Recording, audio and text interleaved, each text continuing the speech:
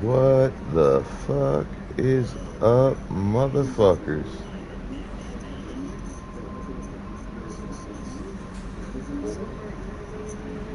Again, this is your friendly or unfriendly neighborhood immortal Sith Lord reminding you the election is in November. Please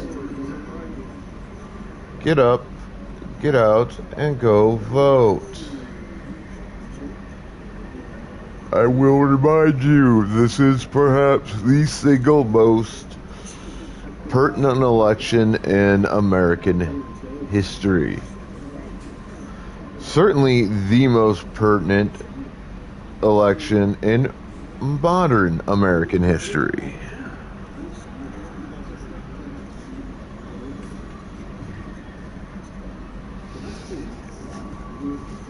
Definitely one of the most, if not the most important.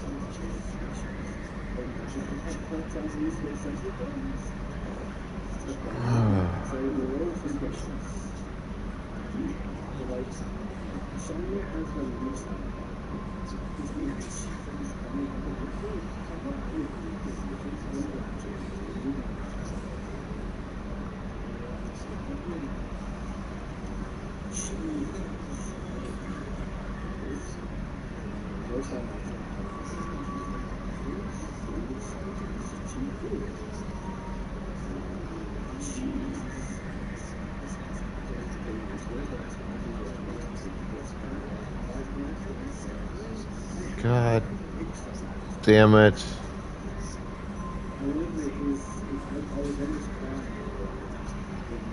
Now you want to cooperate, you piece of goddamn trash.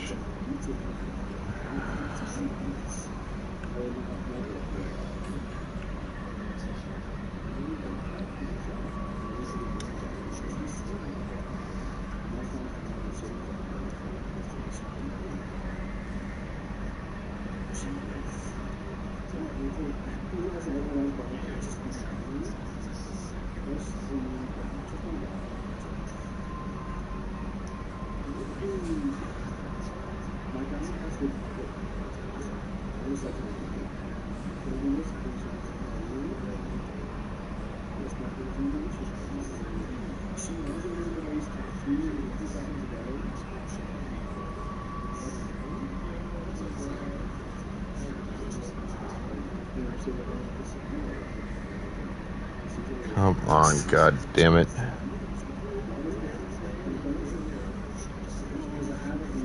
Stop being a dick.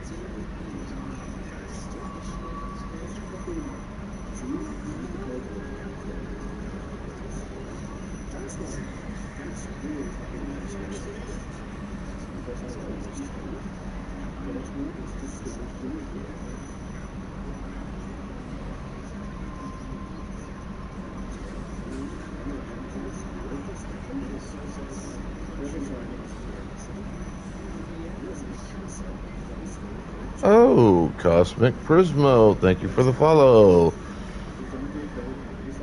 Kuka105, thank you for the follow a couple days ago.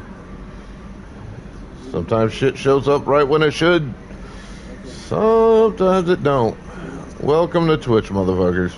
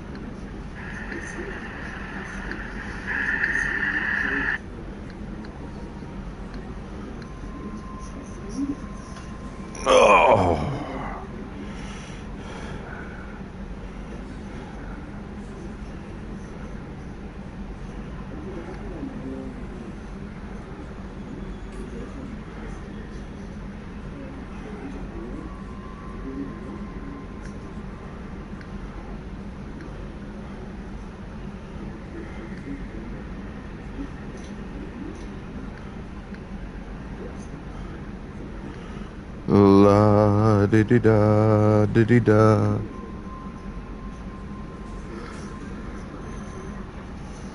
Hey, look, the first Pokemon of the day. Catch it, kill it, perhaps eat it.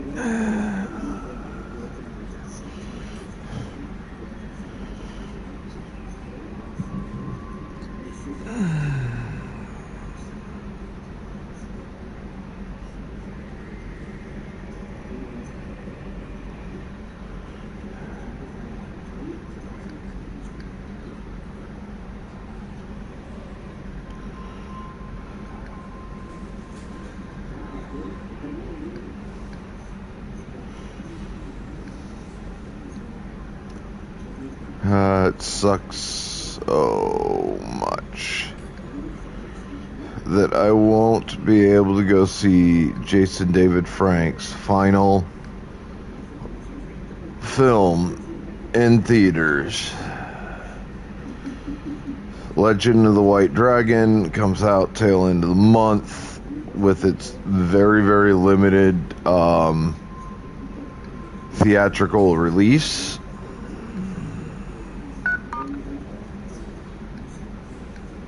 And from what I'm seeing thus far,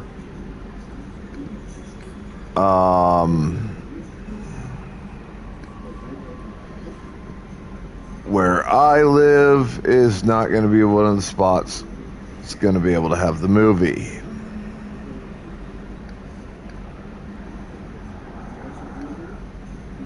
So I'll have to wait, hope, and pray it hits at least a few streaming services after its release. It might go to Amazon Prime, it could go to YouTube, it could go to Tubi. Like we just don't know at this point.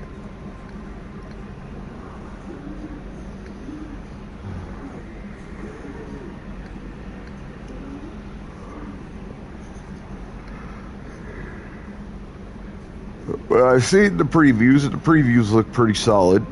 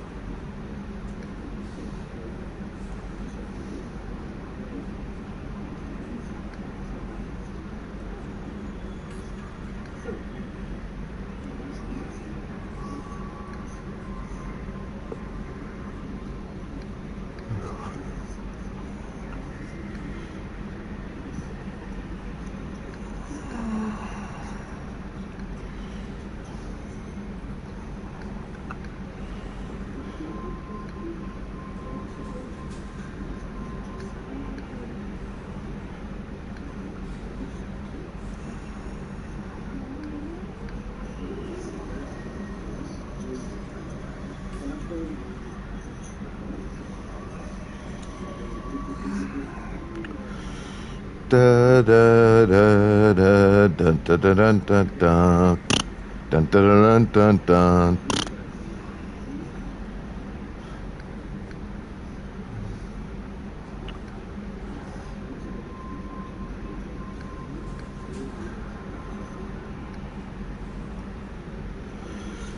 So here's, and I think this is a very valid question. Why don't professional wrestlers have a union yet? Because if you think about it,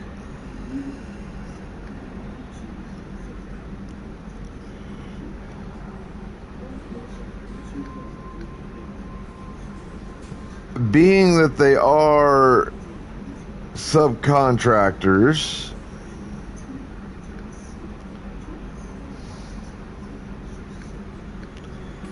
And they're not the only business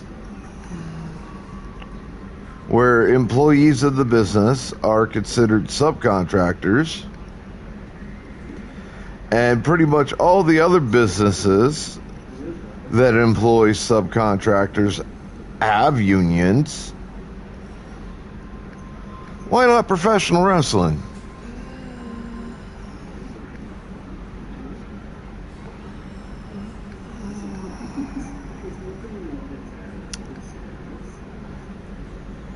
I think it's fear.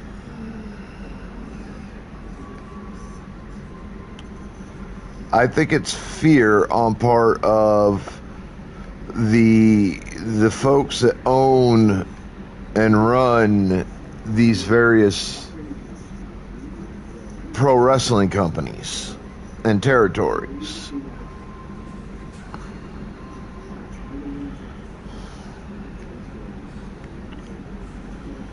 Because if folks in pro wrestling unionize, those unions could potentially legally force through contracts and dispute settlements and whatnot that would be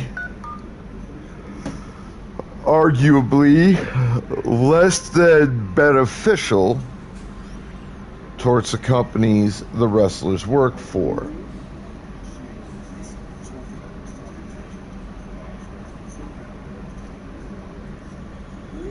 Ultimately, it could reasonably end up with the wrestlers getting some things put into writing and forced into contracts that are in all actuality very beneficial for the wrestlers, while being less than beneficial, at least financially, towards the owners and the promoters and the trainers and, you know, people like that.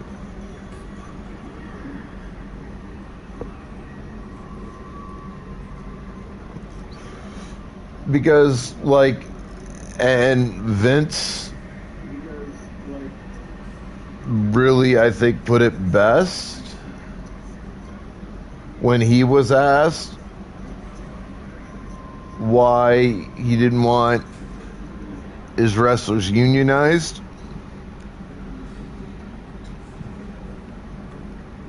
When he said something to the effect of, well, then I'd have to give them, like, paid time off. I'd have to give them health care. I'd have to give them all these things. And frankly, I just don't, I don't want to pay them out all that money for all these things. It's better for me in the long run if I don't allow them any of this.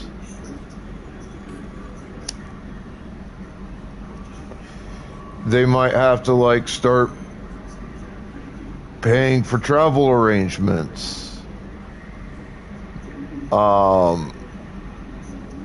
There could be shifts in the payment schemes of who gets paid what, when, where, why, and how. It could affect creative story writing. Now, mind you,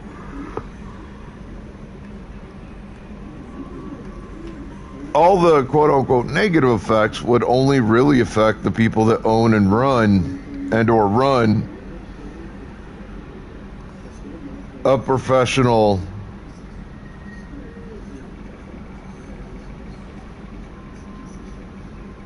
wrestling company.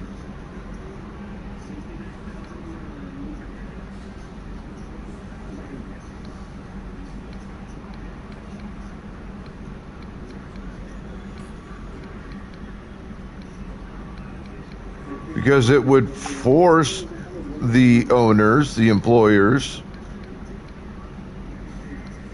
to actually pay attention to the wrestlers and to treat the wrestlers with dignity and equally.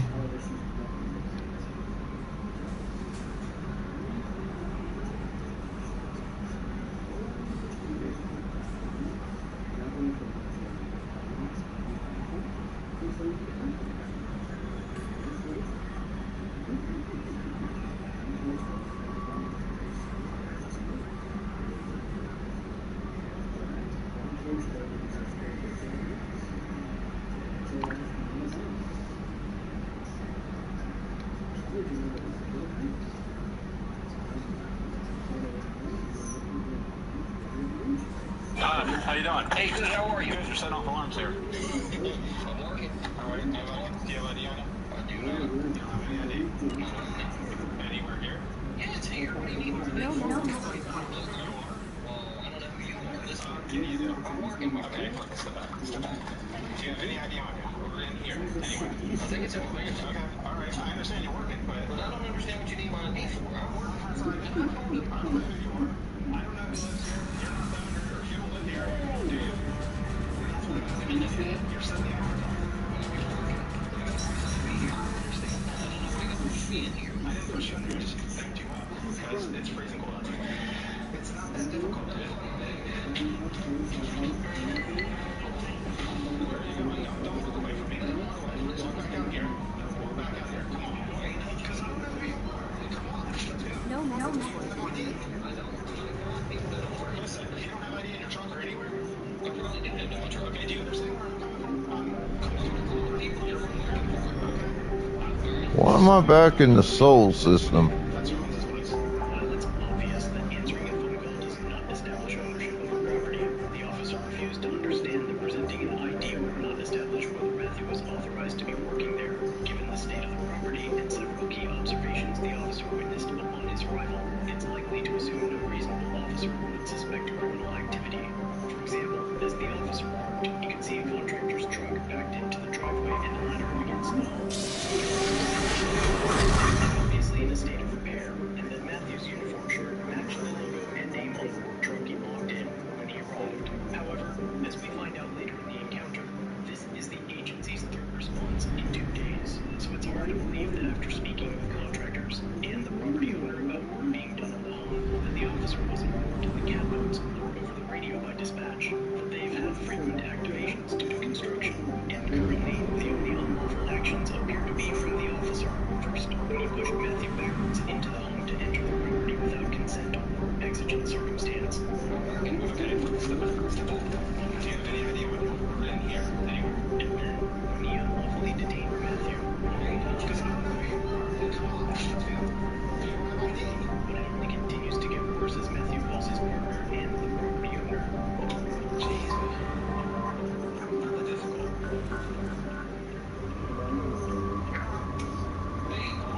So I'm over here and you got the police out here because the alarm's gone off. I said, I'm over here and you've got the police here because the alarm just gone off. Can you get Mr. Clark to come on over here and clear this situation up? Thank you.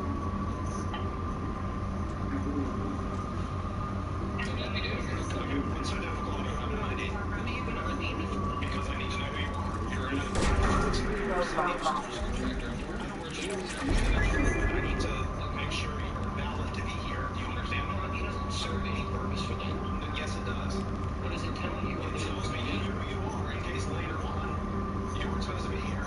The Constitution does not permit police to compel identification for speculative, future investigative convenience without reasonable suspicion of a crime occurring at the time of the encounter. An officer has no authority to demand identification, merely to locate someone later. To compel identification, the officer must already have reasonable, articulable suspicion that a crime has occurred, is occurring, or is about to occur. The Supreme Court did not include a carve-out for suspicion that a crime might occur sometime in the future. Maybe. So if you're going to give an ID, you're going to leave. Leave me alone, leave.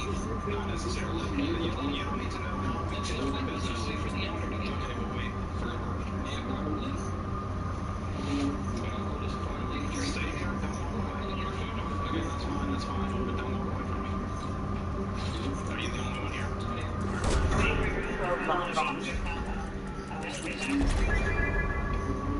Do you have warrants or something? Are you scared to identify yourself?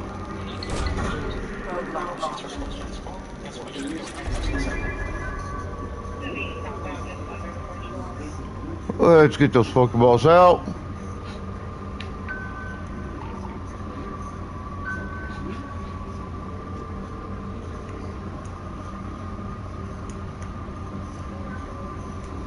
Hey, is this Tracy? Hey, Tracy, it's Matthew with the Collector. How are you today?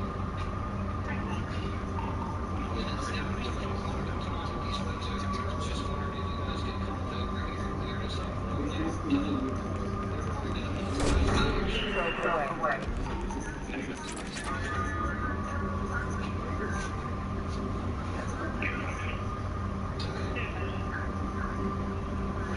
He said that he's not going to be able to do it until he's notified. Would you like me to call?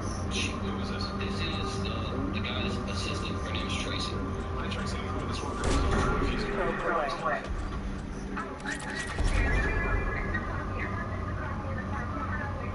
okay, how far away are you?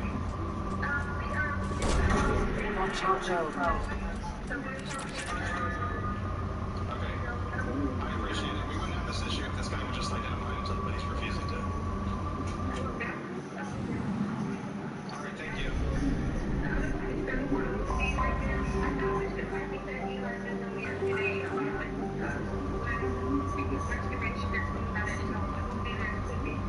I appreciate it. Be careful.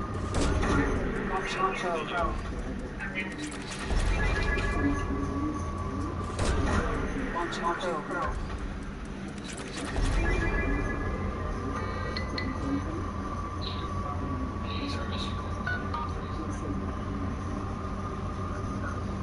Yeah, those gates are cold. They were notified with these, and make sure they're way over here.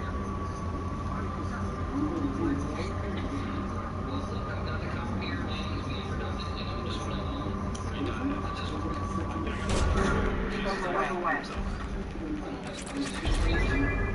constitutional need to. Okay, who's in the floor? I don't think I miss what you think I miss.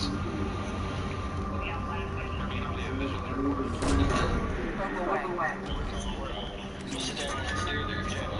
Yep, go ahead. I just don't understand why this is that phone.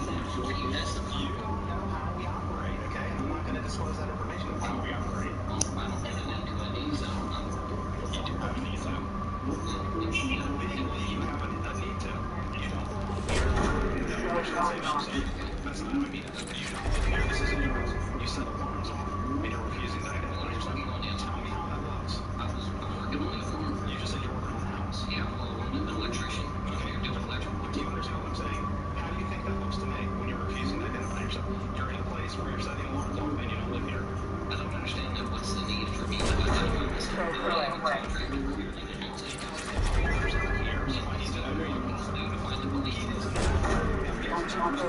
Yeah, they came yesterday.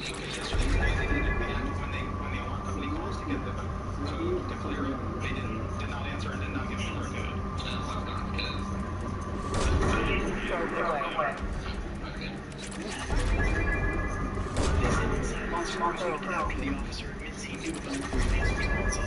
Oh wow, I haven't had one of you fuckheads in a while.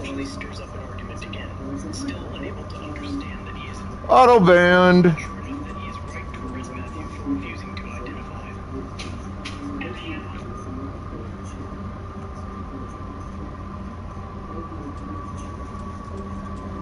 year after the divorce, my ex-mother-in-law spotted me at the hospital with a smug smile. She said, "Leaving you was the best decision my son ever made. Now that the baby boy with your best friend." I just smiled. "Is that what you believe?" 5 minutes later, a man entered the room, and her face lost all color. Ruth Harlan said it beside the maternity desk, loud enough for the nurse, the clerk, and the 2 women waiting by the elevator to hear. Carol Mason, my former best friend, sat inside the room behind her with a newborn wrapped in blue, and Daniel's last name printed on the bassinet card. I had come to St. Agnes Hospital for a records meeting, not a fight. My visitor sticker was crooked on my sweater. My folder was full of unanswered letters about the job I had lost, the charity money I had never touched, and the internal file that somehow still carried my name. Ruth looked at my empty ring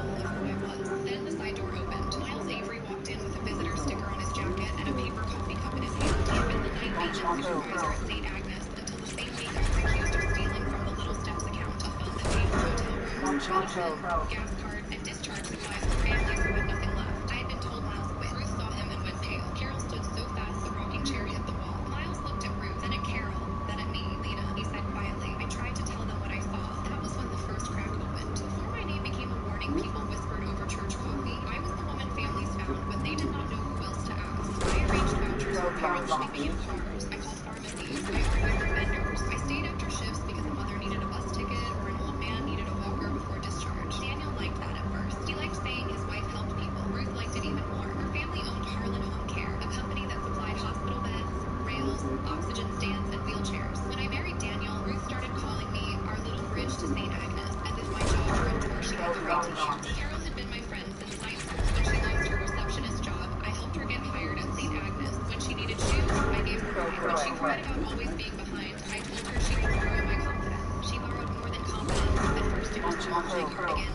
my lunch code, my phrasing for upset families. Then she started showing up when Daniel was home, laughing at his stories before I did. Ruth invited her to Sunday dinners when I worked late. I noticed. I told myself jealousy was ugly. The trouble started with invoices. A patient's daughter brought one to my desk because Harlan Home Care had billed her mother for equipment she never received. A week later, another family had the same problem. Then another. I wrote the names and invoice numbers in my brown notebook because paper trails are quiet until you need them. Daniel found me looking over one of the invoices at our kitchen table. Billing errors happen, he said, too smooth. Do not bring your hospital face into our marriage. Carol saw the notebook the next day and tapped the cover. You were always so careful, Lena. No wonder everyone trusts you. A few nights later, the Little Steps account was emptied through an emergency vendor transfer. The request carried my login. The approval packet had my initials. The access log showed my badge entering accounts a little before midnight. I was asleep beside Daniel when it happened. By morning, Ruth called before my supervisor did. Lena, sweetheart, she said, softly.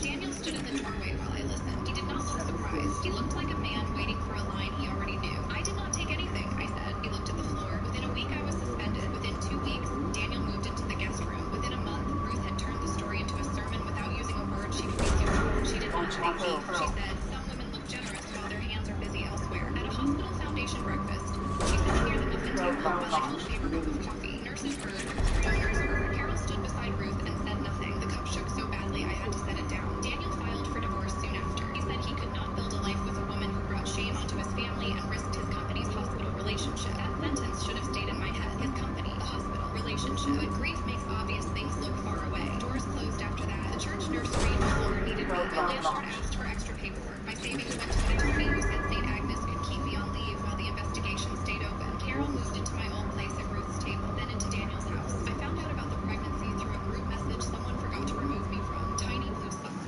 Ruth's line underneath. Finally, a blessing we can hold. I put my phone face down and sat on the kitchen floor, staring at the hook by the cabinet where my blue badge lanyard used to hang. That lanyard had disappeared the same week the account was empty. Okay, let's see. How many do I have left? Badge was something careless women did. Only the brass key charm came back. Daniel I got 26. I should be able to finish this.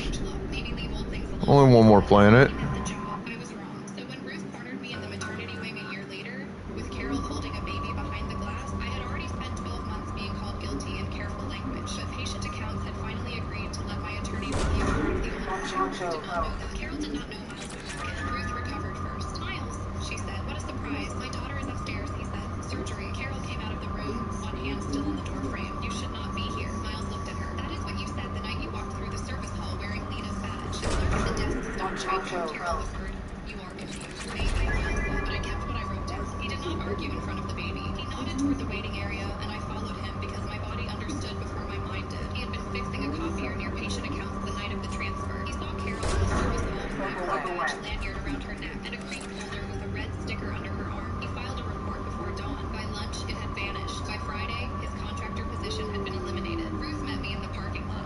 He said, told me a tired maintenance man should not make trouble for shadows. He pulled a folded email from his jacket. A photo of his report sent to himself before he lost system access. At the bottom, he had typed one line. Observed Carol Mason entering patient accounts with Lena Hart's badge lanyard. I read it until the letters blurred. Miles said, there may be machine records. The copier jammed that night. Service snapshots sometimes catch print jobs. I thought of Carol tapping my notebook. Daniel telling me not to bring my hospital face into our marriage. Ruth knowing about the missing money before my supervisor called. What made you come to me now? I asked. He looked toward the maternity smile at you like you were dirt. My first grandchild used little steps. That fund mattered. I am done letting nice coats make honest workers look dirty. My attorney, Theo Calloway, read the report twice. This gives us a door, he said. I am tired of doors. Then we use it before they lock it. Theo demanded a formal review from the hospital board.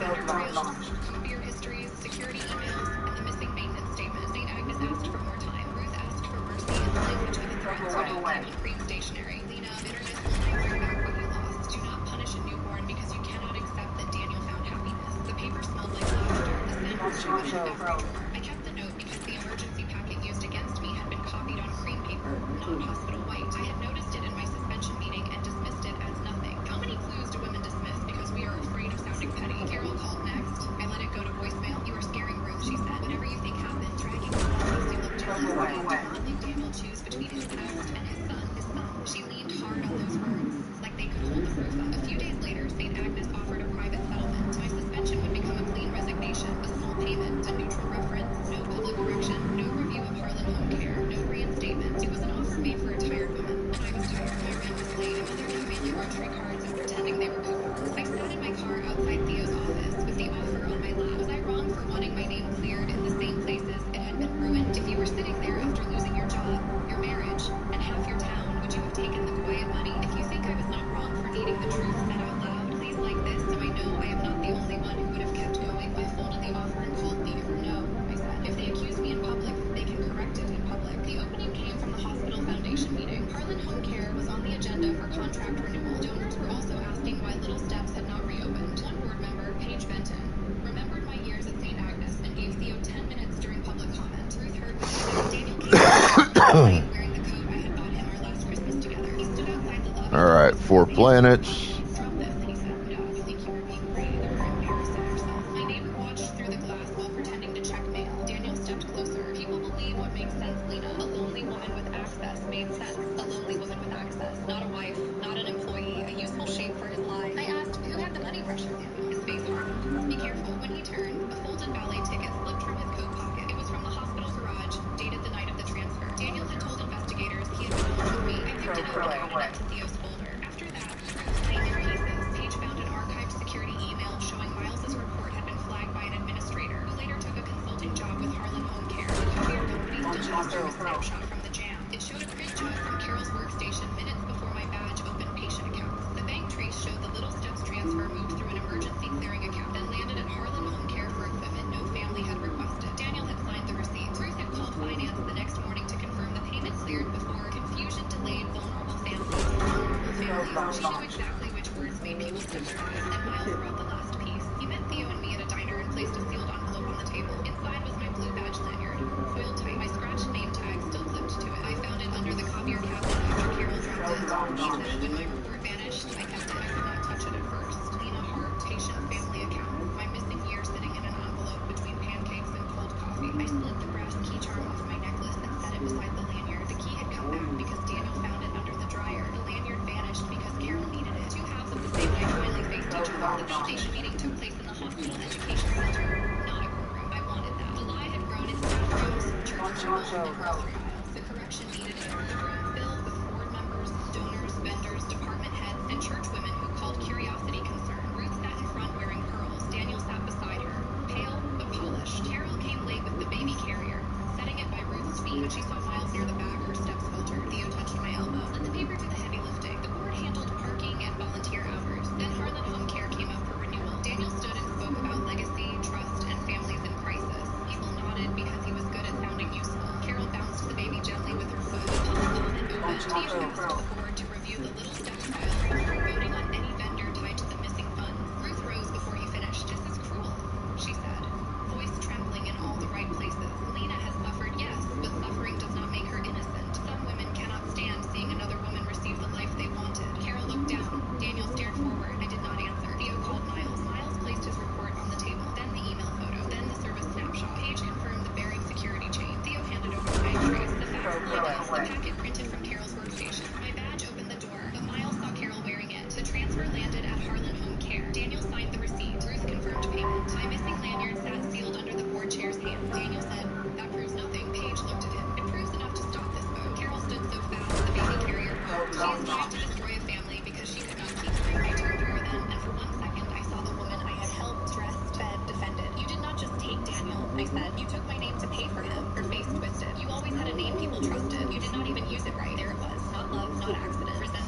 Let's get those Pokeballs out. The vendor name from the bank trace. He adjusted his glasses. Harlan home care. No one gasped. The room did something worse. It understood. For a year, everyone had waited for my name to be the answer. Instead, the one name nobody wanted written down sat in black ink at the center of the page. Ruth turned toward Daniel first. Not me. That was how I knew the truth had reached her. Maybe not all of it, but enough to know her son had let her defend a lie that led back to their own house. The board suspended the contract vote. An audit was opened. Hospital counsel asked Daniel and Ruth to remain available. Carol lifted the baby carrier and walked out with her face lowered, passing Miles, who stepped aside and left the doorway clear. That was the quiet revenge. The right paper, in the right room, with the right people unable to look away. Ruth came to me in the hallway afterward. Her lipstick looked too bright. You could have warned me, she said. You warned everyone else about me for a year. She flinched, then she whispered, you do not know what it is like to protect your child. I looked through the glass at Daniel surrounded by board members. His charm finally too small for the mess he had made. No, I said, but I know what it is like to be handed someone else's bill and told it is love. The fallout came in letters, meetings, and empty seats. St. Agnes cleared my name and admitted the original investigation failed to follow witness evidence and vendor records. The letter was stiff, but my name was clean. Harlan home care lost the hospital contract. The administrator who buried Miles's report. Daniel's company went into receivership. Overcharged families received refund notices no one at Harlan wanted to sign. Ruth stepped down from the women's circle after the treasurer asked why she had pushed so hard for Harlan home care to stay tied to the charity fund. One Sunday, someone else held the donation basket, and Ruth sat with her hands folded like she was trying not to reach for control. Carol and Daniel left the room. Carol moved near her sister. Daniel moved above his failing office. The baby stayed out of the public talk as much as possible, which was the only mercy in the wreckage. Miles got his job back with better pay and a written apology. He told me apologies improve when they come with health insurance. Age coordinator said, I should have asked more questions, she said. Yes, I said. I am sorry. I let the silence sit until it had weight. Thank you, I said, because I meant it. Because accepting an apology does not erase what the delay cost. St. Agnes offered me a new role as patient advocacy director with authority over assistance funds and vendor review. Theo told me to negotiate. My mother told me to make them sweat, so I did both. Before I signed, I required Miles's report to be added to the corrective file, not as gossip, but as the first record of the truth. On my first report, the new nameplate outside my office read Lena Hart, patient advocacy director. A new badge hung from a plain navy lanyard. No blue plastic, no scratched picture, no stolen symbol. The brass key charm sat on my palm. For a moment, I thought about clipping it to the new badge. Then I opened the desk drawer and placed it inside. I did not need proof around my neck anymore. 3 weeks later, Ruth mailed me a box of old church donation cards from events where she had used my name to raise money for the very fund her family drained. On the top card, in Ruth's tight handwriting, were 2 words. I knew. Not an apology, not a confession, just enough truth to make the past heavier. I took one blank card and wrote one sentence. You knew, and now everyone else does too. I mailed the box back. That was the last thing I ever sent to Ruth Harlan. I left her quiet. My apartment has plants in the windows and a locked handle never had a key to. My mother still sends grocery cards and calls them coupons. Miles brings bad coffee to my office and tells every new maintenance worker that paper trails matter. Sometimes I pass the maternity wing and remember Ruth's smile, Carol's hand on the door frame, and Miles walking in with the truth he had carried too long. I do not stop there anymore. At the end of my first month back, I stayed late to review the new Little Steps policy. The hallway was empty. The vending machines hummed down the corridor. I opened my desk drawer and looked at the brass key drawer resting beside my new badge. Then I shut the drawer, turned the real office key in the lock, and walked out with both hands empty.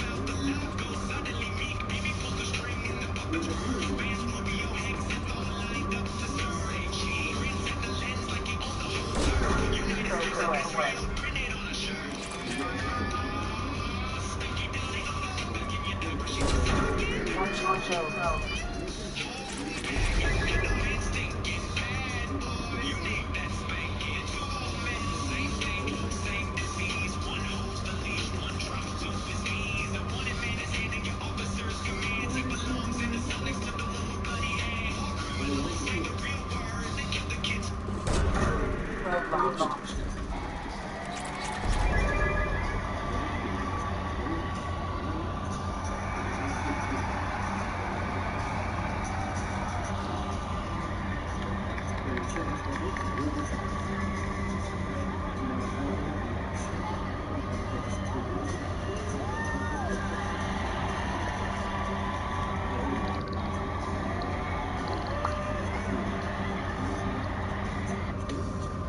make your life easier and answer our calls so we can prep you on what you will be asked. Otherwise, the next time I knock on your door, I'll have a warrant and a catchable. Go away. That's what you said. I don't need to be prepped. Give me the time and date and I will fit here. He said since I'm your lead. You ask, is there really Yes, Doom Dizzle, we Mass Effecting. February 24th? We're gonna go through all 4 Mass Effect games. I'm already in towards the end of number 2 here. Next page. Your response, I don't need to be prepped. Give me the time and date and I will appear. So this is the same. It's on your screen. Final days are every day. And then you say I would like it over text message so that I have exactly what you say in writing. And again, he says you're legally obligated to show up on the dates and times on the screen. So, let's get to that. First of all, Ah, yes. The basically the prologue mission at the early colony. Freedom something or other.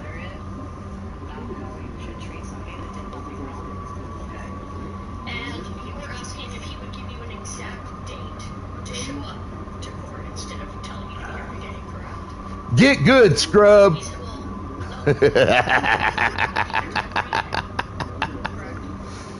well, you didn't want to come in and meet correct? But you never refused to come in and testify because you were legally obligated to do so. Is that fair?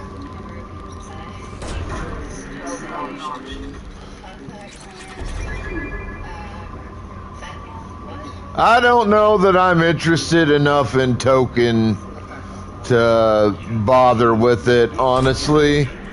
I mean, it looks cool and all, but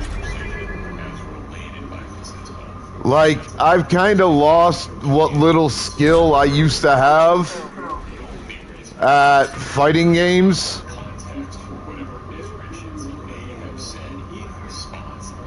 Because fighting games have evolved so goddamn much from the ones I originally grew up on. Like, I grew up on the original Street Fighters, the original Soul Cals, the original Tekkens, the original Mortal Kombats.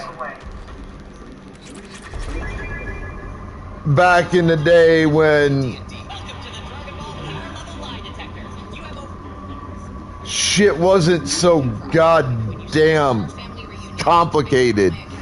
Oh, hey, if you could do this, you'll knock them in the air, then you could do like 20 fucking hits in addition and do this big ass fucking combo string with these potentially like cool fucking enders and shit and blah blah blah. I'm like, motherfucker, I don't want to be trying to do all that. I ain't got the fucking physical reflexes for that shit. The fuck is wrong with you? It's a fighting game. It doesn't have to be that goddamn complicated.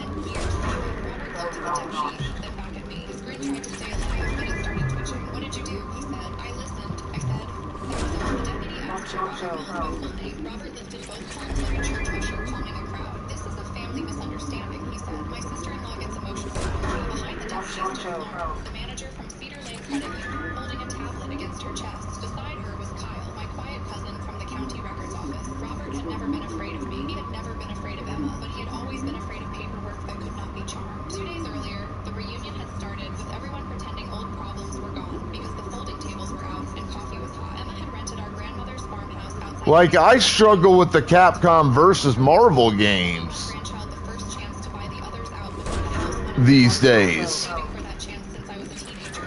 Since Grandma taught me to make biscuits. And honestly, those games aren't that fucking complicated. The king. I was not rich. I was a mobile bookkeeper. The women's small shops called when receipts piled up and tax season got scary. I drove an old gray car, carried a canvas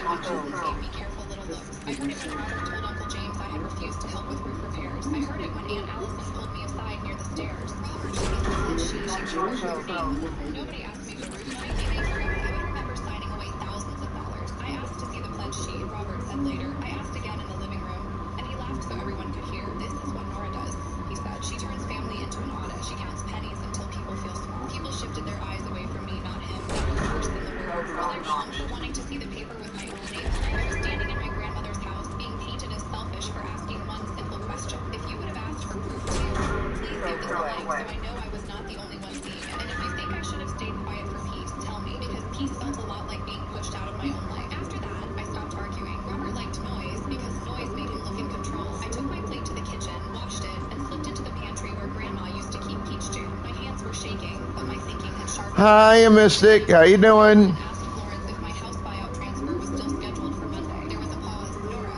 she said carefully, did you authorize a new external transfer this morning? I pressed my hand against the pantry shut. No, then I need you at the branch as soon as possible. I can freeze what has not cleared, but a large amount already moved. The request came through with your security answers and a scanned authorization. Through the crack in the pantry door, I saw Robert laughing in the dining room, tapping his phone against his palm. Where did it go? I asked. Florence lowered her voice. A business account called Millstone Property Solutions, Robert's company. I did not confront him then. When you catch a liar too early, they get to burn the bridge before you cross it. I thanked Florence, asked her to freeze anything pending, and went upstairs to check my bag. Polished the phone, appointment notebook, perhaps key, but the sealed Cedar Lane envelope was gone. That envelope had held the printed confirmation for my buyout funds. The blue property folder was gone too. I searched the hallway table, the den, the mudroom bench, nothing. Then I saw a torn blue corner caught under the trash can near the back door. It was part of the folder label, ripped through the word property. Someone had destroyed the folder, but not before using it. When I came back downstairs, Robert's eyes went straight to my bag, not my face. After dinner, Emma clinked a spoon against a glass because Robert told her to. She stood near the fireplace, her shoulders tight. She said, Robert and I think we should be honest about what has been happening. Robert stepped beside her, gentle as a pastor. Nobody wants to embarrass Nora. We love her, but she has pressured the family to hand over the house for low value while refusing to help with repairs. He lifted a paper. I recognized the bottom half of my signature, but not the page around it. The name typed above it read,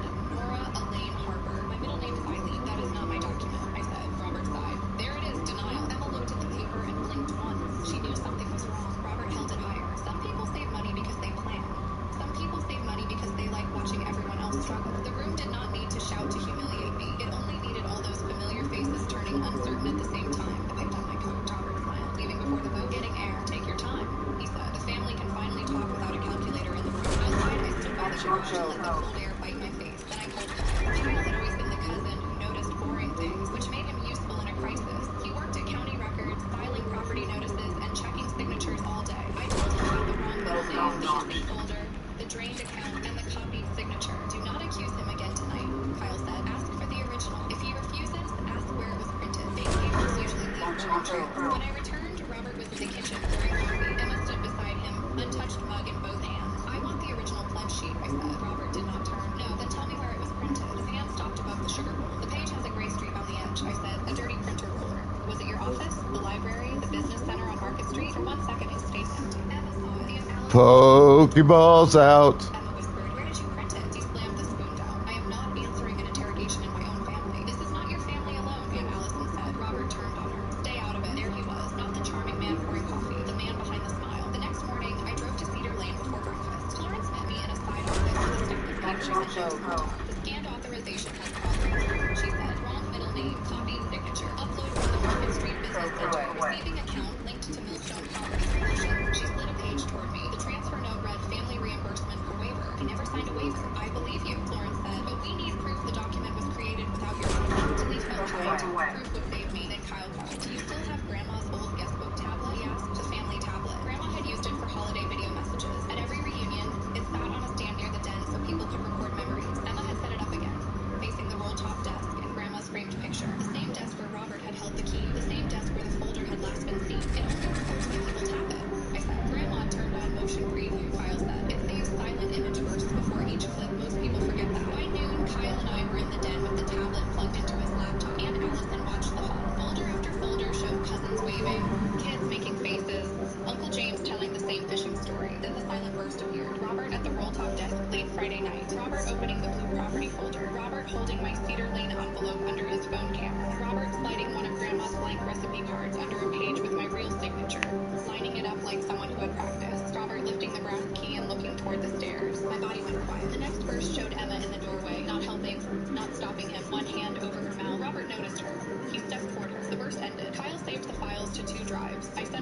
Florence. The other went into my practice box under the brass key and the torn blue scrap. That afternoon, Emma found me in the laundry room while Robert called the family back for a final vote. Nora, she whispered, please do not ruin him. I folded a towel I had no reason to fold. Did you see him copy my signature? She looked toward the door. He said you owed us. He said you had money while we were drowning. Drowning from what? Her mouth trembled. His condo investment failed. He borrowed against their house. He said if Millstone collapsed, they would lose everything. There it was. Not family fairness.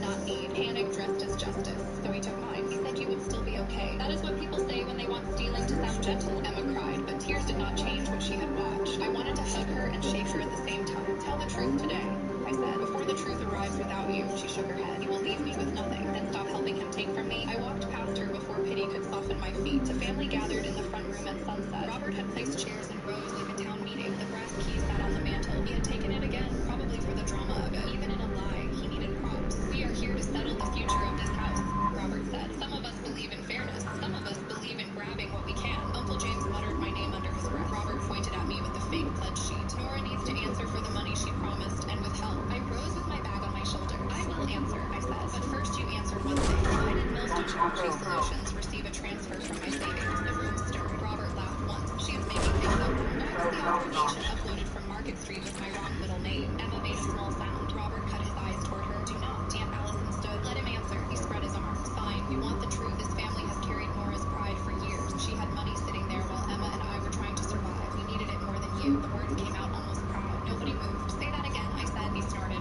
We needed it more than you. That was when I reached for my bag. Then you won't mind what's coming next. He laughed. Emma whispered his name. Aunt Allison moved closer to me. Robert kept laughing, but the sound had gone too loud. Then the bang hit the house. The front door flew open because the wind caught it behind the deputy. Florence followed with the fraud packet. Kyle came in with the family tablet already awake. Robert's mouth stayed open with no sound. The deputy served him a temporary property restraint tied to the disputed transfer and suspected document fraud. Florence explained that Cedar Lane had frozen the remaining funds, filed a fraud report, and reversed what had not cleared. She did not raise her voice. Facts did the heavy work. Then Kyle connected the tablet to the television. The images appeared in silent bursts. Robert at the desk, the blue folder open, my envelope in his hand, his phone raised, the recipe card under my signature, the fake pledge sheet being built before he ever called me greedy. Aunt Allison sat down slowly. Uncle James took off his cap. Emma covered her face. Robert lunged toward the television, but the deputy stepped between him and the screen. That is private family property.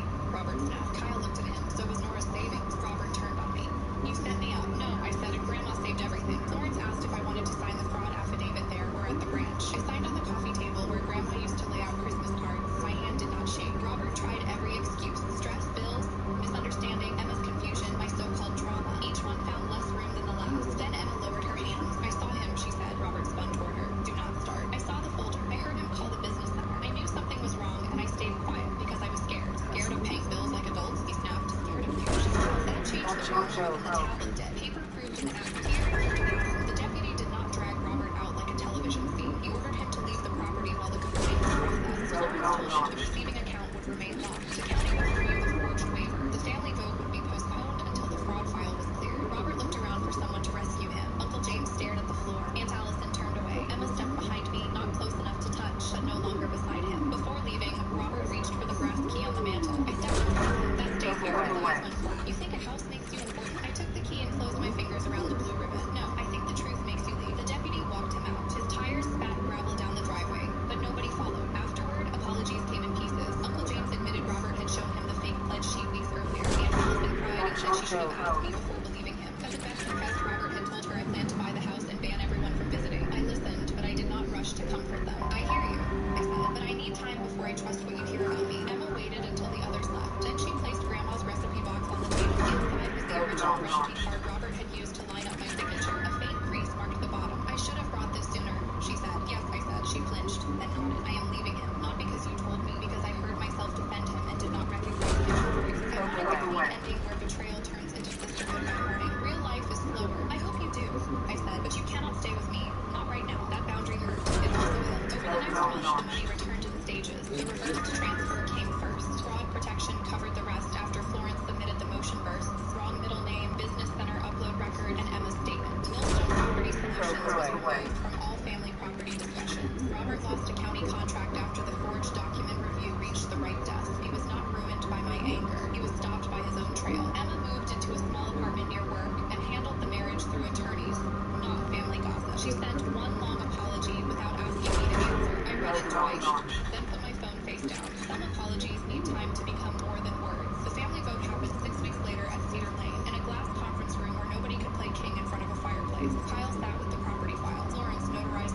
neighbors. Aunt Allison brought the brass key in a padded envelope and placed it beside my pen. Nobody made a speech about fairness. Nobody called me greedy. When I signed the file papers, the customers received their shares. The ones who had believed Robert looked ashamed, but shame was theirs to carry, not mine. I changed the locks the following Saturday, not because I wanted to keep everyone out forever, but because the old keys had passed through too many careless hands. The locksmith gave me 3 new keys on a plain steel ring. I kept one. I gave one to Aunt Allison for emergencies after she apologized without excuses. The third went into a recipe box under the biscuit card. That evening, I sat at Grandma's kitchen table with the brass key and the torn blue scrap in front This of me. really is the part of this game that fucking takes forever. I tied Grandma's blue ribbon around the new key ring and placed the torn scrap inside the recipe box beside the card Robert had used. Then I closed the lid. I mean, if you do nothing but the missions, First time in that house, the silence belongs you're to me. probably taking maybe 2 hours, 2.5 hours to play.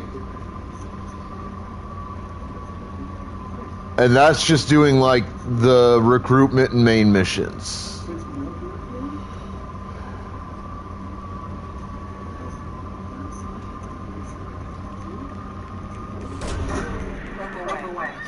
They say Just want to let you know that the trailer is legally parked, so I need to see your driver's license so I can issue a citation for blocking the roadway.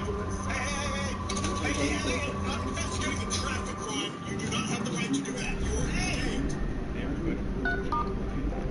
Civil rights lawyer, a wild tale of law enforcement misconduct. Now, if you do nothing but the missions, and that's like all the missions, like the side missions and stuff, you're probably looking at about 8 hours of work to get through this.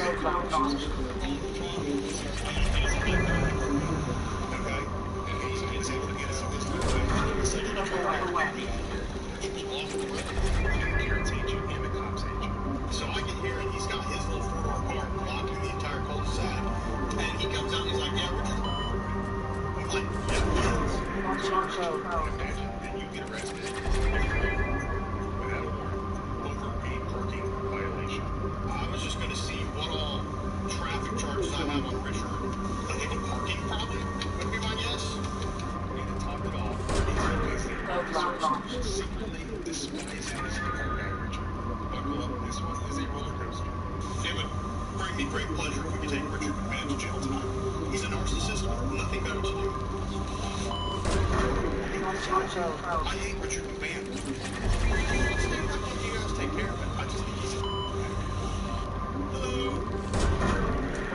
Just want to let you know that the trailer is legally parked, so I need to see your driver's license so I can issue a citation for blocking the roadway.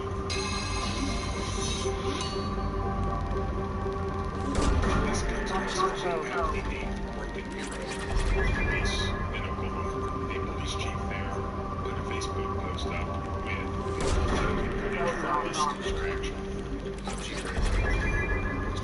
And he's basically disclosing that there was this illegal arrest that ended up in an innocent homeowner being arrested. On May 29th, 1200 block of West Quincy, officers responded to a parking violation complaint. A homeowner in the area was arrested, and I ordered the immediate release of the homeowner. Then, right from the very first comment, all the Karens from this guy's neighborhood started saying, no, you got the wrong guy, don't let him in jail, please.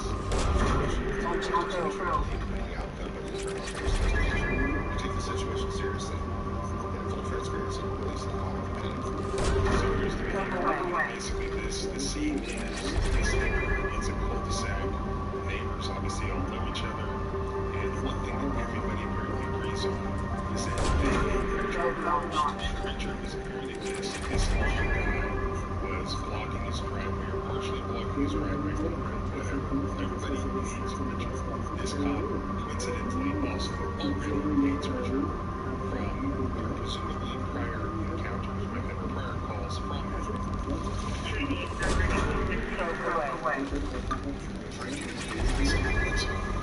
And there's his sister in the two instruments.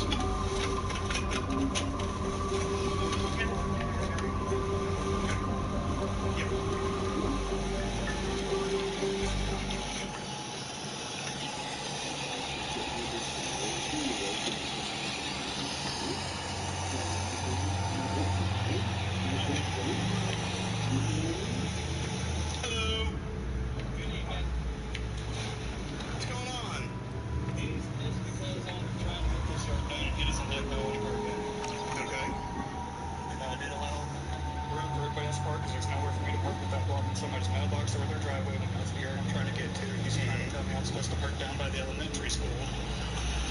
But I did accommodate, make sure when my phone's out, we got space to move around. And as you saw in his own vehicle, he was still able to get out of his own driveway and block the whole freaking section off, which is what he was saying he couldn't get back out of his driveway.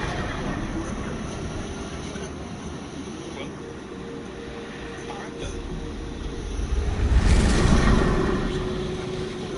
Oh, this one. Yeah. This one was kind of a pain in the ass.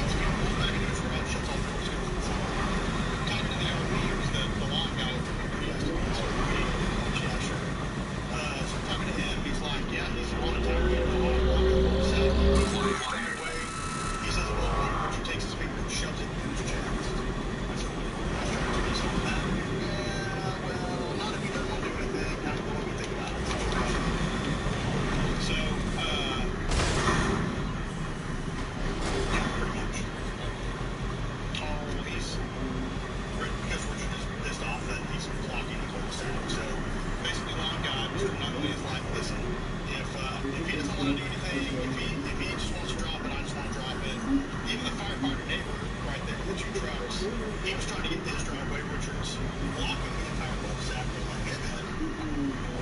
And he comes out and he's like, yeah, Richard. I'm like, yep, he is.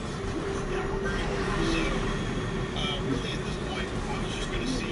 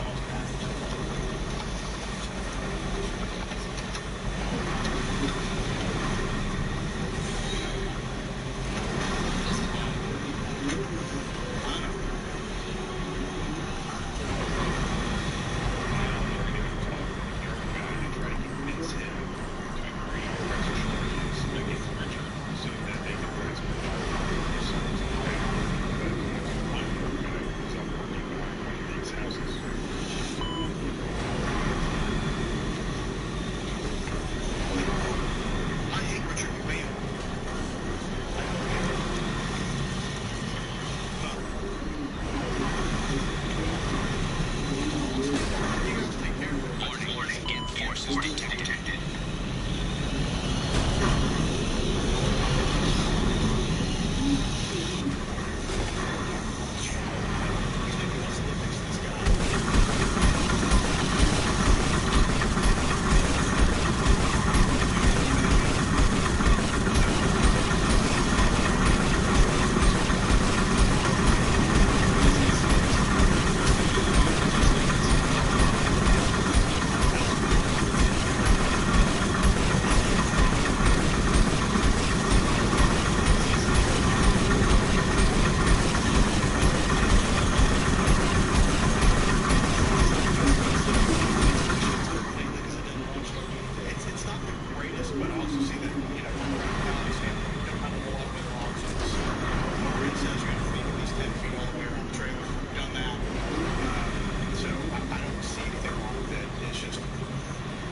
This guy's this guy.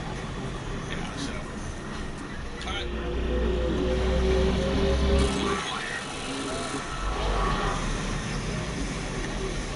Mission objectives completed.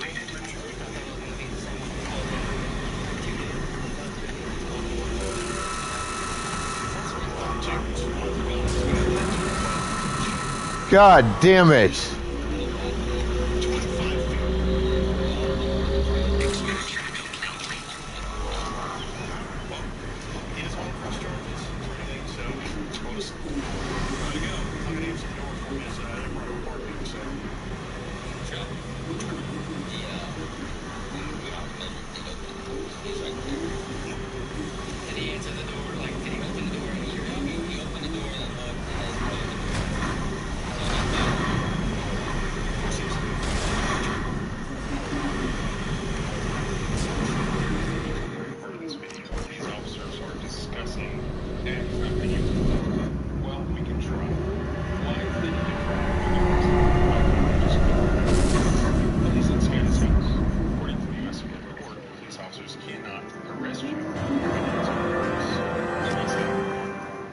Versus New York, I think it was 1980, they have to have an arrest warrant.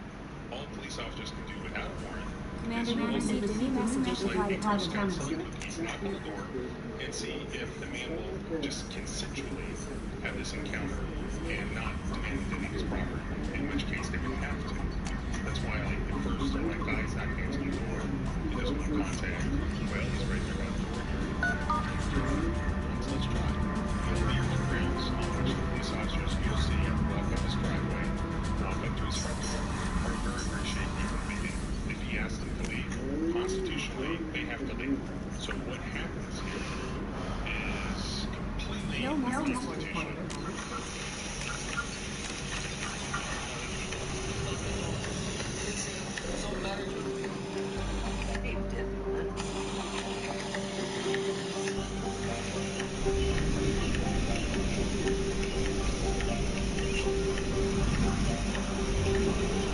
Alright, one final mission in this sector.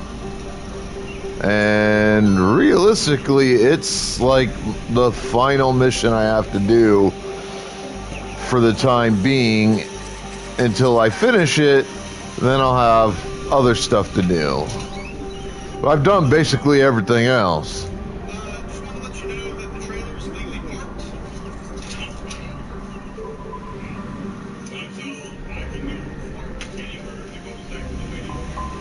The way he's parked is legal. The way you're parked is not. So I need to see your driver's license so I can issue a citation for blocking the roadway. Yes, you did. I saw you. Listen, hey, I'm investigating a traffic crime. You do not have the right to do that. You're detained. You're detained. For what? For the traffic violation I observed. I need to see your license for a traffic violation. Yes, I am. You're detained. You're under arrest. These officers onto the curtilage. So there can be disputes about where that starts, but certainly standing outside someone's for legal purposes is pretty within their home with their implicit or express consent. Once police officers are in that location, they have no right to detain you without warrant or without exigent circumstances, an emergency situation, which they don't have, or either side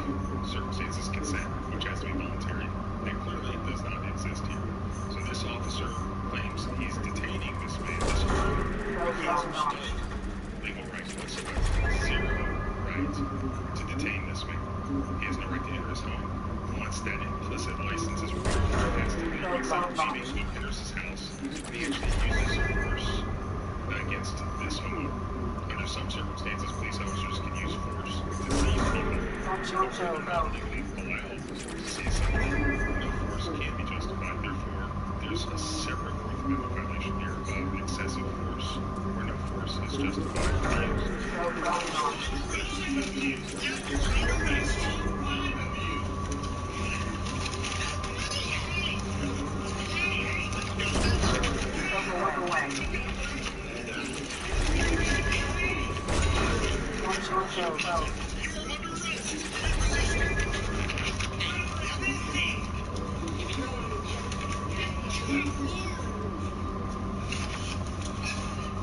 Hey guys.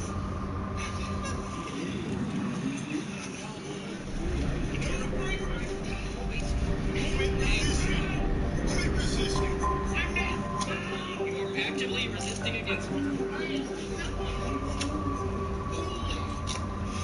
Now you're arrested for resisting arrest, obstruction, and a parking violation. No, so I can take left. Yes, you did. It's all right, cop, sir. Alright, we're gonna get you rolled over. Okay. Alright. Let's stand you up. Alright. Wait. Alright. Can I bring anything with me? What would you like? My phone. Right there. Anything else? That should do it. Alright. Oh, yeah. There's a leaf right there.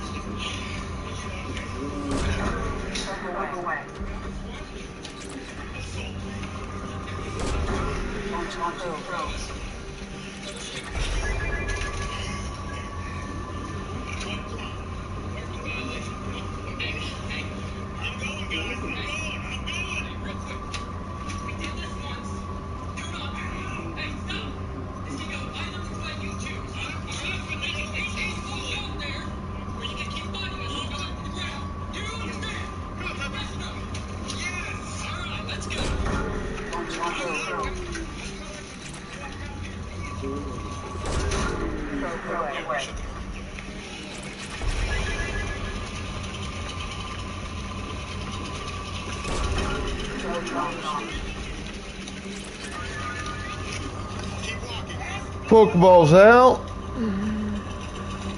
So what you just saw there, multiple police officers flagrantly and openly filming themselves violating the most fundamental part of our bill of rights that our homes are castle, that if the government is going to sees us therein, they have to get the rights. Where a neutral judge takes a look at the situation first. These are people who spit on the Constitution, and despite what you saw from the chief of Broken Arrow, if you just look at the most recent news report, it says that this man Richard has been charged with 7 counts of violating protective orders and 1 count of assault and battery, plus a count of property damage and resisting arrest. Now I take it that the protective order part has to do with his relationship with Black Mirror, and he's being charged with assault and battery, presumably for the Dawn guy who didn't want to press charges. Property damage, I don't know where that comes from. And resisting arrest. Resisting an arrest that was absolutely illegal to attempt without warrant. So resisting an illegal arrest. And it also says that the Broken Arrow police are still investigating this incident and that the officer has been put on routine administrative leave. What it should read is that this police officer and everyone else who illegally entered Richard's home have been fired. And now we're facing criminal charges. If we don't have the right to have the police not enter our house without a warrant, then we have no rights at all. So this is not enough to see. If this doesn't piss you off, even if you are one of Richard's neighbors, and he's the worst neighbor ever, if you're okay with this, then you just don't get it. Then you are the reason why really we're going to be living in a banana republic shortly. Because you also spit on the Constitution. You are part of the problem. If this angers you, spread it. Everyone sees it. Everyone sees the faces. Doing my best. The wind's gusting at 500 kph.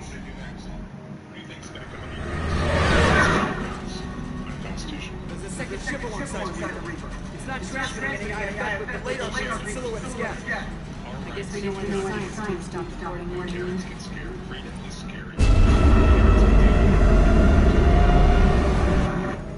What just happened? The Reaper's massive effects are still active. We just passed inside the Reaper. Driver's license so I can issue a citation for blocking the roadway.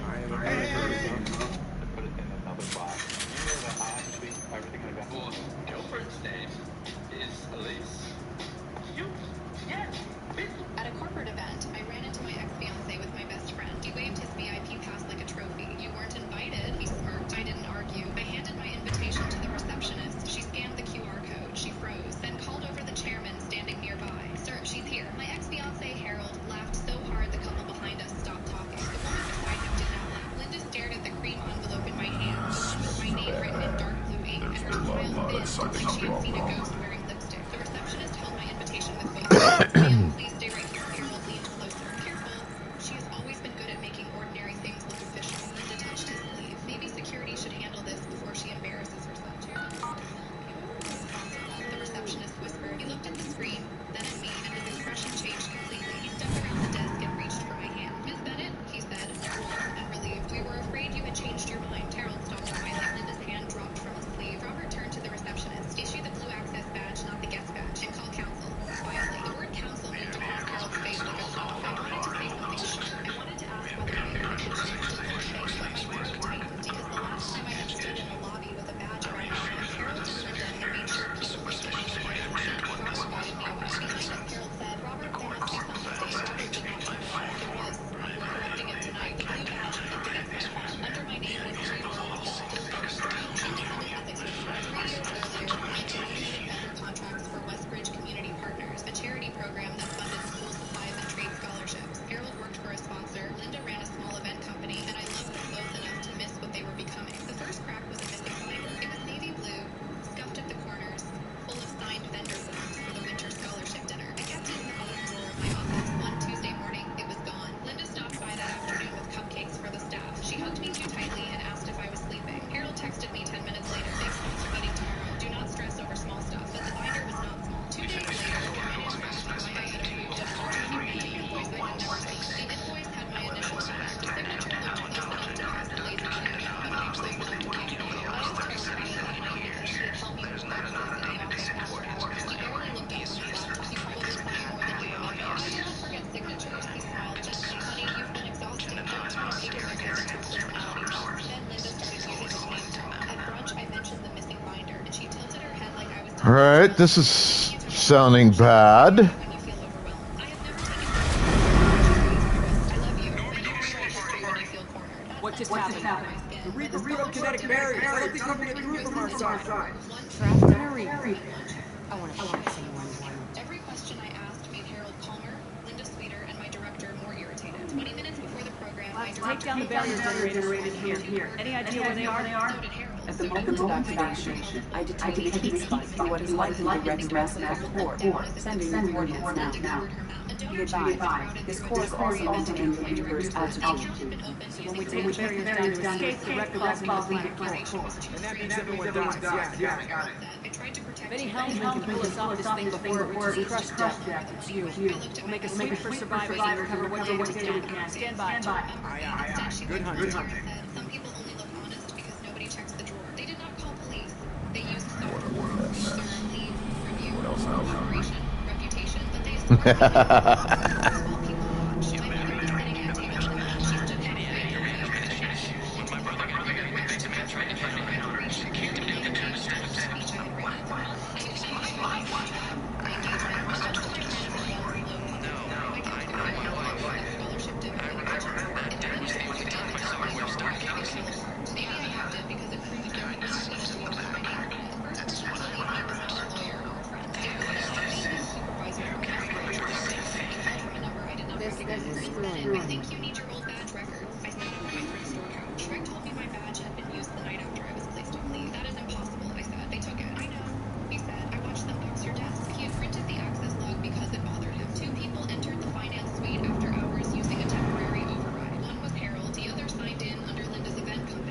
Hostile. I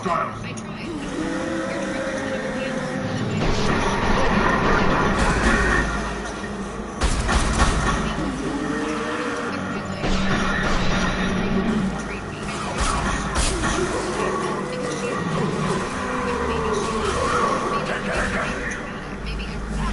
Your Then I got careful. I rebuilt by organizing compliance files for small nonprofits until Sandra rose. Robert hired me because as hides inside politeness. I never asked him to reopen my case, but the case found me.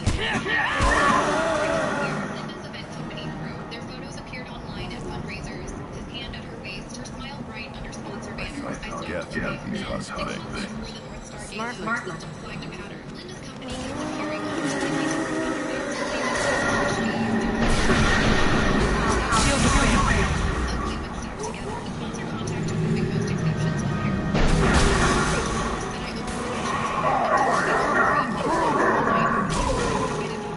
All right, that works.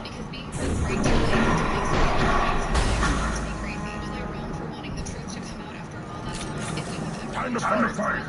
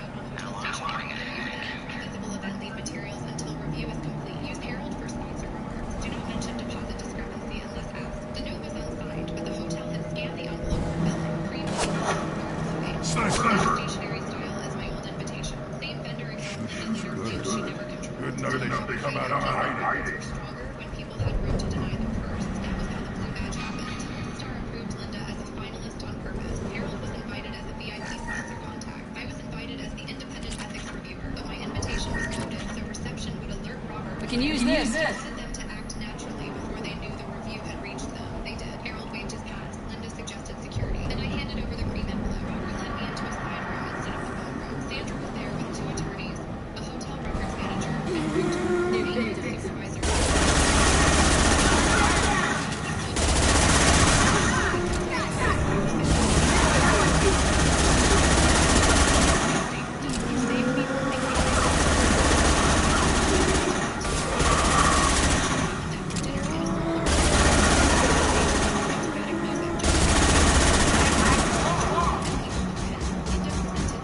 She talked about trust, community, careful planning, and donor confidence. Harold nodded from the sponsor table like a proud partner. Then Robert asked about Westbridge. Linda smiled. A difficult season, but we helped stabilize a sensitive donor situation. All right, plug that in. Now I got to run to the restroom, go grab coffee. I'll be right back. Hang tight.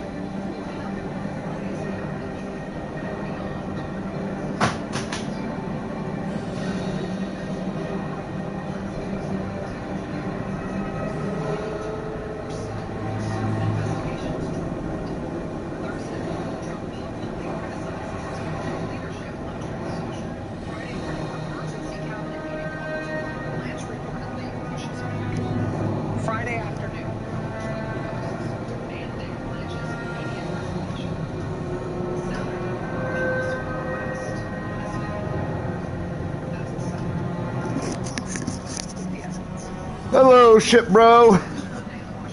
Welcome in. Sources describe what happened.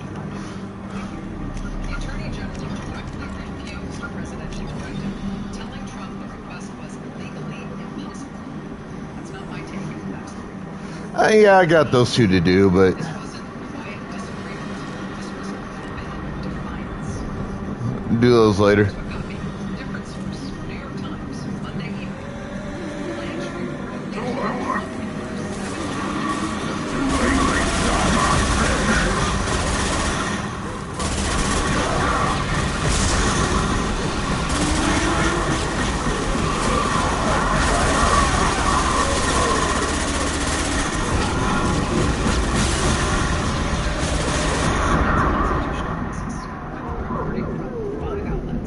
patterns clear. Trump demanded prosecutions of judges. Blanche refused on constitutional grounds. Trump exploded. What the fuck? Across multiple sources. Now, what nobody's covered. The timeline of Trump's posts Friday afternoon. 4:23 p.m. First post calling Blanche a disaster. 4:31 p.m. That's interesting. Worst AG appointment ever made. 4:47 p.m. Third post. Resign now. 5:12 p.m. Fourth post. If he won't resign, he should be arrested for dereliction of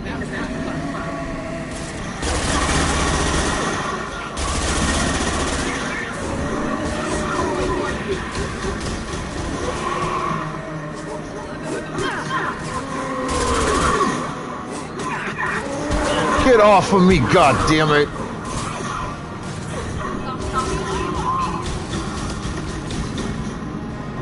That's not presidential criticism. That's scorched. Fallout within the administration. 3 DOJ officials publicly defended Blanche by Saturday morning. 2 cabinet members reportedly called Trump to advocate for him. White House counsel's office scrambling to contain the situation.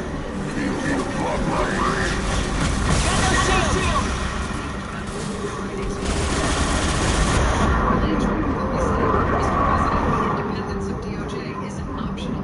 It's constitutional. I can't and won't prosecute your political enemies. That's in the reporting. Multiple sources confirmed. But it shows Blanche drew a line. Not about politics, about law. Response from White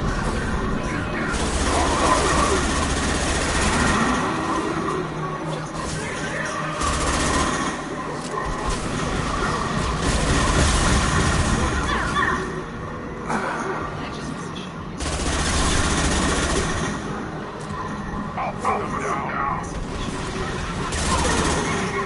Could die, god damn it. legislation to enable direct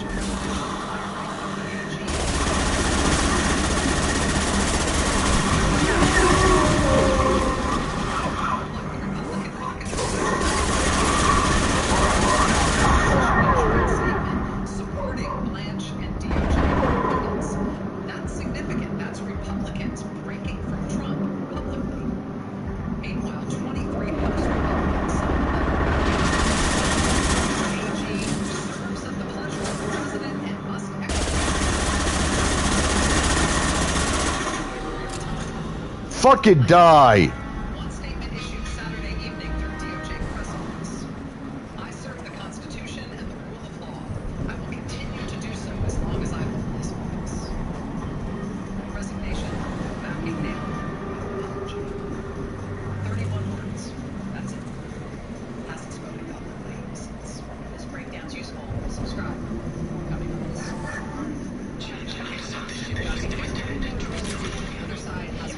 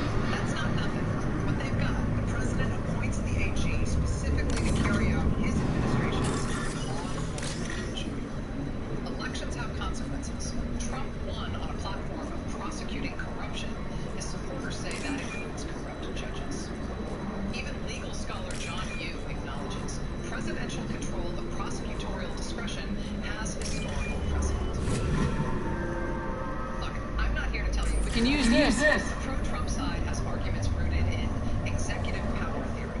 Consider this. Every administration directs DOJ priorities. Obama focused on civil rights enforcement. Trump's first term prioritized immigration. Biden emphasized voting rights. That's normal. Trump's defenders say prosecuting judges who ruled unlawfully is just another priority. The counter-argument is those judges ruled against Trump personally, making it self-interested rather than policy-driven. But where's the line? Trump's base sees this as part of the pattern. Bureaucrats and appointees refusing to implement the elected president's agenda. Their evidence? First term, multiple cabinet officials resigned.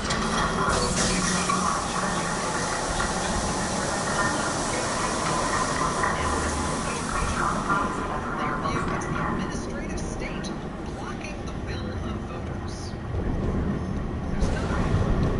If unelected officials can simply refuse presidential orders they disagree with, does the president actually run the executive branch? Attorney General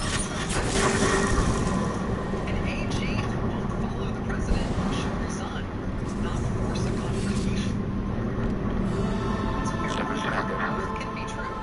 Blanche may be defending constitutional principles. The evidence suggests he is. And he may be overstepping by substituting his judgment for the elected president. Trump supporters genuinely believe One gap. They need to have a bunch of can't tell me.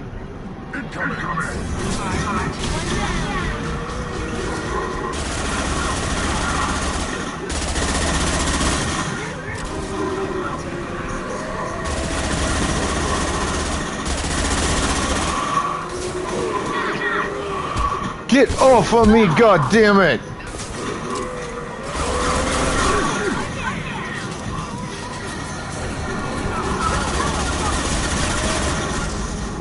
Weeks before he wanted to and quote, not be weak like in the first term. Days after confirmation, Blanche gave a speech emphasizing DOJ independence and nonpartisan prosecution. Someone even said, on record, former Trump advisor told reporters, he's going to regret choosing someone else.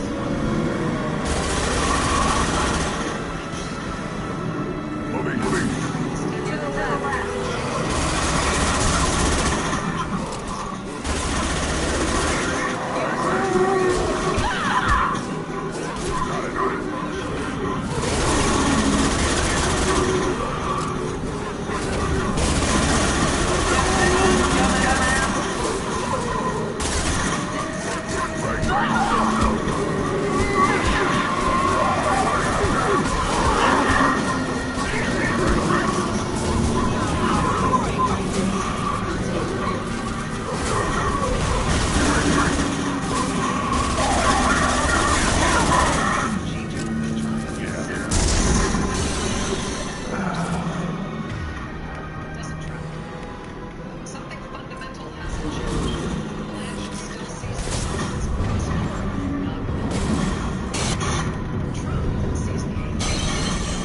What the fuck? Those views can't exist. Need healing. This is why like this. Right.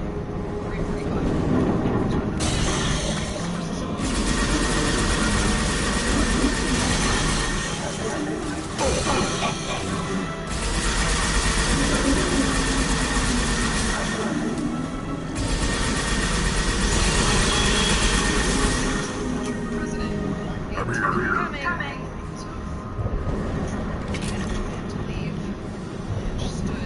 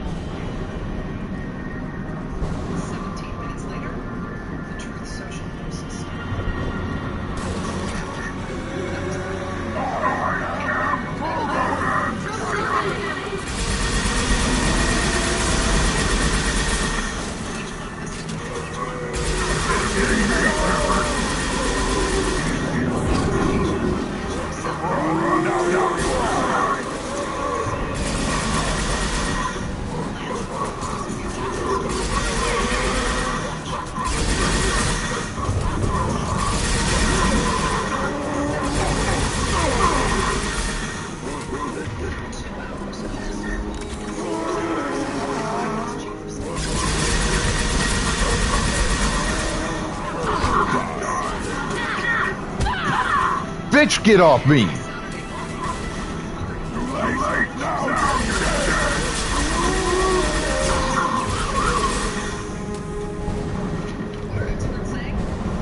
Sick of your fucking shit. DOJ independence isn't negotiable. Gotcha. Is free to resist.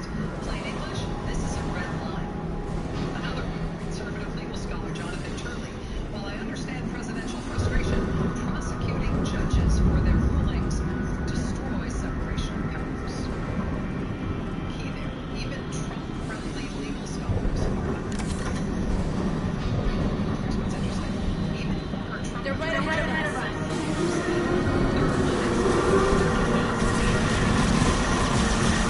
This should come in handy.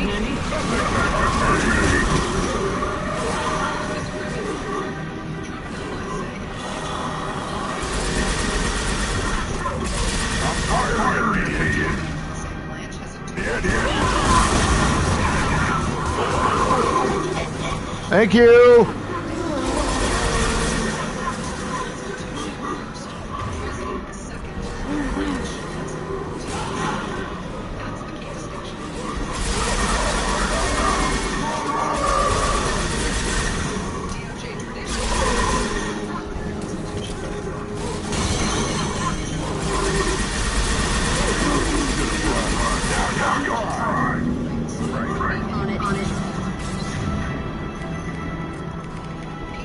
That's the stakes. If Trump forces this and Blanche complies,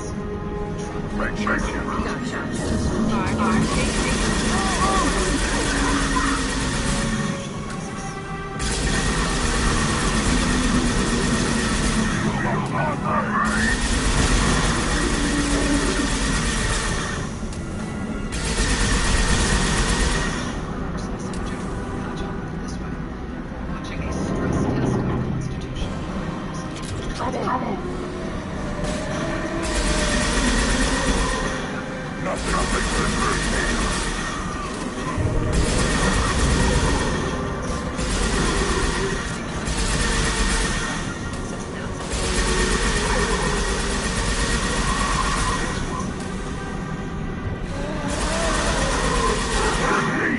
Should you care? We're talking about this affects actual people. Money. If you have any interaction with federal courts, pay attention. When the executive branch threatens judges with prosecution for their rulings, judicial independence collapses. Your rule, judges who fear retaliation rule based on politics, not law. If you're in a lawsuit against a government agency, good luck getting a fair hearing if the judge knows ruling against the government could trigger investigation. That's how it works when courts aren't independent. What's informed people doing? Checking which judges are ruling their cases.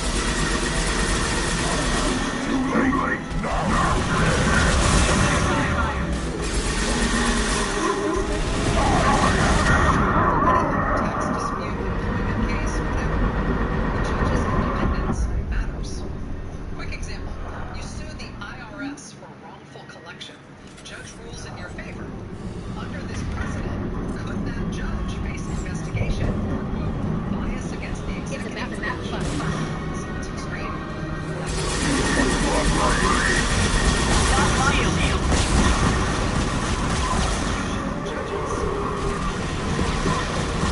Who's affected? Right now, all 677 sitting federal judges watching this.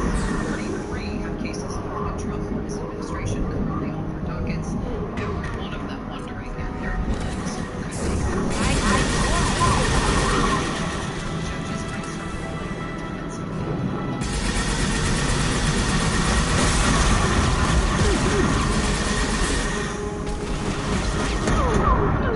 Judicial independence. How the fuck did that hit me? But nobody wants to say. If Trump succeeds in forcing out Blanche and installs a compliant AG, we're in authoritarian territory.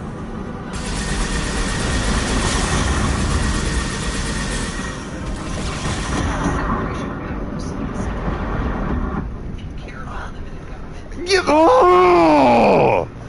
I'm trying to scare you. Oh yeah, let just make it so that this guy can't fucking die. What the fuck? Fuck you, you asshole. I'm about to fuck up your shit. I'm done with this.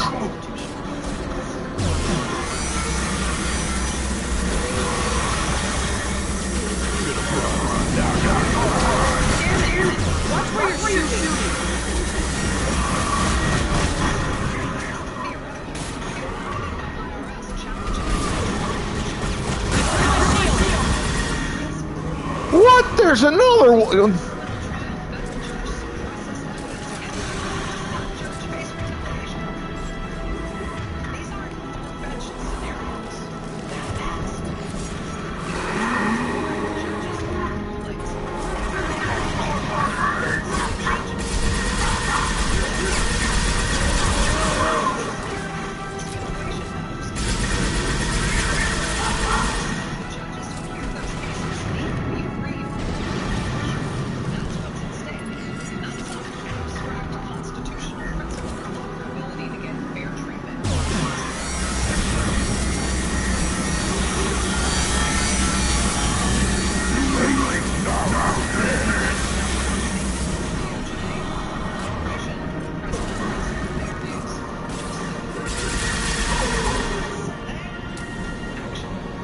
Fuck you, assholes.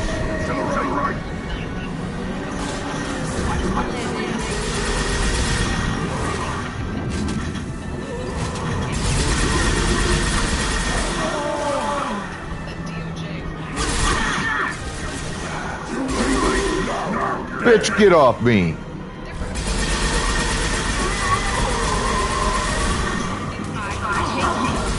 Thank you.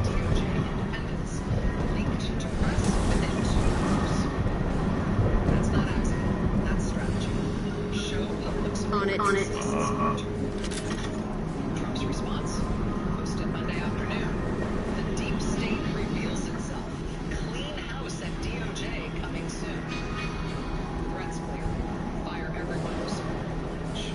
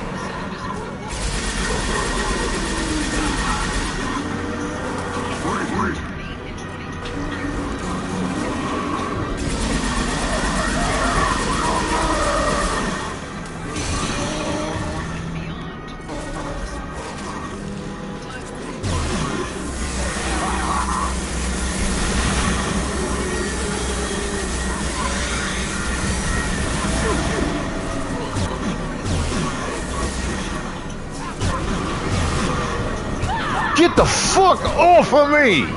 Come on, come on! Get some!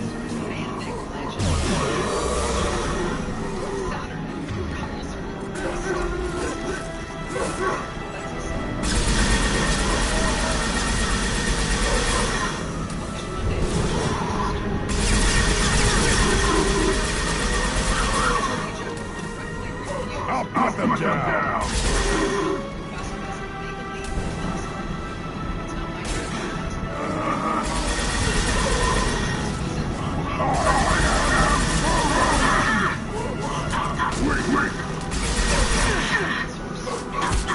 Motherfucker, get off me!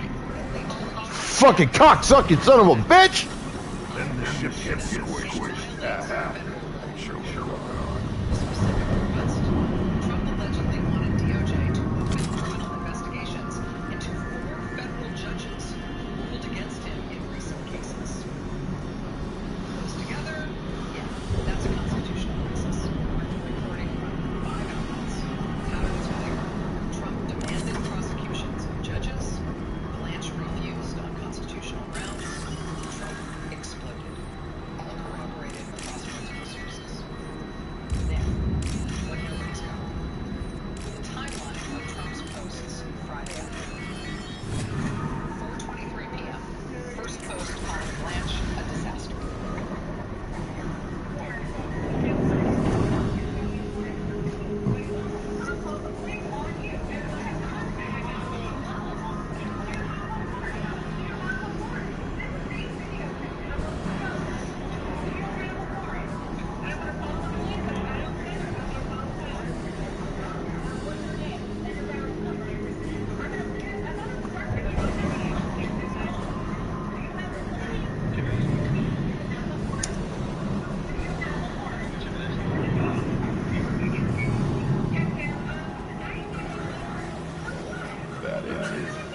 Where's the server team?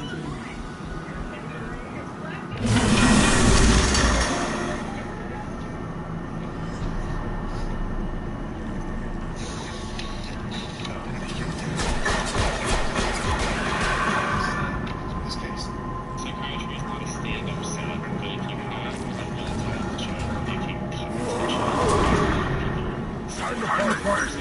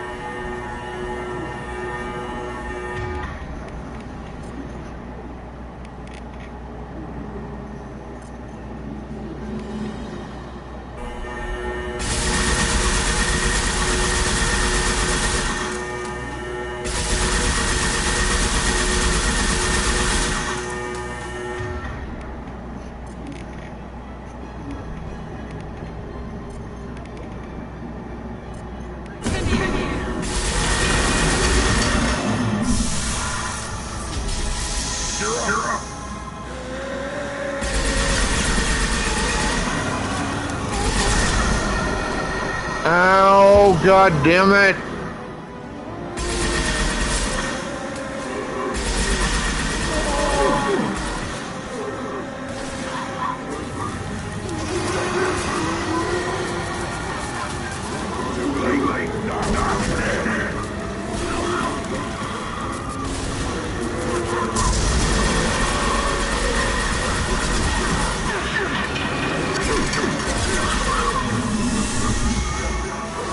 Knock him down!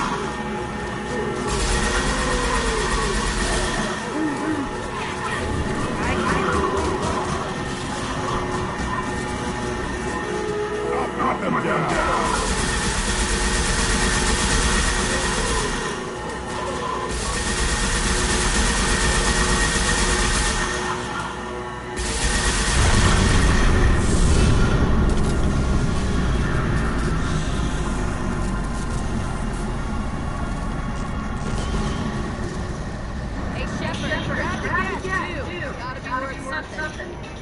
You want it? They're dangerous, but I can handle them. Since everyone's here, have your son let the rumors into our home tonight. My brother quietly picked up his jacket and left. And Tally said nobody's being captured yet. his hand and whispered, Maybe a little risky, but it's just one.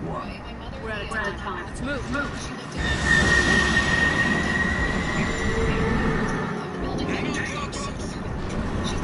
Open inside area.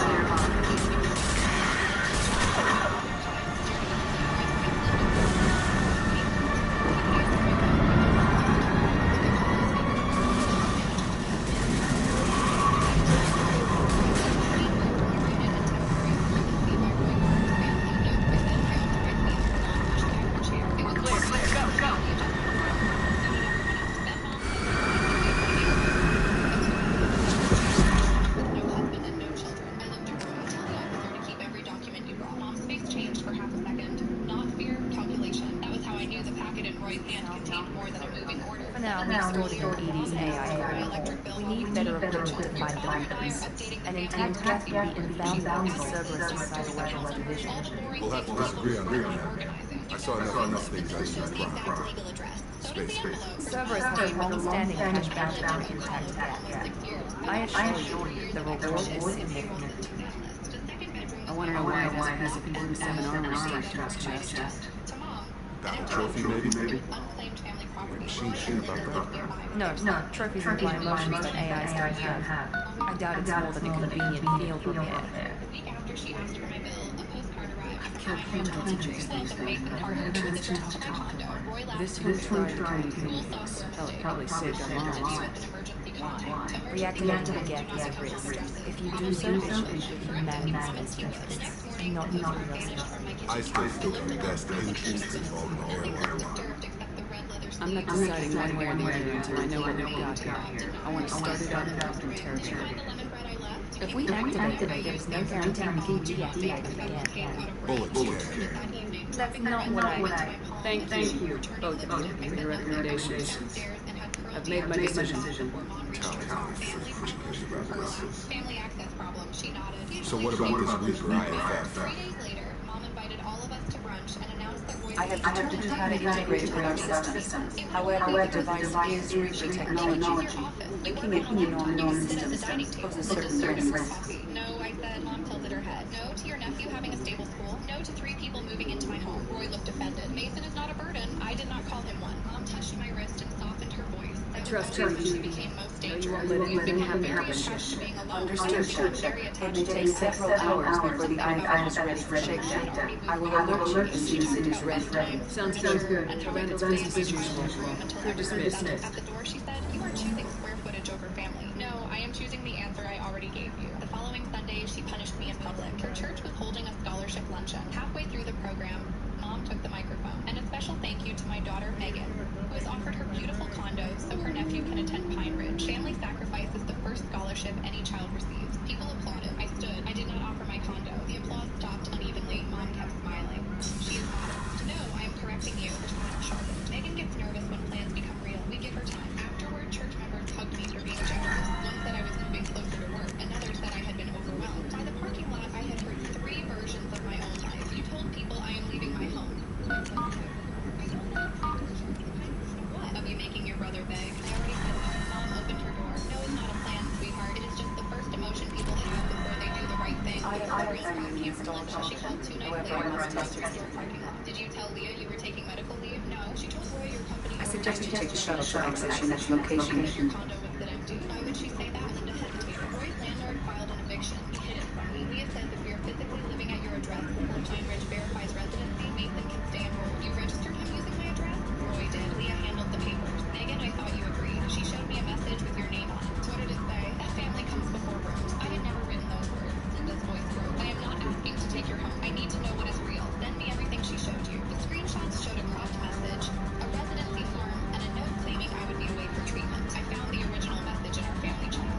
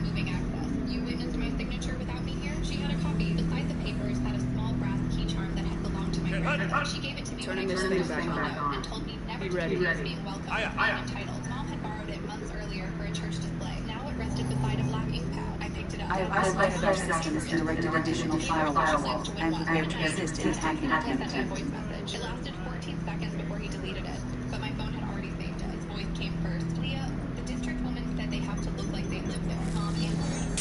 No, they will. Once Megan's things are in storage, she will stop fighting. She always stops when people are watching. I saved the file in 3 places. The next week became a parade of sweetness. Mom sent birthday ideas. Roy offered lunch, and Dad left flowers. I answered only practical questions. No, I was not leaving town. No, I was not on medical leave. No, nobody had permission to enter my condo. Mom called late one evening. You are making this unclear than it is. I have not done anything. That is the problem. Your nephew could lose his cool. Somebody had to act. My home is not a family resource you manage. She sighed. You sound cold. You told people I was entering treatment. I told them you to understand me? listen to your mom. If I objected, I was going to attack If I me? stayed quiet, I could agree. So I documented everything. Pearl changed my building profile. No family access, no verbal override, and no move without me present. The condo attorney sent the suspected forgery to the clinic. Dana placed Mason's enrollment on hold. A storage company You said my name before the Reaper. Have we met? that an account Hey, Adidas, how you doing, buddy? You mean I've had a lot of gas? We have never met. No, you and I haven't. But I've met other gas. We are all dead, and we have not met yet. You are Shepard, Commander, Alliance, Authorities, killed by collectors, rediscovered on the old machine. Mason's bed, family photos, toothbrushes in both bathrooms, food in the refrigerator, laundry in the hamper. It was not a moving list. It was a plan to stage residency. At the bottom, in Mom's handwriting were the words, keep Megan's workroom locked during inspection. Say she's recovering elsewhere. She told me the next room would be Mason's. Linda whispered, she planned to leave my files outside and lock me away from them. Linda sat down slowly. Why would she go this far? The payment card belonged to Mom. Dad was the emergency contact. Roy was the authorized pickup person. All three had a role. Hello, Gouda. Roy had lost rent money in a failed mobile detailing business. Mom had co-signed the lease. If the eviction became a judgment, she owed the balance. Moving them into my condo would hide the eviction, protect her money, and preserve her image at church. Mason's school was the ribbon around it. I want my son out of their lives, Linda said, and I want Roy to No one knows a lot about father writing it first. She left a resource with me. On my birthday afternoon, Mom talked to us. Everyone who matters would be there. She had no idea how true that would become. The dinner began with a speech about You watch loyalty. me or you Mom watch invited my church interests? relatives, two Yes. women, and Pastor Which? Rose, who chaired the scholarship committee. She raised her glass to Megan, who was learning that a full What do life you mean, heretics? heretics? Get killed our future. The heretics ask the old machines to get to the future.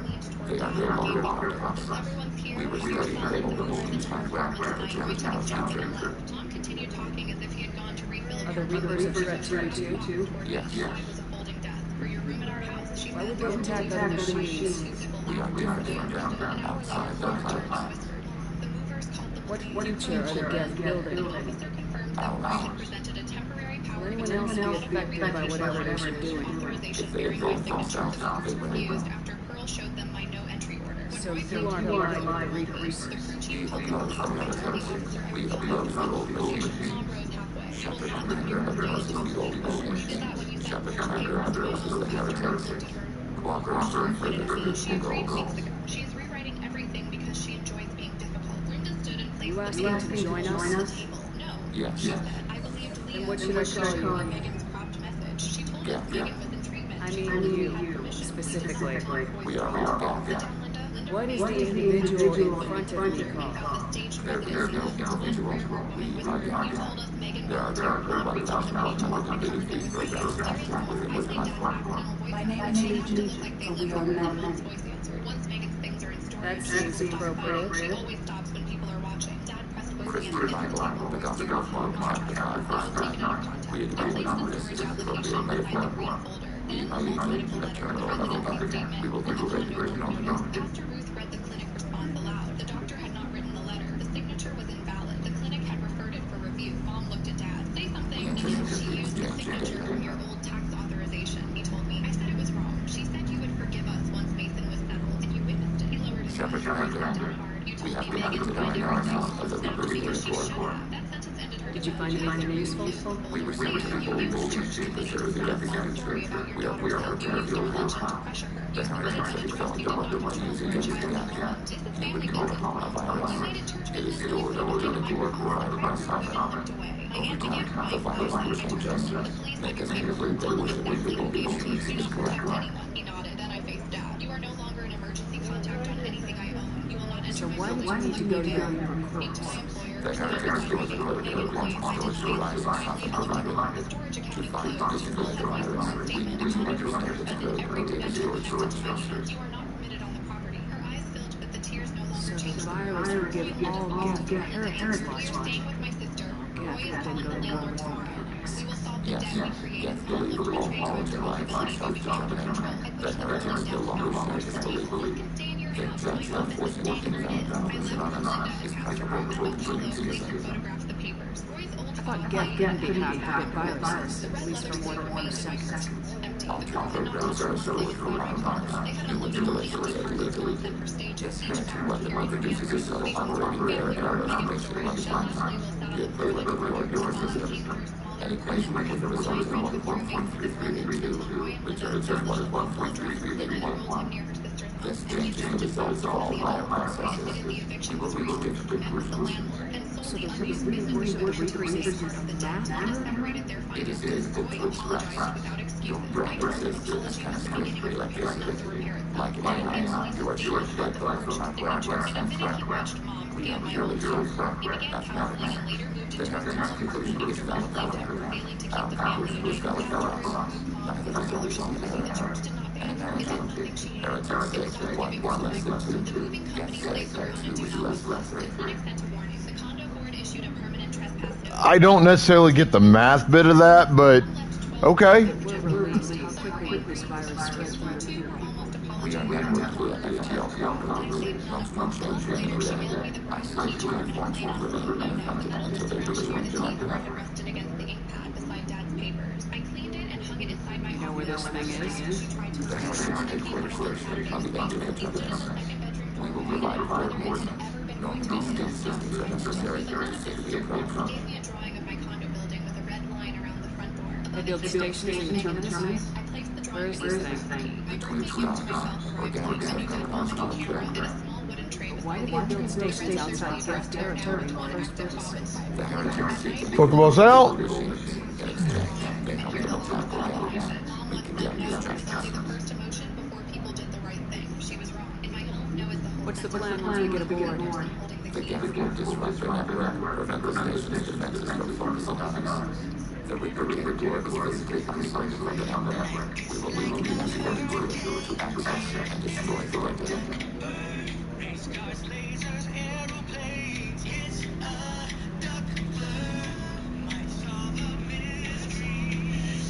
What defenses should we expect? In space, with their mobile platforms for reserve configuration and non-sentient defense turrets.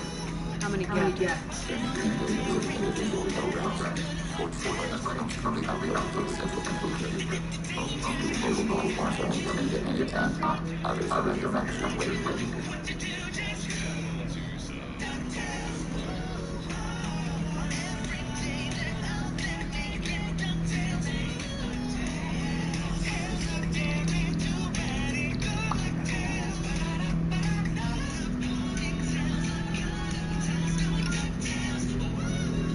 I won't let them brainwash your race.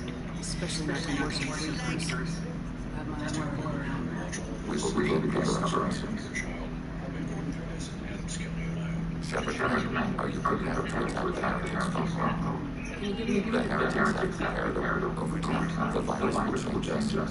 Make us conclude that we are with the heretics. We will provide coordinates. Normandy states we will resolve They proceeded to tell me that they could not charge him with any charges of this crime. Told me to take my child to Children's Hospital and have a rape kit done. That night, I did so. After that, we followed up with the mayor's center so she could give her statement and testimony and tell us what happened to her. Children's Hospital sent all of the sheriff's office evidence that they did collect. There was evidence on my child. However, they still didn't arrest him. Even though I was supposed to multiple government officials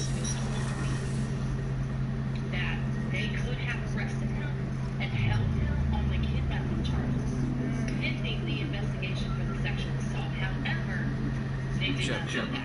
Need me for something? Talk to you later. I'll be here if you need. After they released him, he had made threats to other people that we were affiliated with, and he had said that he was going to kill my daughter, he was going to kill me. Before he spent a day in prison, he was going to kill us. We informed the police of those threats. Still nothing. Here we are 8 weeks later, almost 8 weeks, still nothing. When I called the prosecutor's office to speak to the detective that's on the case, he will not take my calls. He will not take my calls because I made it known that I was going to take this to the local news station, that I made it known that I was going to contact the governor's office and I was going to tell the governor. I made it known I was going to talk to the attorney general's office and anyone else that I needed to speak to, I was going to do so. So because I made that statement to them, informing them that I'm not letting this go, they will not bring me. Press gets involved, and aside from that, these are the 3 Adams County Ohio commissioners. We can ask them what they're going to do about it. Let's assume there's some people. My sister made all 7 bridesmaids wear beautiful lavender gowns. She gave me a different dress, bright orange, size 2, XL.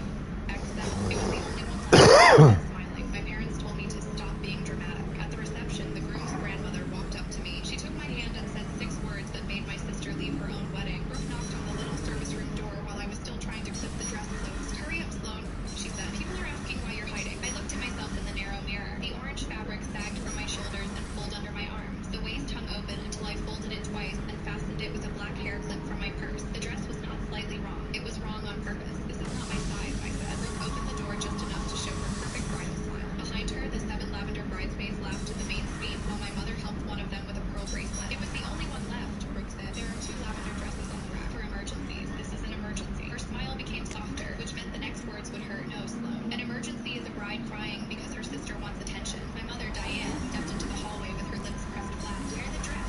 Mom, look at it. I am looking. She checked both ends of the hall, then lowered her voice. Do not ruin your sister's day over fabric. My father, Glenn, appeared behind her, holding the flower girl's basket like a man who had wandered into the wrong life. I waited for him to say something. He rubbed the back of his neck. Just get through it, honey. That was my family. Brooke lit the match. Mom guarded the flame. Dad called the snow weather. I owned a small custom framing shop outside Richmond. I worked with old wedding portraits, broken mirrors, needlepoint, service medals, recipe cards, and anything people wanted preserved. My grandmother Ruth used to say I had hands that knew how to rescue what people stopped seeing. When she passed, she left me her cedar recipe box. It held handwritten cards, old church notes, and one peach cake recipe with a message on the back. For Sloan, who knows how to make broken things beautiful, Brooke wanted that box for her kitchen shop. My mother said I should share. I said no. After that, my family started calling me sensitive about rings. When Brooke gave me the orange dress, I knew it was not about fabric. It was punishment. Still, I walked into the suite. The bridesmaids went quiet. One covered her mouth. The photographer lifted his camera. Please don't take pictures of me yet, I said. Brooke sighed loudly enough for everyone. He's documenting the day. No, he's documenting the setup. The room tightened. My mother's face turned cold. Brooke looked wounded so fast it felt practiced. I included you, she whispered. And you're making my wedding about yourself. I said nothing,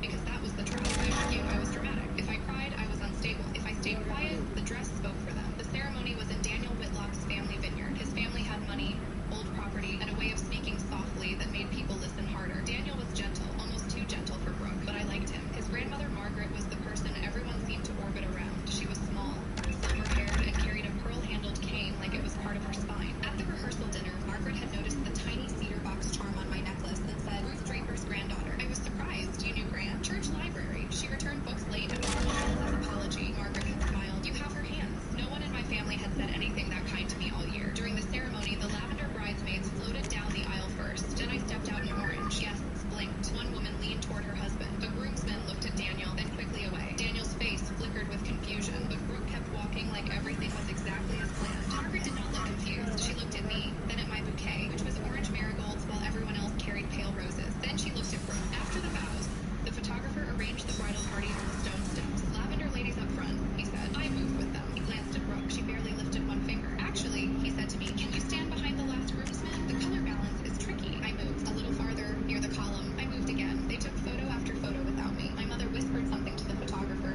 and after that, he stopped trying to include me at all. I stood by a stone column in a dress that looked like a warning sign, and told myself I would survive dinner, congratulate Daniel, and leave. Then I found my place card. It was not at the family table. It was near the gift display, beside 2 distant Whitlock cousins, and an empty chair. The card said, Sloan Draper. Draper was Gran's maiden name. I had never used it. My mother appeared behind me. What now? This isn't my name. It's close enough. No, it isn't. She smiled at a guest passing by, then him.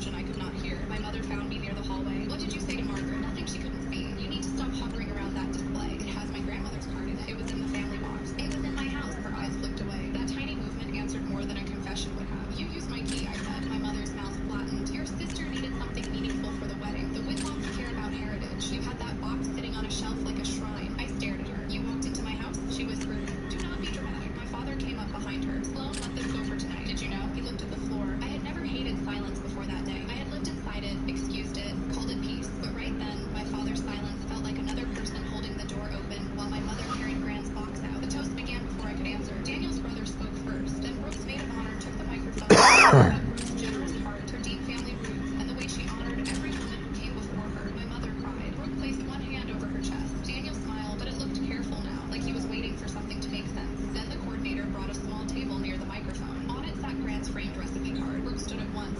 Why is that there? The maid of honor stopped talking. Margaret rose from her seat and walked to the small table, cane tapping softly. She did not hurry. She did not need to. Sloan, she said, looking at me, would you come here? Every face turned. I wanted to disappear. The orange dress suddenly felt even brighter. My mother whispered my name like a warning. Brooke's eyes went flat, but I walked to Margaret. She took my hand, cool and steady, and faced the room. I was shown this card today as a family treasure, Margaret said into the microphone. A recipe from Ruth Draper, presented as a gift to Brooke. Brooke laughed once. Grandmother Margaret, this is really not necessary. Margaret did not look at her. It became necessary when the truth was dressed up as sentiment. The room shifted. Margaret touched the frame. The note on the back says, for Sloan, who knows how to make broken things beautiful. She turned to Daniel. Would you read the maker's mark inside the frame? Daniel stepped forward. Brooke shook her head. Barely. He saw it. He lifted the frame and looked along the inner rail. Sloan B, he read. A murmur moved through the room. Brooke said quickly, Commander, "Not only you received received the a frame, message not the reply terms." terminal. Hers? My mother nodded too fast. Exactly. Margaret held up one finger, and somehow my mother stopped speaking. The venue manager also showed me the intake form for this display.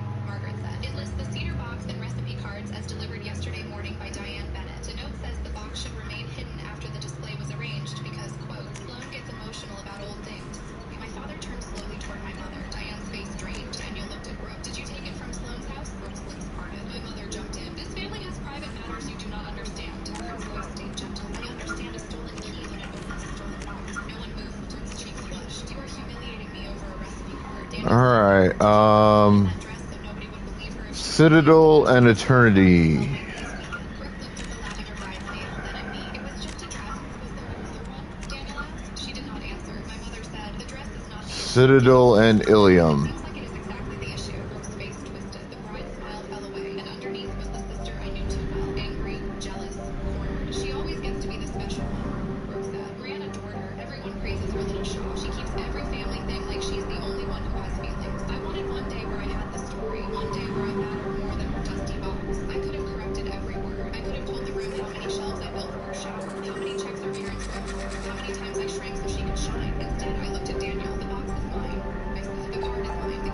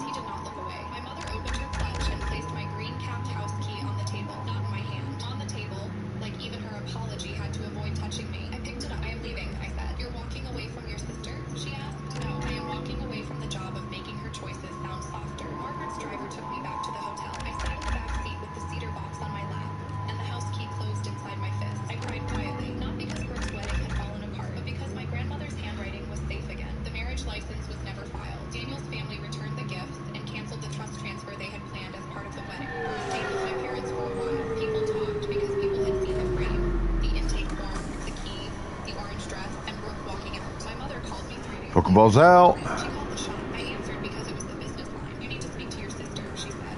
She is humiliated. She humiliated herself. You are being cold. I changed the lock.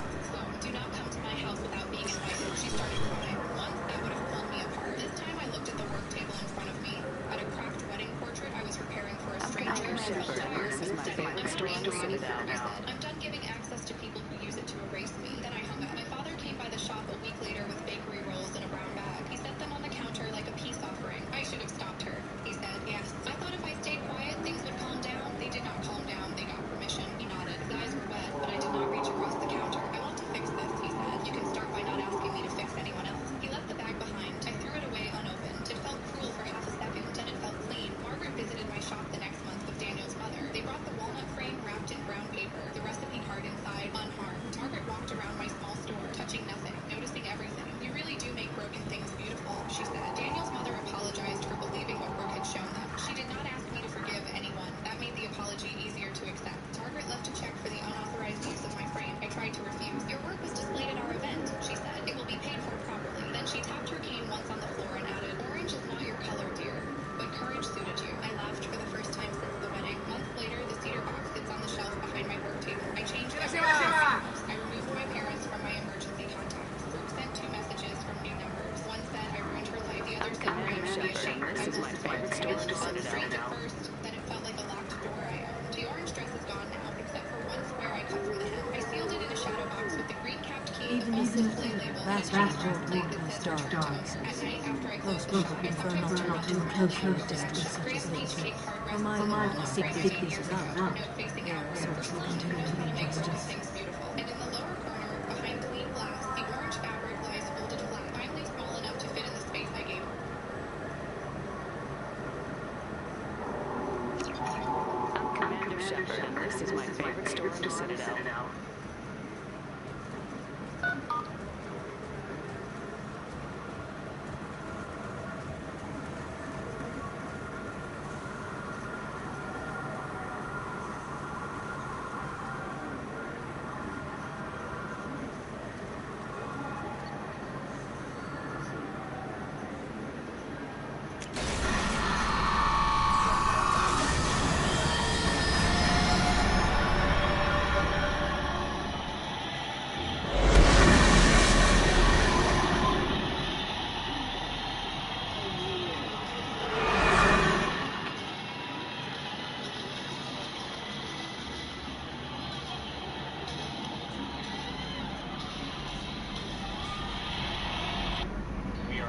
In 2021, Chris Hadfield was living unstable. I actually do cuss a little. Do you?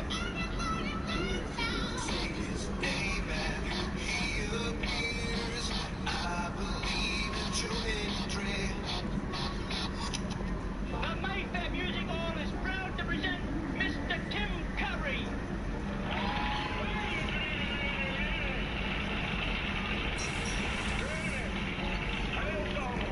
In court, my ex's lawyer said she's broke.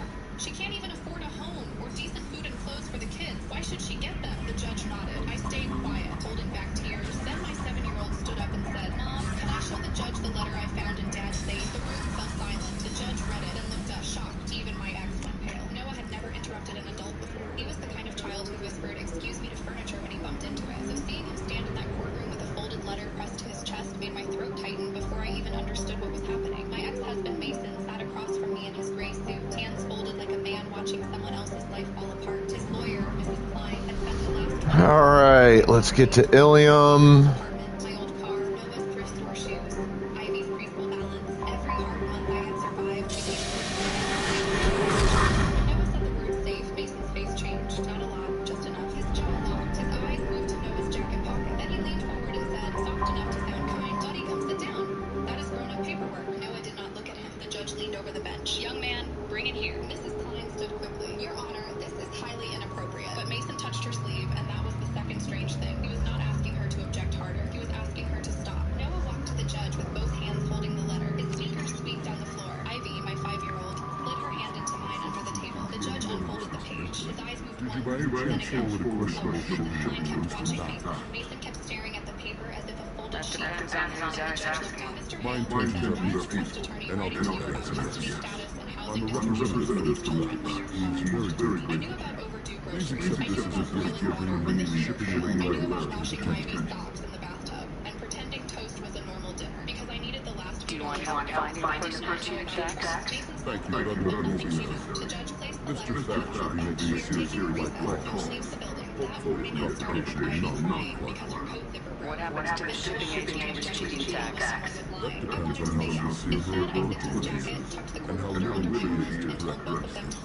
My life had It was my not pleasure. like something Have a Mason pleasant used day. against me. Before him, I worked at a dental office, paid my own bills, and laughed without checking the room first. Mason was charming in the beginning. He brought coffee to my job. He helped my mother fix her porch steps. He said he wanted me home with the babies because he loved how safe I made everything feel. It sounded like love until it became a leash. If I bought the wrong cereal, he asked why I hated budgets. If I needed gas, he wanted the receipt. If I mentioned going back to work, he smiled and said, "A good mother does not chase paychecks because she is bored." After his mother Vivian died, everything tightened. He said her medical bills had eaten the estate. He closed our joint account, moved into a townhouse near the good school district, and told people I was refusing to adjust. He stopped helping unless he could do it in front of someone. Then he filed for primary custody. His petition said I was unstable, underemployed, and unable to provide. He included pictures of his staged bedrooms, a stocked pantry, and a backyard playset that appeared to meet the property evaluator visited. My evidence looked for compatible saying she watched the kids after school when I cleaned offices at night. Mrs. Klein made my folder sound pathetic. Effort is admirable, she told the judge, but children need stability. Mason did not look at Noah when she said his shoes were sorry. He did not look at Ivy when she said a little girl should not live above a laundromat. He just sat there, calm, letting other people call the life he had left us in unsafe. The first crack in his story came the week before. Mason took the kids overnight and brought them back early. Noah had a red mark on his wrist and would not take off his jacket. When I asked what happened, he said, "I was looking for my tablet." Mason answered too fast. He got caught on a drawer. That night, after Ivy fell asleep, Noah asked where adults keep important papers. What kind of important papers? The kind they hide? I told him children should not search for nothing. He nodded. So 2 days later, Manila unlocked my apartment door. You said it wasn't him. Inside were copies of assumed checks that Mason you had written wanted to the to Church die. Benevolence Fund. Hello, Each memo line and I hope said, that sounds "Women and children." I need you to let those slaves go. Now. I called the We church prefer the term indentured servant, and I know that Bulgarian slavers have made females understandably prejudiced against sex labor. Before you do anything, know that this party signed the agreement voluntarily. Their servitude contract is completely legal on your own. If you actually want to help convince the synthetic website's representative to purchase her contract. You would not need charity. People turned. Mason appeared behind her with that clean Why does boring sign yourself into slavery? Apparently, this is exactly the place that everyone will be voice for. Proving my point, that was the trap. If I stayed quiet, then the lies stood. If I defended myself, I became unstable in public. Was I wrong for feeling humiliated? As part of right our there? agreement, In a church hallway, while people 5 years from now, my life started. If you think a mother should be able to speak without being painted as dramatic, please give this a like so I know Sounds I'm great, unless you lose your paperwork or come up with a reason to hold her longer. all contracts are monitored by alien law enforcement. In case such as you described, the burden of proof. No system, but safe to set up to protect all parties. If slavery is legal, then why are you trying to sell the colony? I don't keep service contracts myself. I'm a contract broker. I assume the synthetic insides that jump at the chance for a skilled AI. They studied it and said, "This proves reputation management. We need something tying the money to custody." I laughed once, but nothing about it was funny. So slavery is legal on Illinois. Indentured servitude lasts a set amount of time until agreed conditions are met. Aliens of all types. Some laws when the stranger corrective actions I might and what tasks I can legally perform. I'm also legally responsible. You absolutely liberal. What if I bought it myself? I could let her go now and everyone would be happy. A gallon of 3 pounds. First, her technical skill merits a contract of several $100,000. Exactly. And finally, you are clear to her service contract requires her to remain on. I don't want to let me on your side. Did you find something that belongs to me? Then do not make this ugly. I'll talk to the synthetic insights rep and see what I can do. The exchange behind the library. He arrived with Father Russell, as if he needed an audience. Mason crouched in front of Noah. "Tell your mother where the red key is." Noah looked at me pale. I stepped between them. "Do not question him like that." Russell scoffed.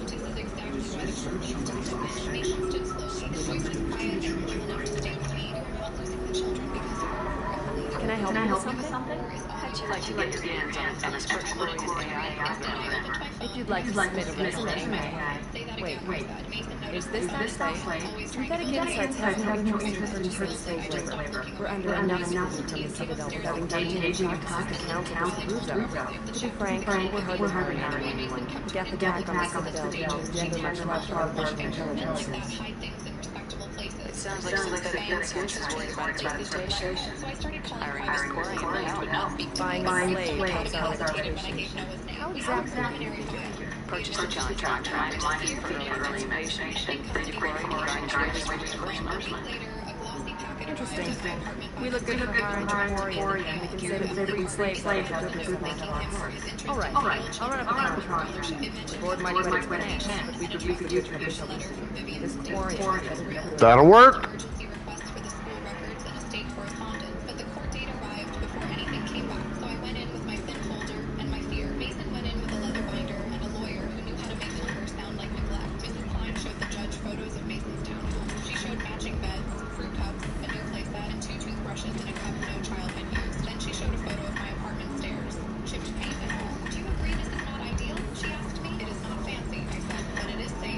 Synthetic Insights just satisfaction. I'm the line about decent clothes. Ivy started crying without sound. I reached for her. I'm happy to help. Kept moving. The triple.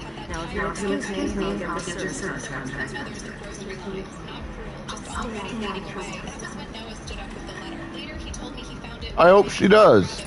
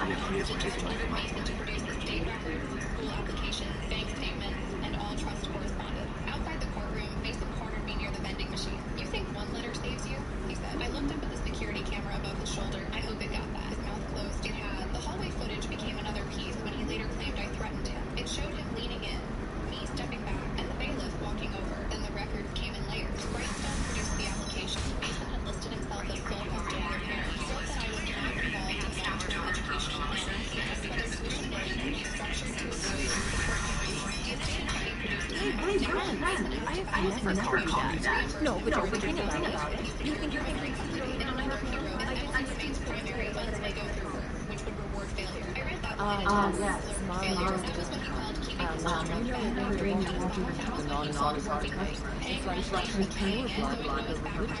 Dental floss and telling Ivy pancakes for dinner were special. Carla changed sides only when the group chat came out. She sent Derek a screenshot.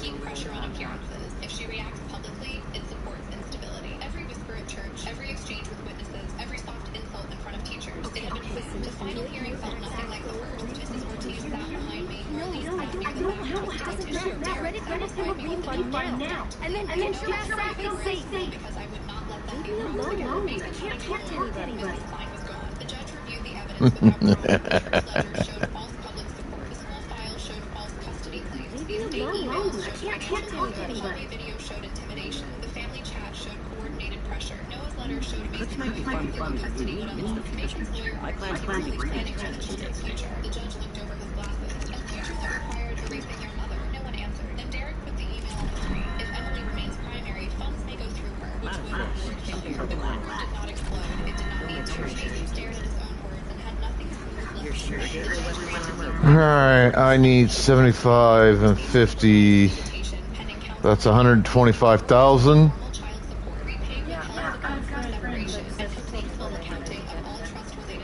The trust distributions were placed under court oversight, paid directly for rent, I can't take that again. Damn it. The judge also ordered both families to stop discussing my fitness at church, school, or public exchanges. That part sounded Okay, complicated. look, take another look. Mason stood as if he might It needs to be reclassified. Forget it. I looked at my folder and walked past him without giving him one more performance. The fallout came quietly, which made it feel real. Greystone withdrew the application for false information. The church removed Jason from the benevolent committee. Also stopped posting about family values. Carla sent a long text saying she had been misled and hoped the children could still know their family. I replied, the kids can know people who respect their peace. They will not be used for anyone's image again. Then I hung up. Marlene apologized in the courthouse hallway. I thanked her for telling the truth, but I did not comfort her. Mrs. Ortiz hugged me so hard my folder bent. Derek said the case was not magic. It was paper, timing, and a child who was braver than he should have needed to be. 3 months later, the court-approved trust payments helped us move into a small duplex. The kitchen window that opened, and a bedroom the kids could share without folding the couch every If I night. knew you were contemplating something illegal, I would be around to stop you. That'd be racist. He nodded like that was enough. For weeks, I mean, she's not wrong. I told him the same thing. A fight between Samara and Jack? That could tear apart a planet. Telling the truth to the right person was not bad. It was brave. His job now was not to protect me. His job was to be 7. Mason came to 3 supervised visits. Spent most of the time asking what I had said about him, then started canceling. The supervisor noted it. The court reduced visits until he completed counseling. His emails got colder, but they no longer reached me like schedules and orders. I kept the original bulletin, the key photo, the certified copy of Noah's letter, and the final order in a blue folder. I did not want Mason's worst choices hanging on our walls. I put them in the top drawer of my bedroom dresser and bought a tiny lock for it. One Saturday, Noah brought home a drawing from art club. It showed a little house with a yellow door, 2 kids in the window, and a woman on the porch holding a key. There was no suitcase figure at the edge this time. What is this called? I asked. He shrugged, trying not to smile. After, I taped it to the refrigerator. That evening, Ivy fell asleep on the couch with one sock missing and a library book open on her chest. Noah sharpened crayons at the kitchen table. The dishwasher hummed. The air smelled like toast and clean towels. Nothing about it looked impressive enough for a custody exhibit, but it was ours. My phone buzzed with an email from Mason. The subject line said, we should discuss a more cooperative family image. I read it once and set the phone face down. The final boundary did not need a speech. I walked to my room, opened the drawer, and looked at the blue folder. Then I closed it, turned the tiny brass lock, and went back to the kitchen. Noah looked up from his crayons. Mom, are we okay now? I looked at Ivy sleeping under the old quilt, at the drawing on the fridge, at the chipped mug drying by the sink, at the locked drawer holding the papers that tried to break us, and the papers that helped set us free. We are safe, he said. He went back to coloring, and for the first time in years, safe was enough. No message was forwarded. Oh, what's that? Oh, I traveled to Guatemala this year. Oh, some of the cargo. So sweet.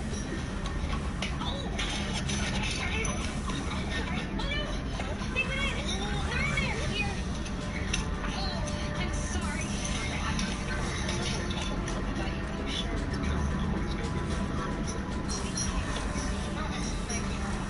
Fine, I'm pushing my car. No, wait. I want to jump. Now, where do I get this in here? Now? You okay? So sorry.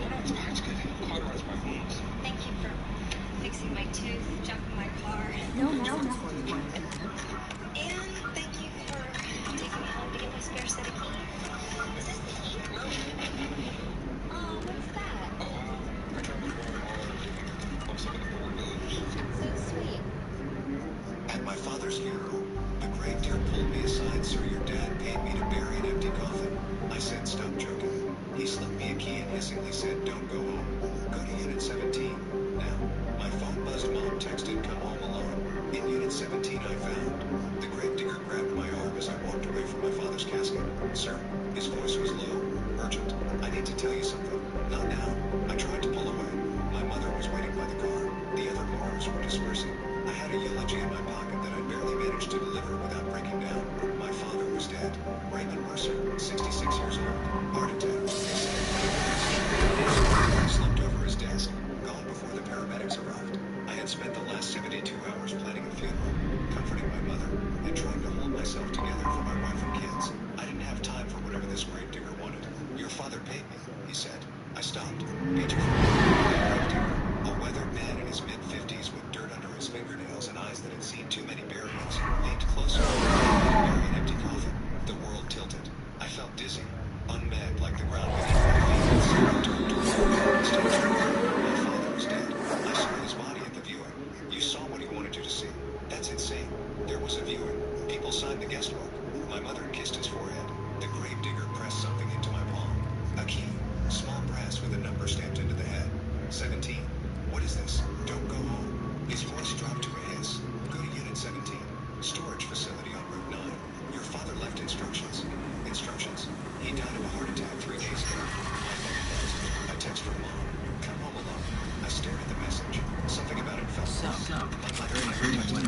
so. Did you find out about a dead orchard? You know anything about this?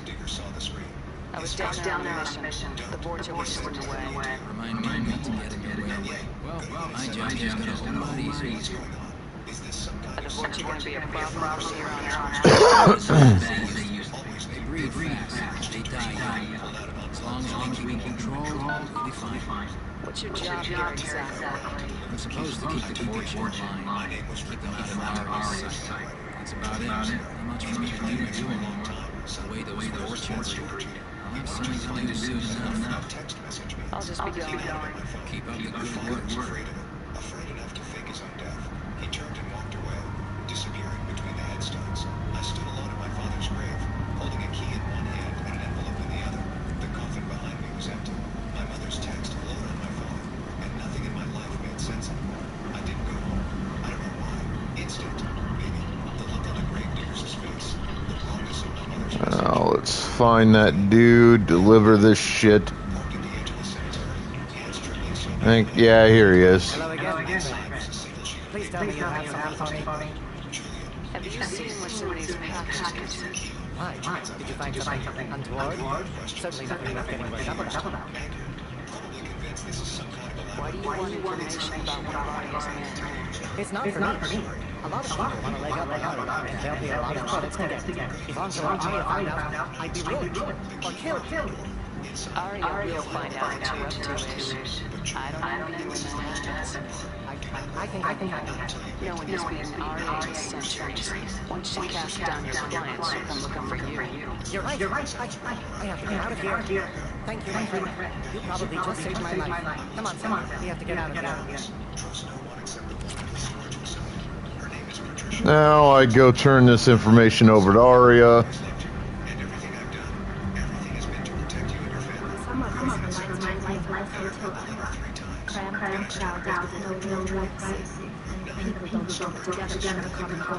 There's no sense of that.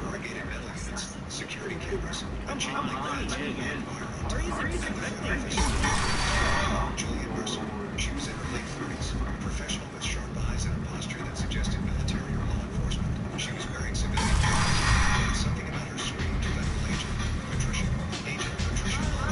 FBI. She flashed a badge, then pocketed it just as quickly. Further subject federal. FBI. What does the FBI have to do with my father? But not here. She glanced at the security. What do you mean? We're being watched. We need to move. She led me through the maze of storage units. Okay, so I don't give her the information. You should find a nice young man.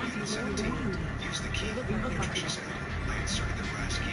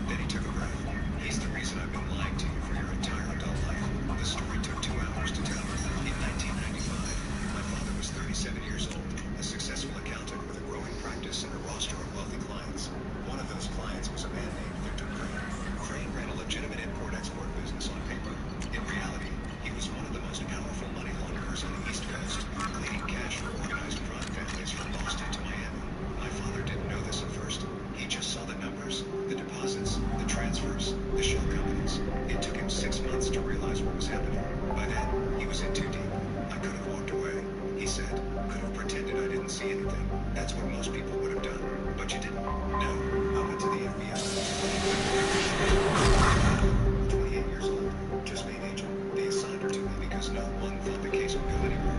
It went somewhere, Patricia said. Your father wore a wire for 2 years, gathered enough evidence to bring down Crane's entire operation, hundreds of millions, and laundered money, connections to 6 different crime families. In 1998, I testified. My father continued. Crane was convicted, sentenced to 30 years. He paused. I was supposed to go into witness protection, but the FBI convinced me the threat was over. Crane would die in prison. They said his organization was dismantled. I could live a normal life. And you believe them. I wanted to believe them. Your mother and I had just gotten married. We had children. I couldn't imagine raising a family and hiding, always looking over my shoulder. So, you stayed. I stayed. Changed some habits. Stayed vigilant. But as the years passed, I let my guard down. Crane was in prison. His people had scattered. I thought it was over. He stood up, walked to the wall of photographs. Then 3 months ago, Victor Crane was released. The photo showed a man in his late 50s. The face of someone who had spent 25 years in prison planning revenge. Good behavior. You know what just started feeding me? Right? They could look out a window and see us coming. Windows are the first floor people access. Gaff does not use them. Approach all of these coordinates. Access achieved. We may proceed. Celeste, Emma, and Oliver.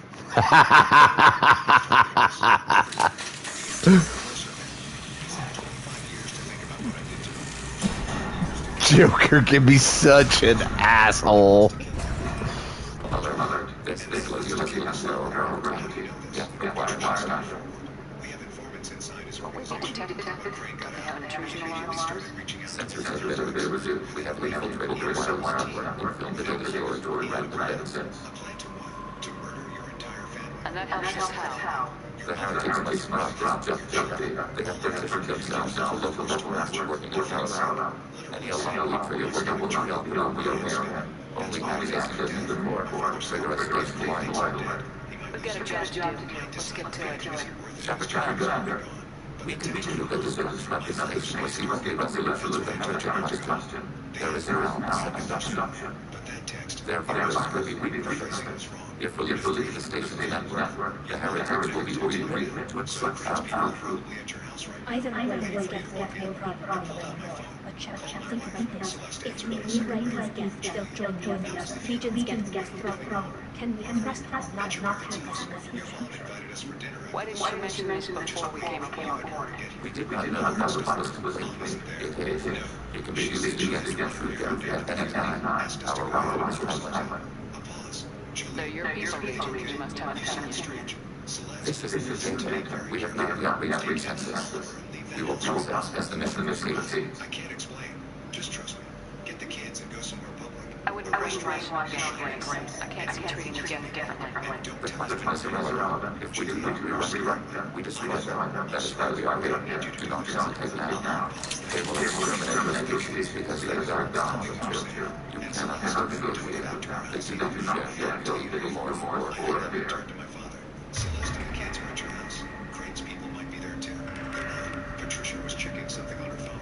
We have surveillance on the Mercer residence. 2 men arrived about an hour ago. They're inside waiting. Waiting for what? You or your mother? Whoever shows up first. Where's my mother? My father's face was gone. That's what we need to find out. The next 3 hours were... All right, coffee, bathroom, right back. Hang tight. 6 FBI agents who had been monitoring the situation from a distance. They set up a command center for the inside team, tracking Crane's movements, analyzing the threat. We learned that my mother had been taken from the scene. The security footage showed the body as seen.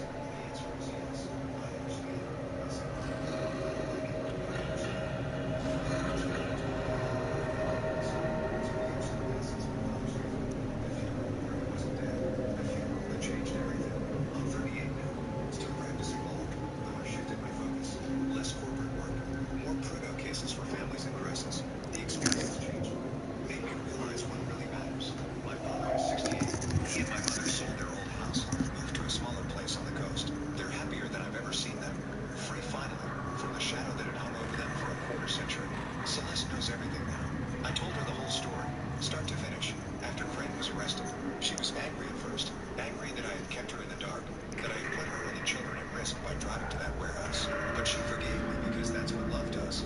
It forgives. Emma is 8 now. Oliver is 6. They know their grandfather was sick for a while, but got better. They don't need to know the rest. Not yet. Maybe not ever. We have Sunday dinners at my parents' house.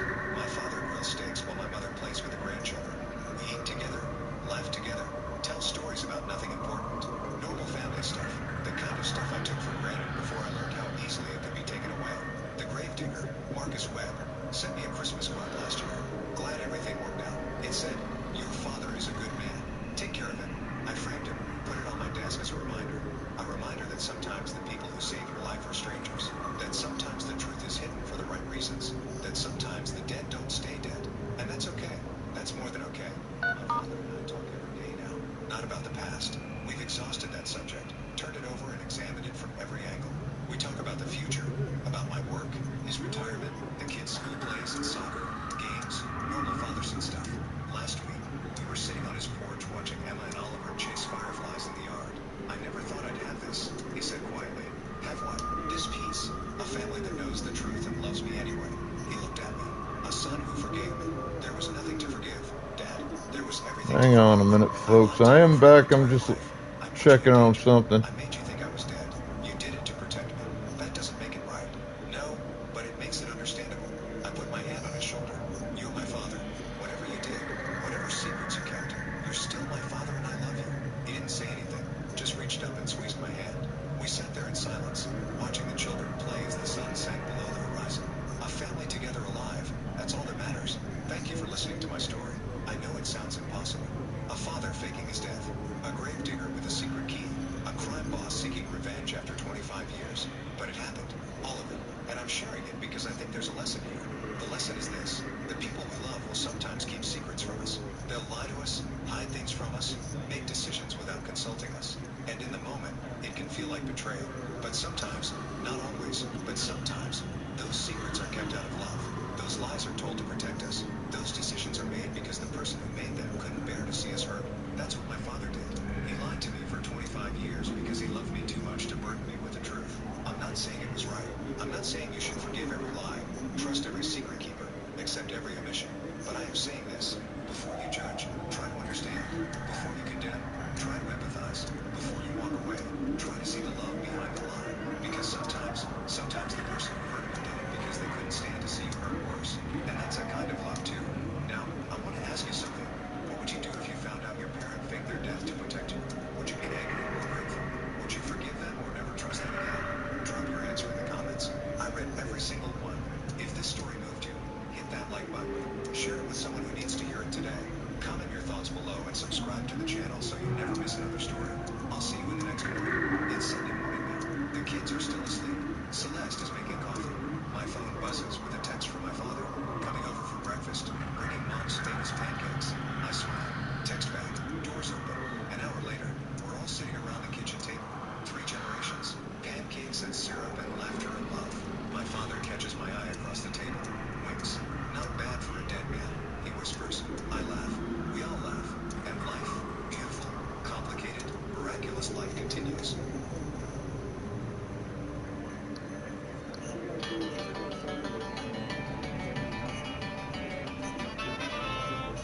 Reality. Donald Trump is now. Body cam? Were you wearing body cam today?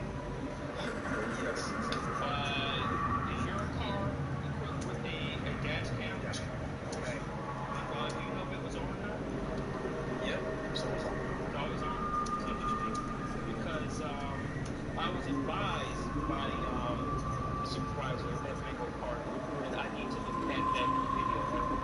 After they draw, I don't think you should. You don't have to. don't worry about it. Draw. Turn on the monitor. Evidence is there.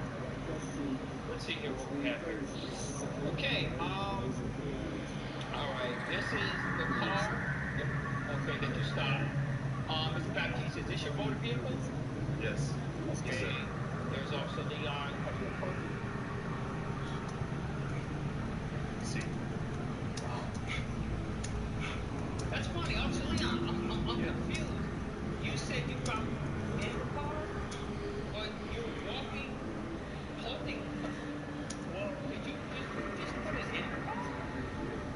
Did you have some type of special powers where you can materialize it from the car to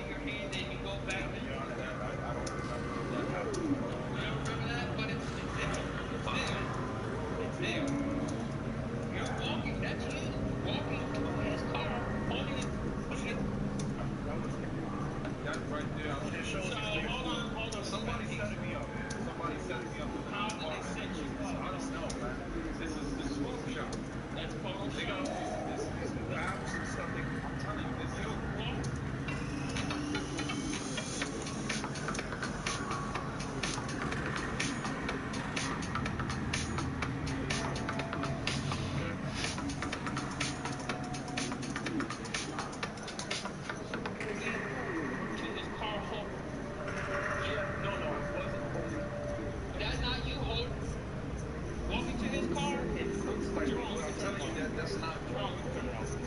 I need you to explain that to me right now. So what you're seeing there is me going to the car to check.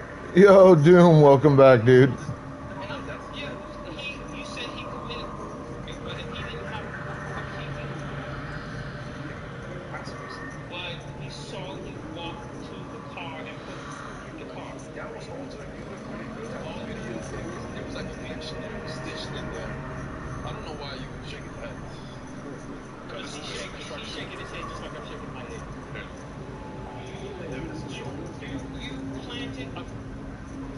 on this young man. No, I didn't. Yeah, you did.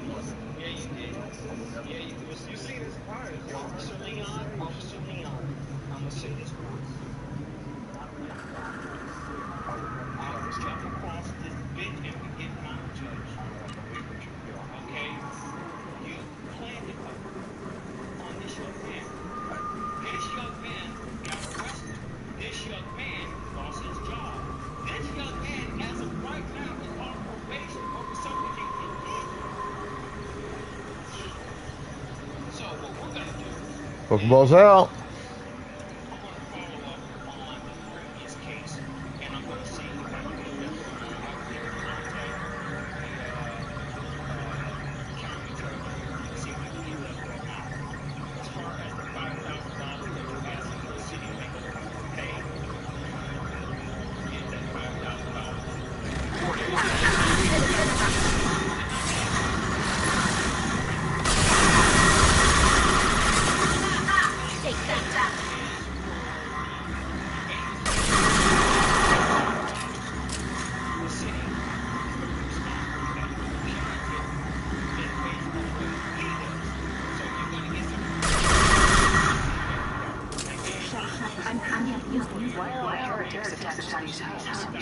These are mobile platforms.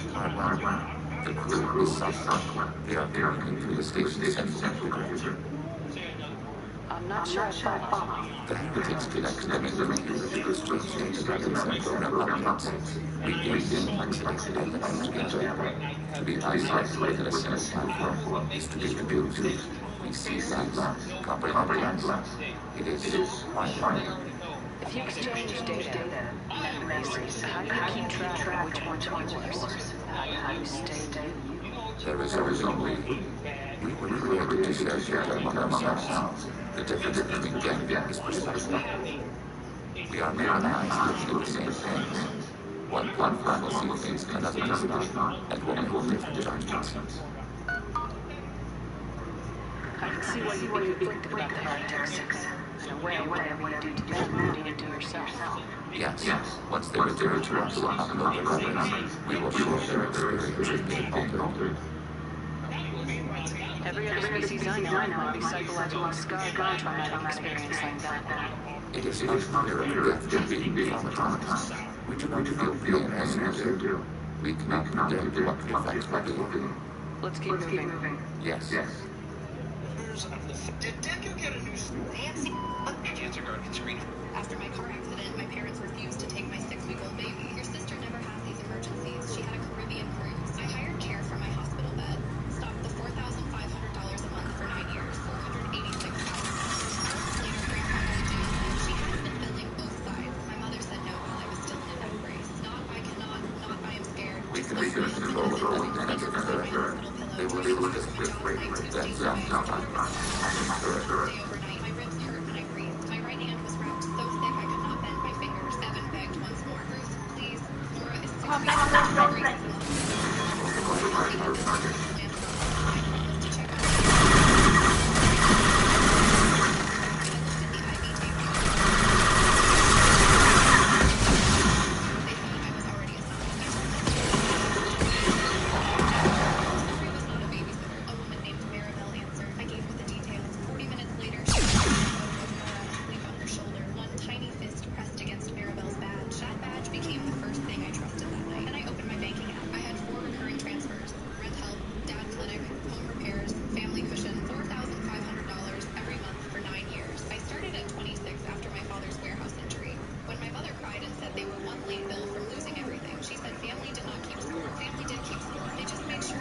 Enemies detected.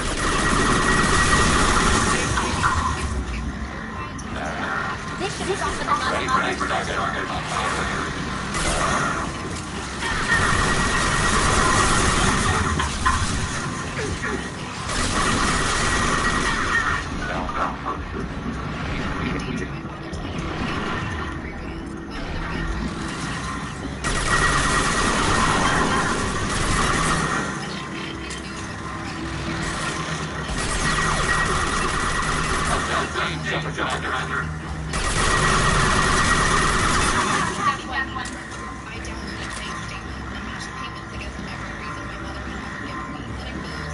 Yes. On my way. Yes. Can do.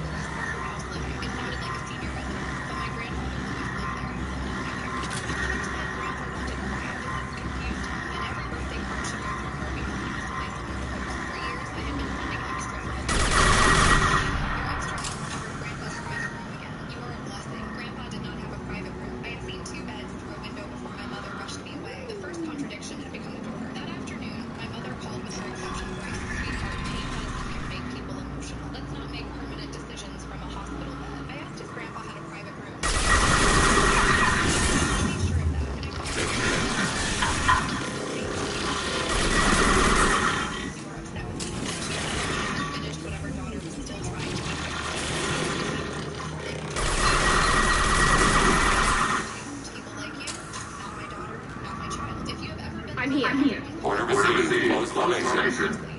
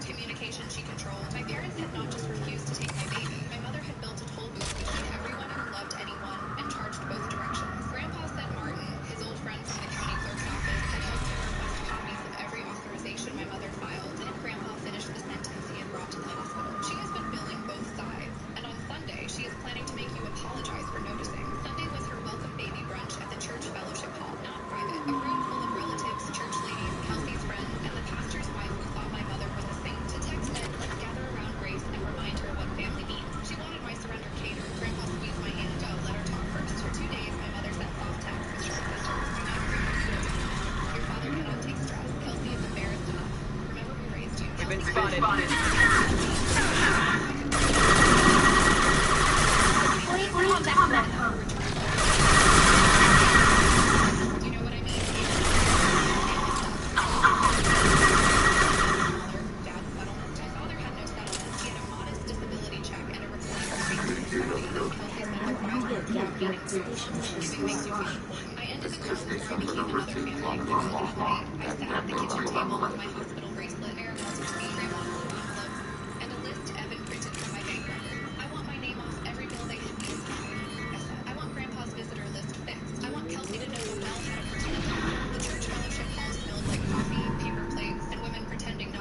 This should come in handy. Like a soft ambush, a pink sign that said, "Welcome, baby Ellie." Ellie was Kelsey's favorite name. My daughter's name was Nora. My mother rushed over before I reached it. Oh, honey, the printer must have misunderstood. The sign was in her handwriting. Aunt Patty hugged me and whispered, "I saw some of the bank page. Your mother said it was exciting." Of course she did. My mother clapped her hands. Everyone, before we eat, I want to say something from my heart. Evan shifted Nora's carrier behind his leg. Grandpa had not arrived yet. My mother said a small accident had become a misunderstanding, that my father's medicine was threatened, that accounts were closed, that a family was divided. She held out her hand. "Grace, sweetheart, tell everyone this has gone too far." There it was, the leash. I reached into the diaper bag, but did not speak yet, because Grandpa had told me to let her talk first. My mother mistook silence for weakness. A mother should not have to compete with her daughter's need for attention. Aunt Patty made a small sound. Kelsey looked away. My father closed his eyes. I set Maribel's receipt on the nearest table. My daughter got overnight care. I said, "Hired from my hospital bed because you refused to drive 20 minutes." My mother laughed softly. "That is unfair. I had obligations to Kelsey's dog, to my promise," she snapped. I placed the hospital bracelet beside the receipt. "This is from that night." I placed the bank receipt. "This is from the last 9 years." Moving to position. Private family finances are not appropriate in church. You made them public when you told everyone I was a fool. I pointed to the first line. Can do. $500 a month, rent help, medical help, home repairs, family cushion. Go, you dumb bitch. Kelsey stepped closer. "Wait, that was you?" My mother turned off her phone. "Not now." I looked at Kelsey. "Yes, it was me." Then I set the blue envelopes down. "My cards to Grandma," I said. "I got some late money." My mother's voice sharpened. "Your grandfather gets confused." "No, Grandpa," I rolled her. "I get angry. Different thing." Every head turned. He stood Acknowledge. holding a slim We have paid attention. Her house stood behind him. The pastor's wife stood Right. beside her, looking like she had realized she had been used. Order received. Right behind you. You shouldn't be able to talk people. I was too confused to say but I remembered every month you came over here. We deploy. Moving to position. Grandma placed pages beside Order her. received. The courthouse statement listed me as mayor and my mother as care coordinator. The downgrade request for a private room to a shared room. A declined transportation plan carried my mother's signature. A monthly invoice charged Grandpa for family management services. Grandma jumped into the office. I witnessed one signature last winter. She told me it was Medicare paperwork. It was just one.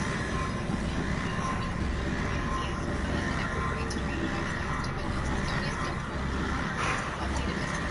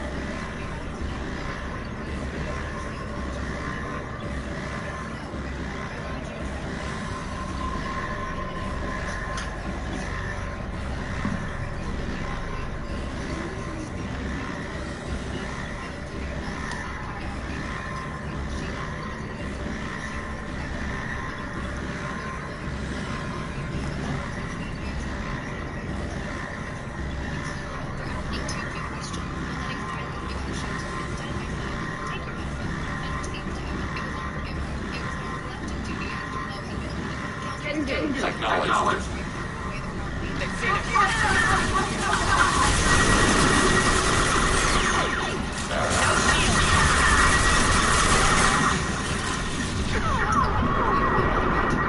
The coordination fees from Grandpa's pension. Martin moved Grandpa's deposits to an account my mother could not touch. My parents did not lose their house. I did not want that story. But they lost me as a hidden Motherfucker. Casino weekend stopped.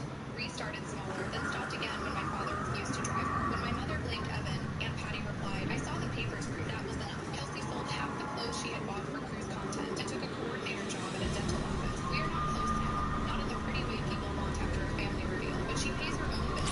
She spells my daughter's name correctly. Some repairs start there. Grandpa visits every Thursday. He brings in snow globes and a new box because, as he says, old wives get brave when nobody leaves you. My mom is a thief. They've seen us. Beside me, she calls me formally Grace. Not honey, not sweetheart, Grace. I prefer us. Sweet names were expensive in her mouth. Months after the accident, I found the hospital bracelet.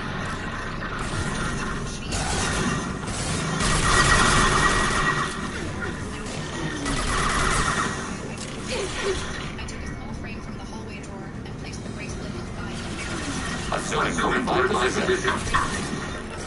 Not my mother's signature, just the bracelet and the receipt. Tonight I stopped waiting for family and paid a stranger to do what love should have done for free. It sits now on the bookshelf near Grandpa's blue envelope box. Every Thursday, he taps the frame when he walks in, like he's screening a witness. Then he watches the wheel, picks up Nora, and says, "There's a loop." Then my dog reaches for him with both hands, safe in a house where nobody has to hurt me, Carrie. Ah, I think we missed a Pokemon catch.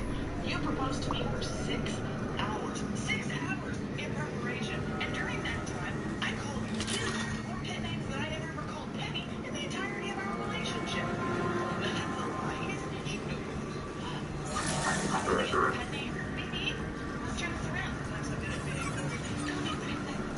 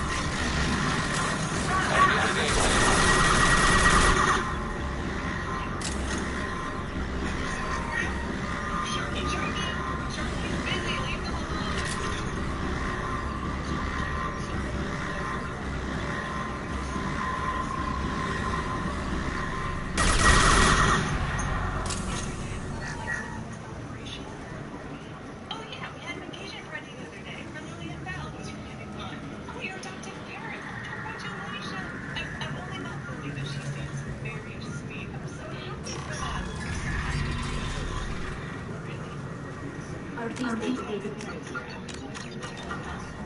Processors, each contains. This isn't like the other house we've seen here.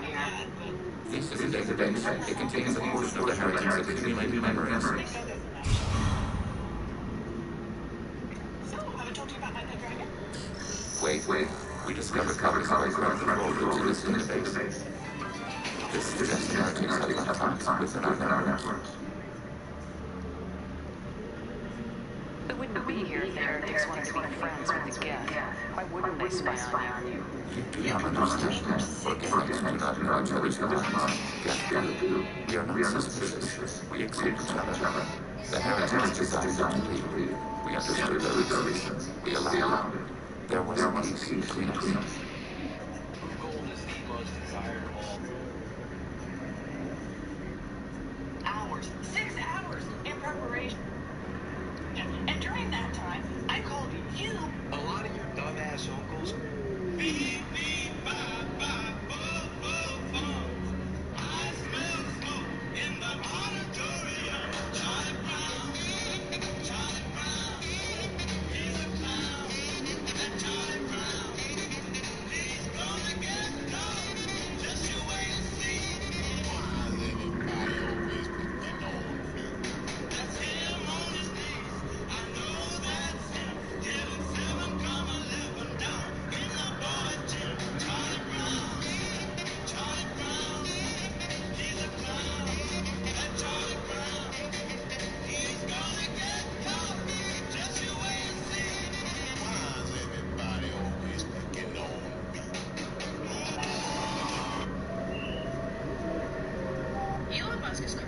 We're canceling your kids' Christmas gifts.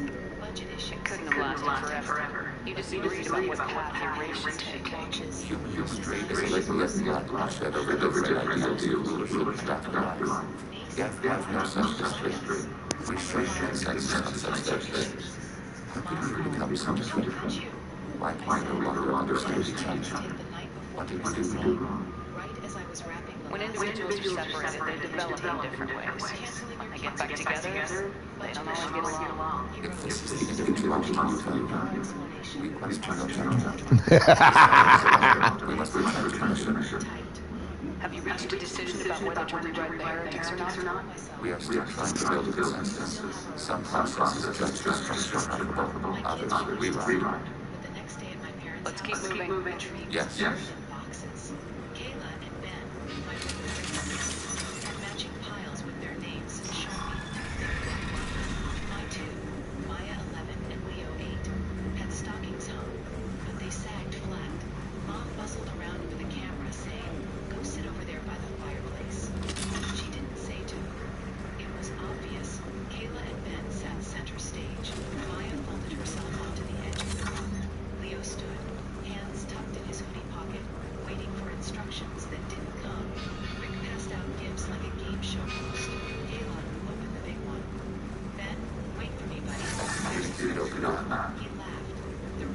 I was not trying to fucking do that, goddammit.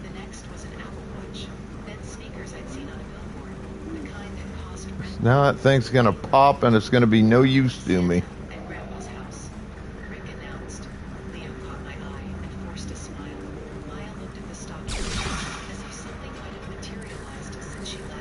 This is it? Yes, we will upload a copy of our website into the portal. It will delete all copies of the virus. When complete, we will delete virus. The indexing operation will take time. The heretics will respond with force to our upload. We must move this room. We can override some of the station's internal systems to defend us.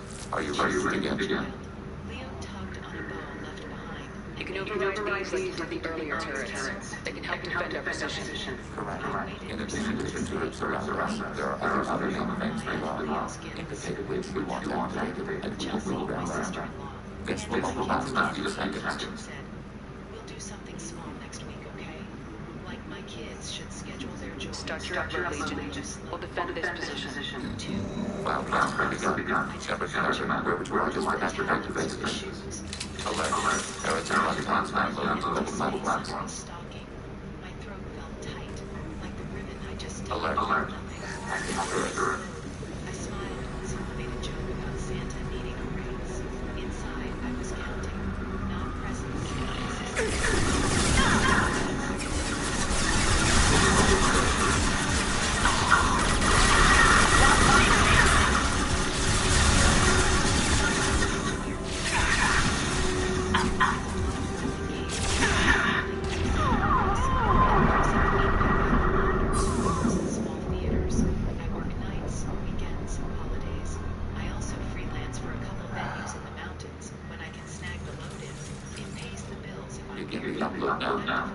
Start your upload, Legion. Alert. Heretic electrons now loading to active Translation. Alert. Heretic electrons now loading to local platforms.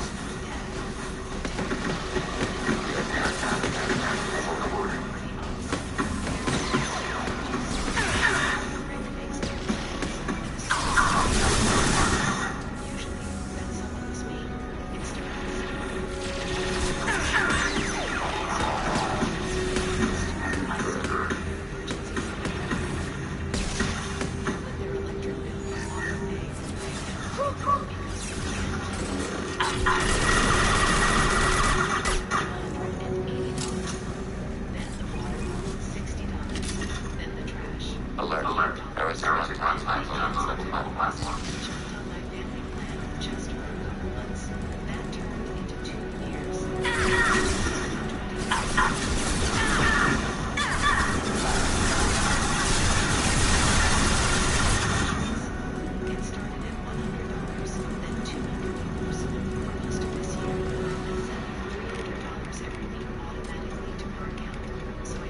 Choose between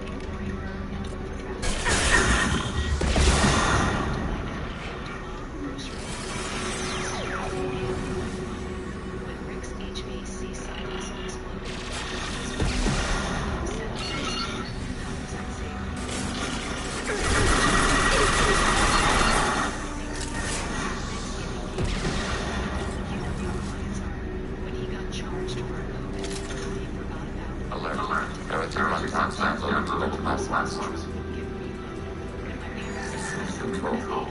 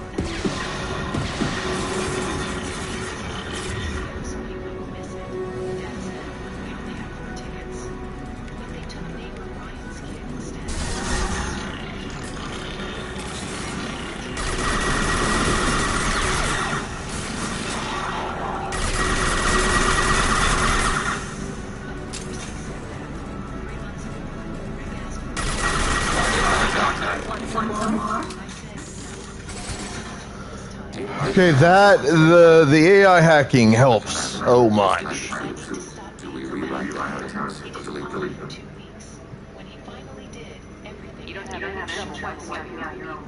Every citizen has the right to make their own decisions. The heritage Joseph have the prohibits coexistence.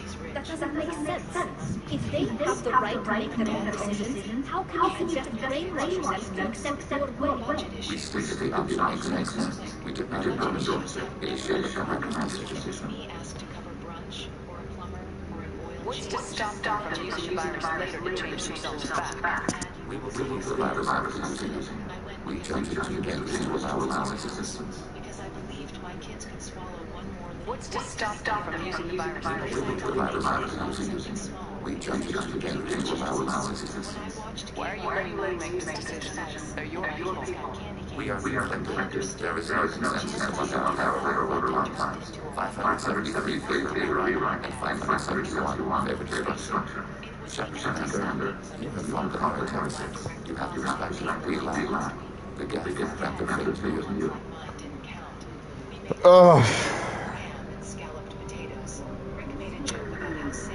On the one hand, it's destroying a bunch of sentient AIs, basically killing sentient creatures, which is absolutely something I do not agree with on any level. But on the other hand, it's brainwashing those same sentients. Are they biological life? No. Does that really fucking matter? As far as I'm concerned, absolutely fucking not.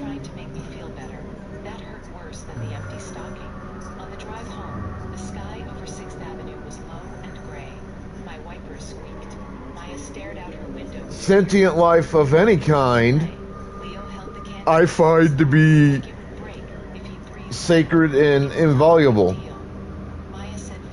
So for me, this is a catch-22 decision. When I look at it like from a moral point of view. So let's look at the likely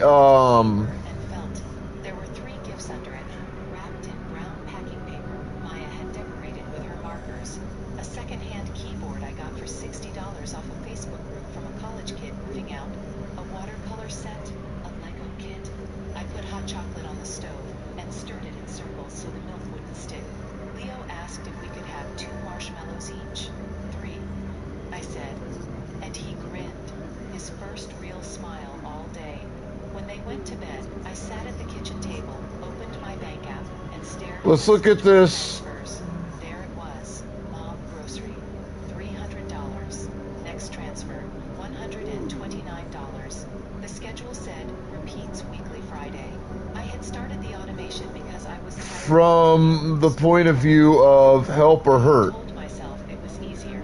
It was also making me complicit in the way my kids were getting taught they were. So in the final game, It asked, change or cancel. spoiler alert for anybody who's never played Mass Effect 3. Sure you want to cancel this recurring transfer?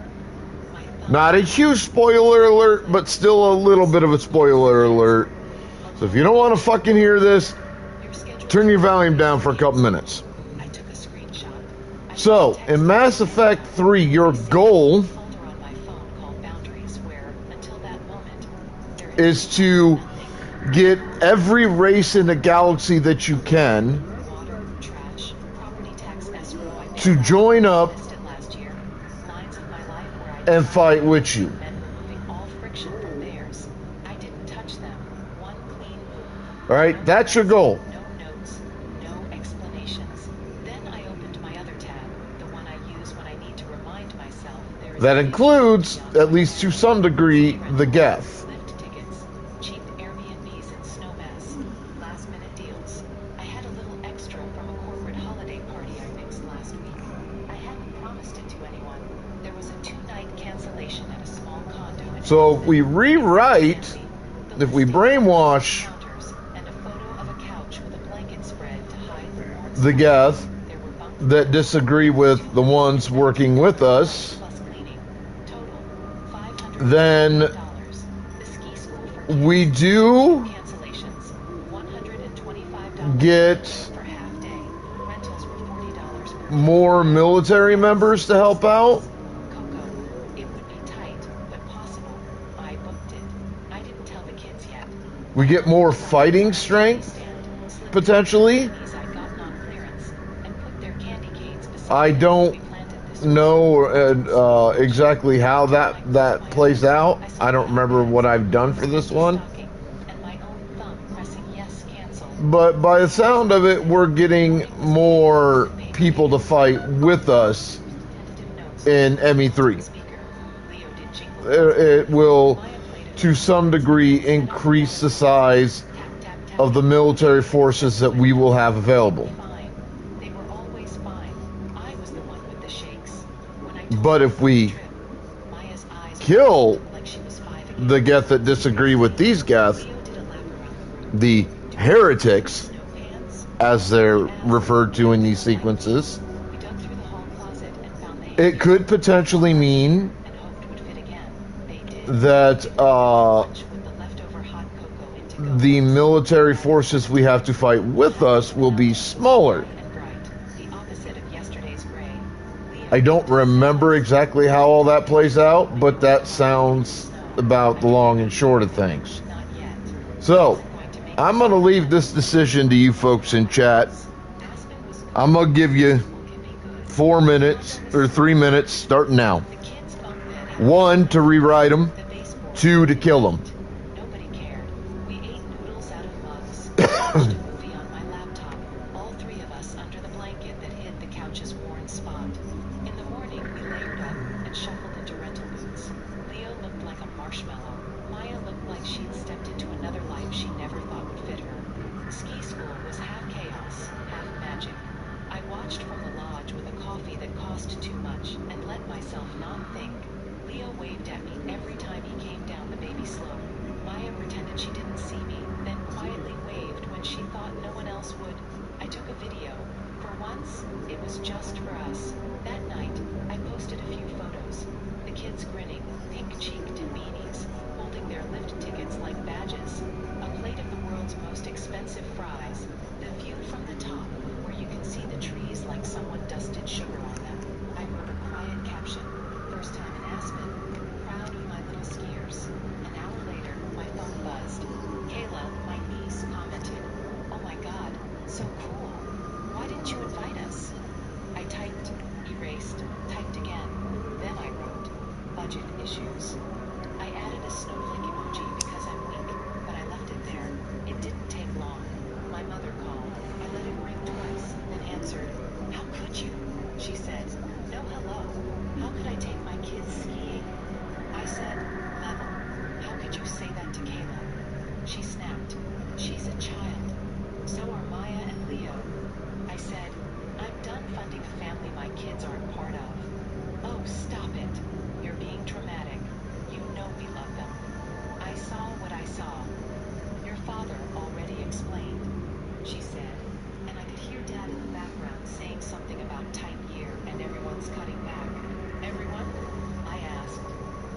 Budget issues apply to the iPads. Also, just kind of an FYI, if we kill the heretics, the danger of them re-becoming heretics at a later point is lessened to almost zero. But potentially it could turn other Geth into heretics. But if we rewrite them, that's also going to create danger on either side of the coin. Potentially, rewriting them will cause other Geth to become heretics, to see the heretics' line of logic and decide that that's the way they want to go. But also, potentially, it means that the heretics at some point might find a way to overwrite the overwrite and revert back to previous programming, and that also could be really bad. So, just a little FYI. You're trying to start a fight, said Dad. I clicked a button. I said, underhanded was telling me budget issues and then giving a show of gifts in front of my kids. He's your brother. Mom said, you two need to make up. He can call me when he's ready. But your time's up. It's risky. I mean, either option really entails a fair bit of risk. They're both equal evils. But militarily speaking, for the third game, this seems like the best option. Your people will accept them back? Will they want to go back? They will remove their conscience and return. We will integrate their experiences. All will be strong. Take them in. When we get control of the core, release the virus. Acknowledge. Release the guns. No remote access via high transmission required. What does that mean? The virus will be sent to heretics in nearby star systems. This station will broadcast a powerful electromagnetic pulse through FTL channels. How powerful? Yield an excess of 1.21 kilowatts. Alert. EM flux will be hazardous to undistributed forms. Addendum. The interior of this station is not human. Have you said that before? Back to the ship. Double time, people.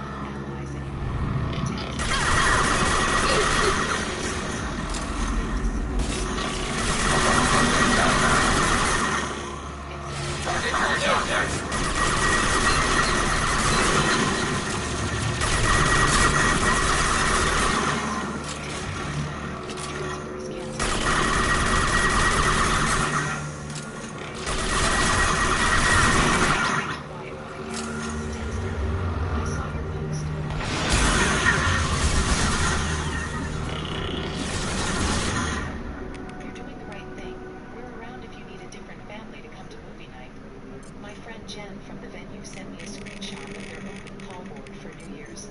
Want to shift? Pays well. I took 2.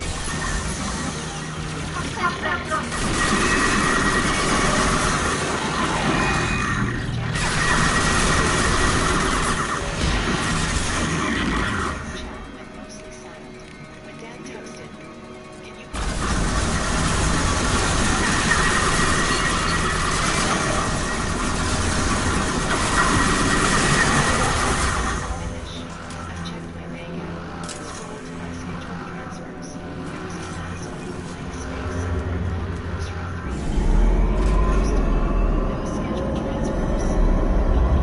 I forgot about that little bit.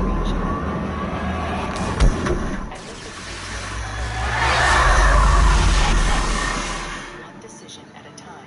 When February came, Tasha invited us to her place for late Christmas with her husband and their 2 kids. We brought sugar cookies. She had a tree still up, a small shop to her stall.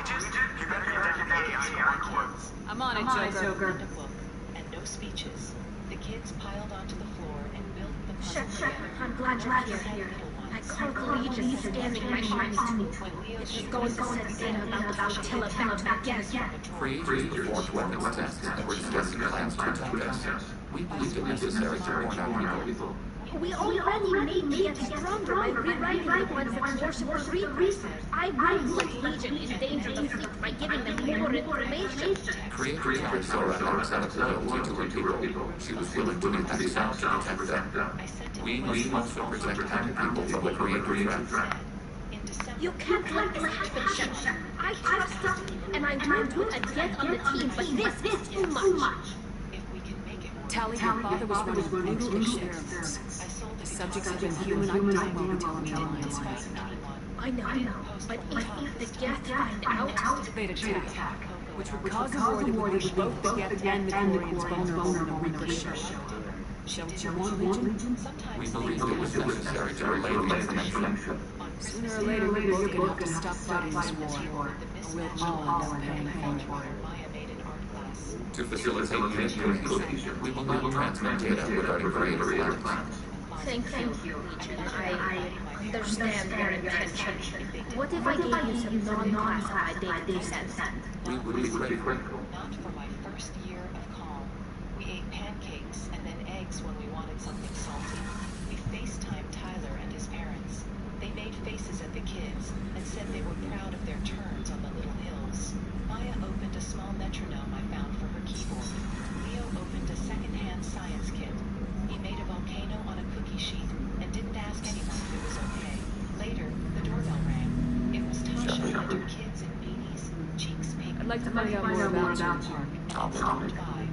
When we took you aboard, I noticed you had a piece of N7 armor welded to it. Where'd you get it? It tastes fine. The kids thudded inside, snow on their boots, excited to see Maya's watercolor. When you disappeared, we were sent to find you. We began to run first to come to the intelligence. Everyone clapped. Eden Prime. After the old machines attacked, it was heavily defended. We were discovered. This is the beginning of a rival shop. Merry Christmas. I replied, Merry Christmas. You've been looking for me for 2 years? We visited Theros, Novelia, Vermeer, Islands, a dozen unsettled worlds. The trail ended at Northern's wreckage. We talked about sleep and the best Organic transmissions and cleaned out. We recovered hundreds of debris for your hearts. Fled down the hill and slid into a bush. When the house Doesn't was explain why you used my Put the balls out. cups and socks, I opened my mouth. There was a hole. But why didn't you fix it sooner, or with something else? No scheduled transfers. I didn't feel No trapped. data available. I felt like someone who found the light switch in a room she thought she had to sit in the dark forever.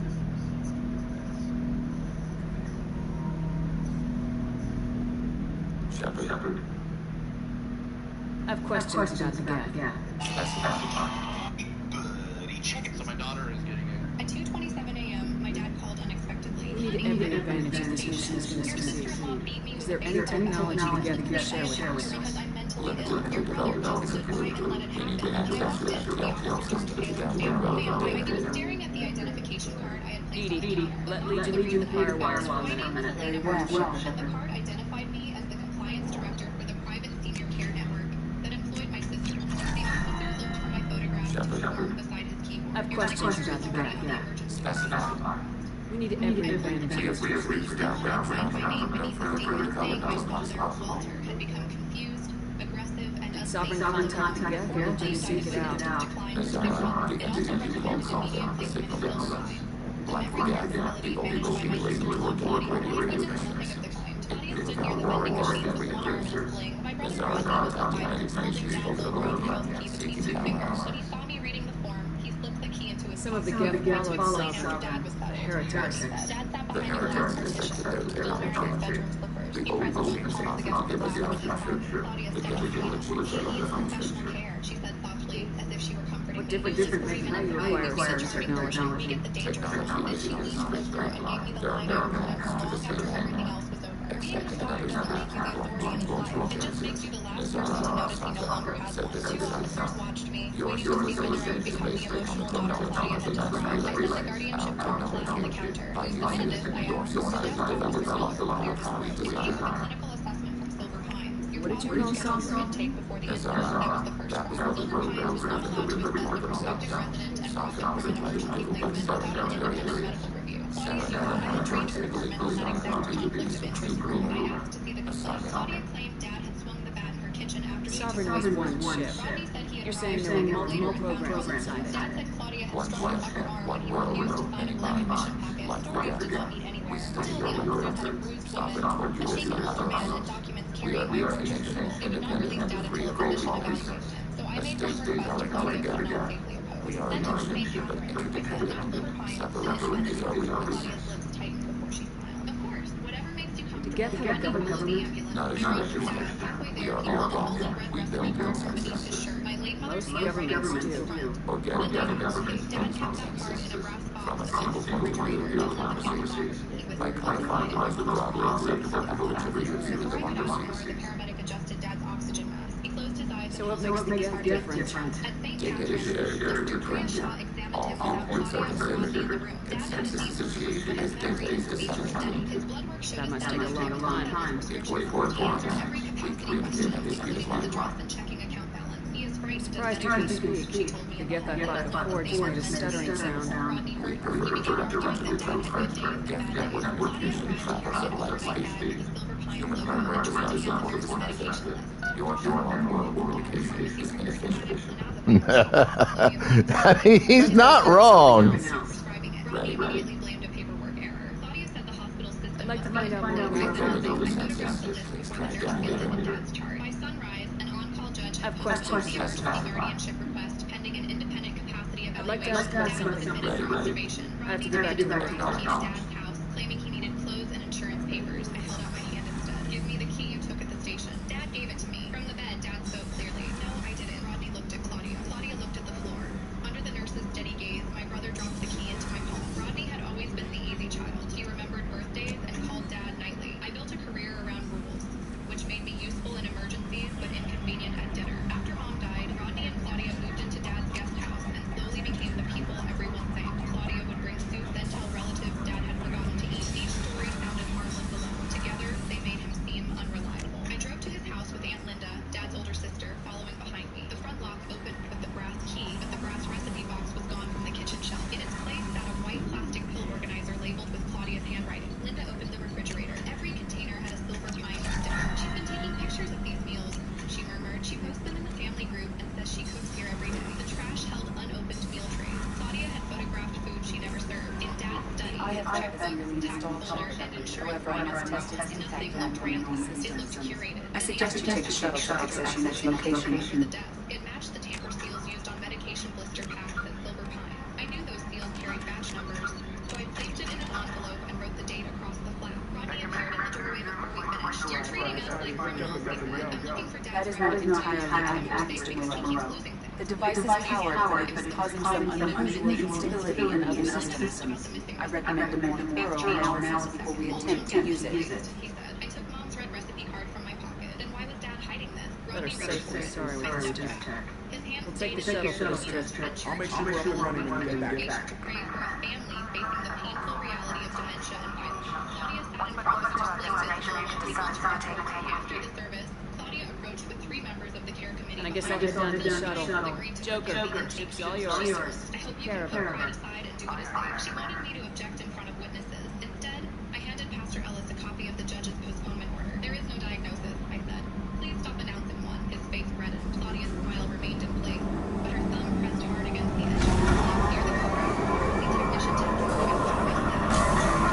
She whispered, "Please lift up a prescription under your father's name." She waved a bottle in her hand, had a different patient label underneath. I noticed the paper was peeling. Did you report it? My manager said she was a licensed administrator and told me not to create trouble. Tessa's observation was suspicion, not proof. Dad authorized the pharmacy to release his pickup history. The sedative did not appear, so I tested the lie another way. I told Rodney the hospital planned to discharge Dad Tuesday. I did not tell Claudia. Less than an hour later, Silver Pines told the court a bed had been Telling you, readings are off. It's radiation, just white noise. I detected a signal embedded in static. We are transmitting only on location. Transmit? Mom had created that To trust with her who? grandchildren. Dad Claudia had used it to reserve the room she was forcing him into. When I asked Rodney about it in the hospital cafeteria, he pushed his chair back so sharply it struck the wall. You always make everything sound dirty. He said we are trying to keep him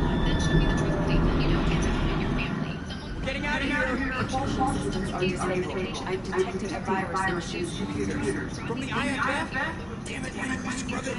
Primary defense systems are offline. We can save the normal instrument, but you must help me. I carried those words back to my car and sat with both hands Give me the ship. What? You're crazy? Start saying things you and I'm done. Unlock my CLD basis and I can initiate countermeasures. The maintenance shaft outside will allow passengers to get out of power. Main corridors are sure and safe. The collectors are managing communication from he could visit, but Claudia attacked my reputation. An anonymous complaint accused me of misusing Silver Pine's record, and my employer placed me on leave while counsel reviewed my exit. Claudia told Linda my job was in danger because I had become unstable. I surrendered my work badge and laptop, then asked counsel in writing to observe the medication inventory, schedules, and payment refrefrigerator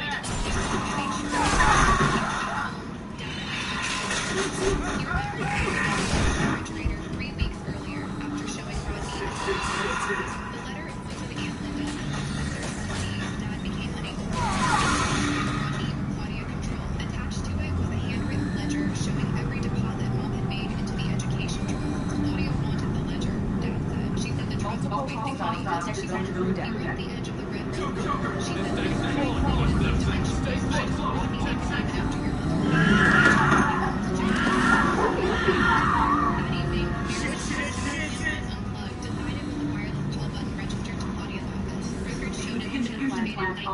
activating emergency fuel cells. Someone had been manufacturing a history of nighttime emergencies. The next call came from Tessa. She had found a carbon copy to All right, It showed a package of sedatives Core primary control module. the name of a resident who had died. Start, just all automatic batteries, because we can play. This is all Joker's fault. What tool he was? I spent all day configuring pod because he plugged in the old one. Then Pastor Ellis carrying a padded envelope. Claudia asked me to hear that. I have access to the defensive system. Thank you, Mr. Morrow. Now you must reactivate the primary drive. Want me to go home and the ducks again? I enjoy the sight of humans on their knees. Claimed Dad had pledged to the the date was from a Sunday when Dad had been visiting me in Cincinnati. Pastor Ellis lowered himself onto the kitchen chair. Create 30 jobs. We agreed to honor your family at the Founders Luncheon next Saturday. There it was, not just free. Claudia needed Dad declared incapable before the luncheon, so no one was engineering. Heading towards war immediately.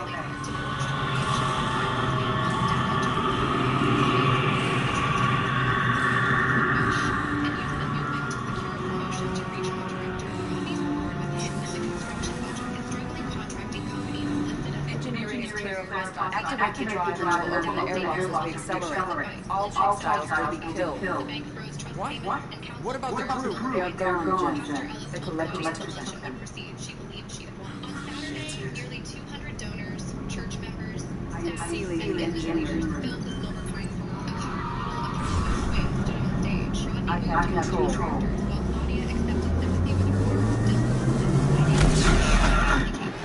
still the service door with temporary employees. It was a final public reminder of where she thought I belonged. I took the seat comfortably. Claudia took the podium and announced that Walter Mercer, absent because of his declining condition, had donated the education trust to build the wing. Applause rolled through the room. Claudia unveiled the mall. A brass plaque carried Mom's name. She had turned her tenderness into stage decoration. Then the event coordinator stepped to the microphone. Send a message to Shepard Shuttle. Silver Pine's council requested Message clarification away. from Are you feeling well, from the center table. Claudia stopped smiling. Linda read the trust clause. The money would support education for Mom's dependents and nothing else. Then she displayed the bank's agreement. Rodney stood and said it was a misunderstanding. Claudia reached for the microphone, but Silver Pine's outside counsel, Brenda Joyce, came onto the stage holding a sealed folder. It is more than a misunderstanding, Brenda said. Our preservation review found that the clinical assessment used Everyone? emergency You lost everyone. Damn, you lost the ship too? I know, right? I was here. It's not his fault. None of us. Mr. Taylor is correct. The harmful data in the collector drive was even more sophisticated than the black box viruses I was given. Heard it was a rough ride. There's a lot of empty chairs here. We did everything we could, Jack. sends activations from her office, creating false Is the nighttime ship visions. clean? Still, We can't Claudia risk this refuses happening to again. none of this Edie and proves I her purged the innocence. systems. The She's Reaper got IFF is online. Go through the Omega Ray Core Relay when you want. Don't even get me started about unshackling the damn AI. Well, what can I do against Galactus? Break my arm or something? Edie cleared the ship. She's alright. I assure you, I am still bound by protocols and programming. Even if I were not, you are my crewmate. It did not connect to the internet. It Edie's recorded had plenty of opportunity to kill and stored us. the files We need all locally the help within the we rest can of the get. box, because that Sounds was like we have everything we need to rescue the crew. We've done everything we can. It's time to take the fight to the collectors. slipped under the removable lining. The recording did not show Let's do it. The rest of you to your Claudia stations. entered the kitchen carrying the bat from Rodney's Aye. Just punch up the galaxy whenever you're ready. Claudia placed the bat in Dad's hands and told him to hold it for a photograph. When he refused, Rodney wrapped Dad's fingers around the handle while Claudia took several pictures. Dad pulled him out. Claudia struck the cabinet with this bat, pressed her shoulder against the sharp corner of an open pantry door, and ordered Rodney to call the police. Then came the sound that ended every excuse. Rodney asked, "What if Elena gets here before they take him?" Claudia answered, "Her signature is already handled. Once he's inside my facility, she will need permission to see him." When the recording ended, a donor tore her pledge card in half, and one of Rodney's contractors walked out. Claudia stared at the brass box as if it had betrayed her. State investigators served Claudia with a suspension order. Police took the forged packet, medication records, and memory card. Rodney tried to leave, but Linda's attorney handed him a civil claim for every trust dollar he had billed. He looked at me for help. I moved my chair away from the door. Silver Pines terminated Claudia, and the state revoked her administrator's license. She pleaded guilty to elder exploitation, forgery, filing a false report, and unlawful possession of medication. She received a prison sentence and was barred from working with vulnerable adults. Rodney pleaded guilty to conspiracy and attempted trust fraud. His company collapsed, and the court ordered restitution, supervision, and no contact unless Dad requested it. Dad never did. The department disciplined Miller for relying on an unverified facility assessment and adopted an independent review rule for disputed placements. Pastor Ellis apologized to Dad in front of the congregation, using Dad's name instead of a vague reference to dementia. Uncle George called me 3 times. I did not answer. The relatives who had repeated Claudia's story received one email. Let's do this. I did not include a speech, a demand, or a request for apology. My employer found that I had access to no confidential records. I returned to work in a division with no Silver Pines oversight. Dad sold the guest house lease rights and used the money to hire Maribel for daytime support. He remained in his own home. Dr. Shaw adjusted his medication, and within weeks the tremor in his hands eased. He began driving again, only to the grocery store and church, but he kept the keys in his own pocket. On the first Sunday after the case closed, we baked Mom's apple cake together. Dad measured the cinnamon while I read from the red card. The brass box sat above the refrigerator again, its false bottom empty now. Before I left, Dad handed me a new copy of the house key. Emergency. I put it on my grave, and locked the door from inside. Pokeballs out. With his own hand, and waved through the kitchen window. We're about to get messy. The red recipe card stood upright against the brass box, exactly where he wanted it. Please confirm destination Shepard. The Reaper IFF is online. There's a chance that the known may not survive the Omega Ray relay. Once we are on route, we are committed. 6 nights alone. I moved a painting and an envelope dropped. His handwriting on the front stopped me. The collectors took my people. And you already own them. Time to go get them back. Wood polish and recycled ink. And my mother was on the furniture meter as the judge even finished reading the inventory list. He shouldn't even be here, she said, loud enough for everyone on our side of the aisle to hear. He hasn't been part of this family in any real way for years. My Trip father should take a didn't few say hours. He just I'll sat there with admit his it. hands folded I'm over impressed. Mrs. Folder. You Now got he us said out. she recited something Are you we ready? marched to the car. They Got the returned right to team. the Let neighbor them blonde tell tall you. with a pinstripe suit and team 2 white I hope Pacific you're Hotel right. in state law. Shuffled Well, papers and whispered something I'll to the inform girl you who if called anything the changes. They've been Otherwise, planning we'll be there in a few hours. Good luck. Before the hospice See you bed on was the moved, inside. my mother had started making lists. What was worth keeping? What could be sold? What the house might go for if they listed it by summer. I'd heard her on the phone with a realtor while Grandpa was still eating breakfast in his kitchen, still parking his truck under the elm tree every evening, still watering his tomatoes with a garden hose that leaked from 3 different spots. I never said anything back then. I figured the old man would outlast all of us out of sheer stubbornness. He didn't.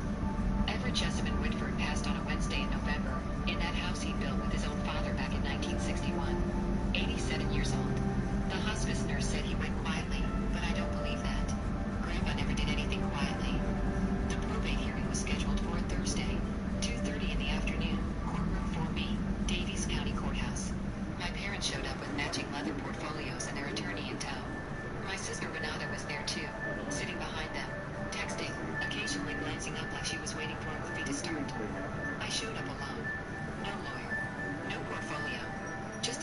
Shepard, I wish I had more information.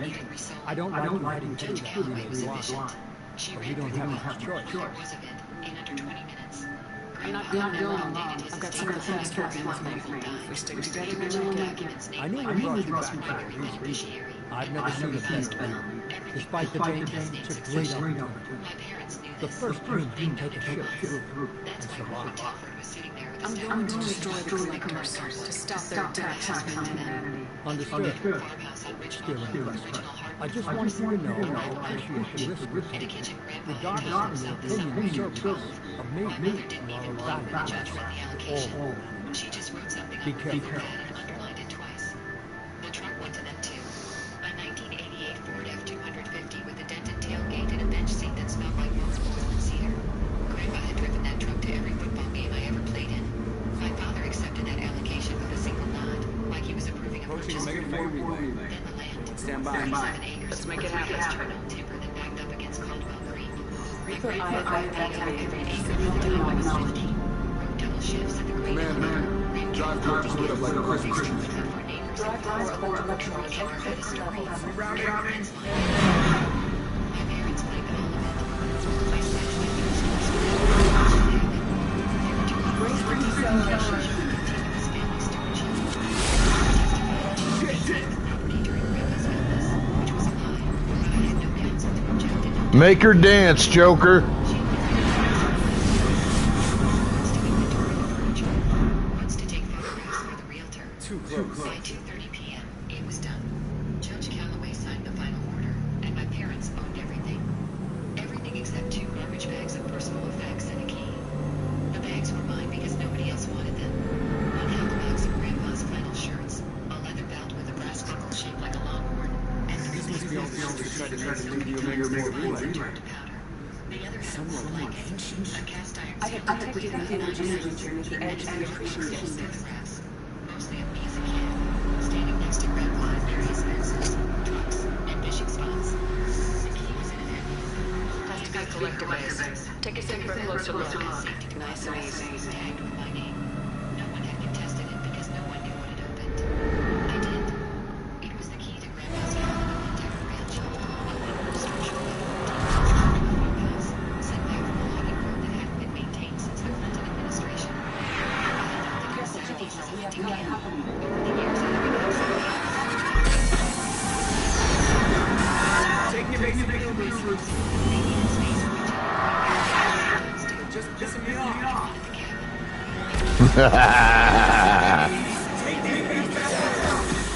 As long as playing practice.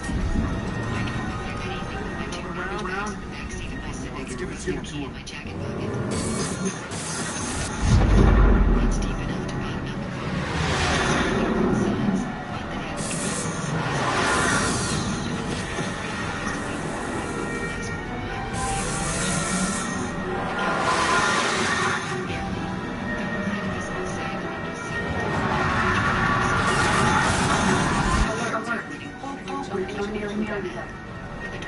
Cargo hold. I'll take a team to deal with the intruder. You get the rest of us on my tail. like it had been waiting. Inside smelled like dust and pine resin and something faintly chemical, maybe old kerosene. One room, maybe 400 square feet. A wood stove in the corner with a stack of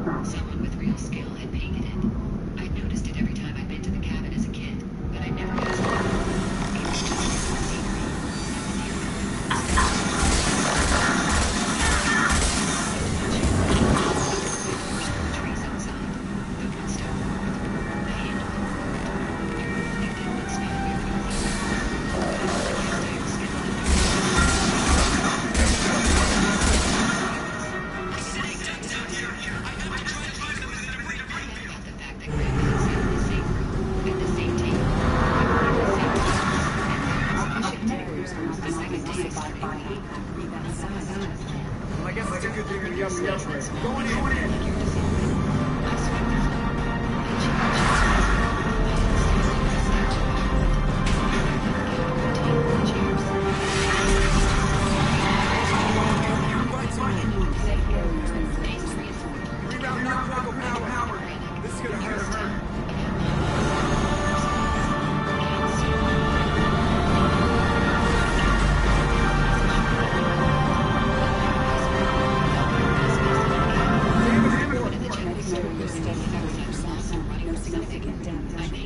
Take the helm and keep it slow.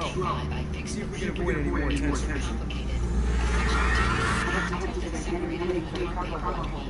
That thing. This one's up to shut.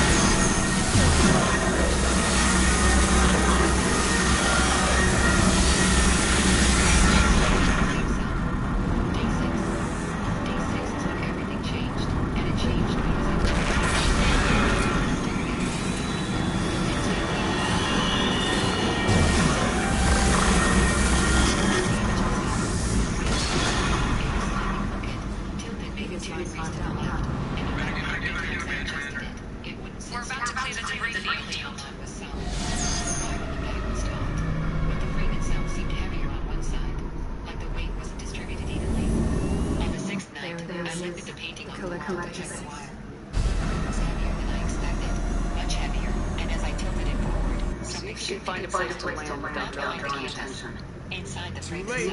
Looks like they're sending out an old friend to greet us. And when I turned the painting upside down, I heard something slide. I set the painting face down on the table and looked at the bottom of the frame. There was a seam. Not a crack, a seam. Deliberately cut, sand and scope, and stained to match. A channel had been routed into the bottom rail of the frame, creating a hollow space about 18 inches long and maybe an inch deep. I used the flathead screwdriver to pry the channel open. I put a separating blade.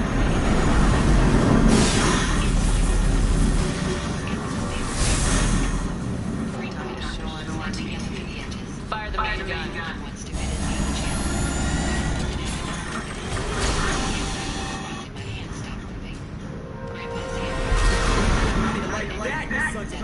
Getting close. I love Joker so much. He's fucking great.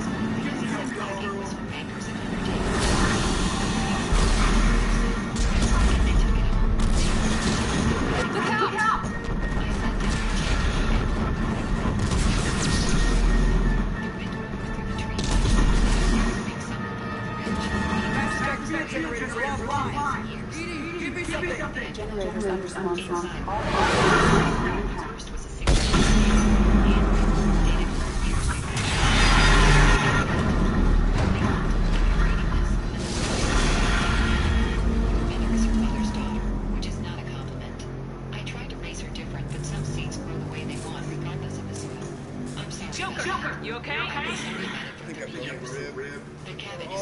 Multiple core systems overloaded during the crash, restoring orientation in time.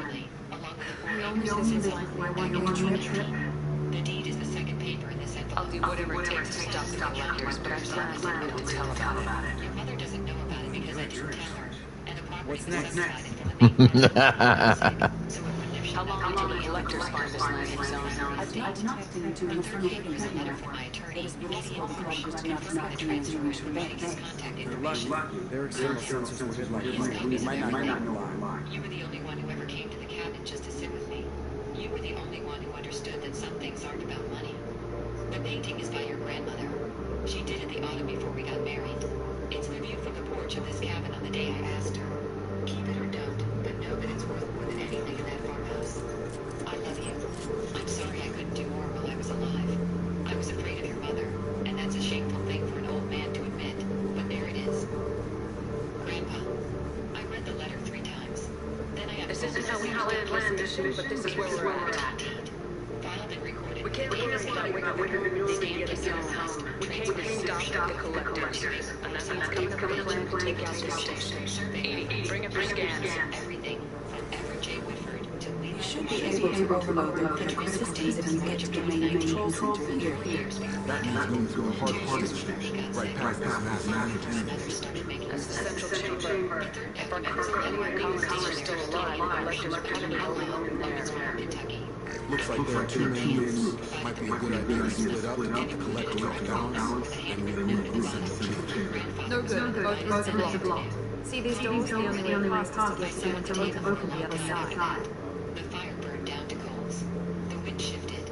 It's not a force, there's gotta be something. And another one answered Here, maybe we can send someone to lose ventilation shaft. Practically a suicide mission. I appreciate it, Jacob, but you couldn't shut down the security systems in time. We need to send a tech expert. It's your call. Who was in the shaft? In a building that looked like it had been there since Eisenhower. Marsh himself was in his 70s, thin, with wire-ripped glasses and a handshake that could crack a walnut. Reasonably, I only have 3 choices for this. He poured coffee from a carafe that looked older than I was and sat me down across from a desk covered in leather-bound volumes and yellow legal pads. Your grandfather came to me in Or at least 3 possibilities. But out of those 3, we could take away 1 because he's a scientist, but not necessarily knowledgeable about mechanics. So while Morden could be a good choice, even a great choice, your only real options are Tully and Legion. any statute of limitations for challenge. The parcel was appraised at the time of transfer at $14,000, well under the gift tax exclusion. Everything was done correctly. Can they contest it? I asked. Considering Legion is non-biological, Press pocket. They can try. Anyone can file a motion. But the transfer the likelihood of him being detected question of competency. is going to be far less than if I sent Tully. So the choice becomes simple, yet remains incredibly complicated. But in this case, I think I'm going to go with Legion. I'm sending you into the shaft. He put his glasses back on.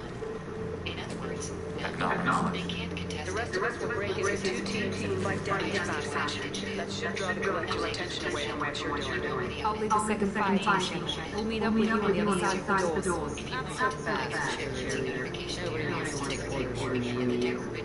This isn't a popularity contest. Lives are at stake. Shepard, you need someone who can command loyalty through experience. I said. He nodded once, like we'd shaken on a deal, and wrote something on his legal pad. I drove back to the cabin that afternoon. Took the long way, through the river bottoms where the sycamores leaned over the road like they were trying to touch each other. Parked in the clearing. Walked a quarter mile. Unlocked the white oak door with a rusted key that wasn't just a key to a cabin anymore. It was a key to the only piece of my grandfather that my parents could. I want Jack to lead the team too. I knew she would. Kitty and Marsh had sent I trust her. What is this? She said. No greeting. No preamble. I call the shots on this ship. It's a deed. You'll do as I say. I know what it is. Understood, I know Commander. you got it. Grandpa gave it to me. 4 years I ago. don't know what we're gonna find in there, but I won't lie to you. It's not gonna be easy. It was filed with We've lost good people. You just didn't look. We may lose more. 5 seconds. I could hear my father in the background saying something. We don't know how many collectors have stolen. Thousands, hundreds of thousands. It's not important. I said. What matters is this. Not one more. That's what we can't do here today. It ends with us. They want to know what they're doing now? I said we show them on our terms. Let's bring our people home. Another silence. Longer this time. Your grandfather had no right to. He had every right. It was his land. He could do whatever he wanted with it. This isn't over. On my squad, I'm taking Samara Times that evening. I let everyone go to voicemail. My father called twice the next morning. and Grunt. This gives me a lot of physical power. It gives me a great deal of Later, I got a letter from Corbin. biotics. It was a demand letter asserting that the cabin parcel. really powerful biotics. So I divide my biotics. Marsh's office.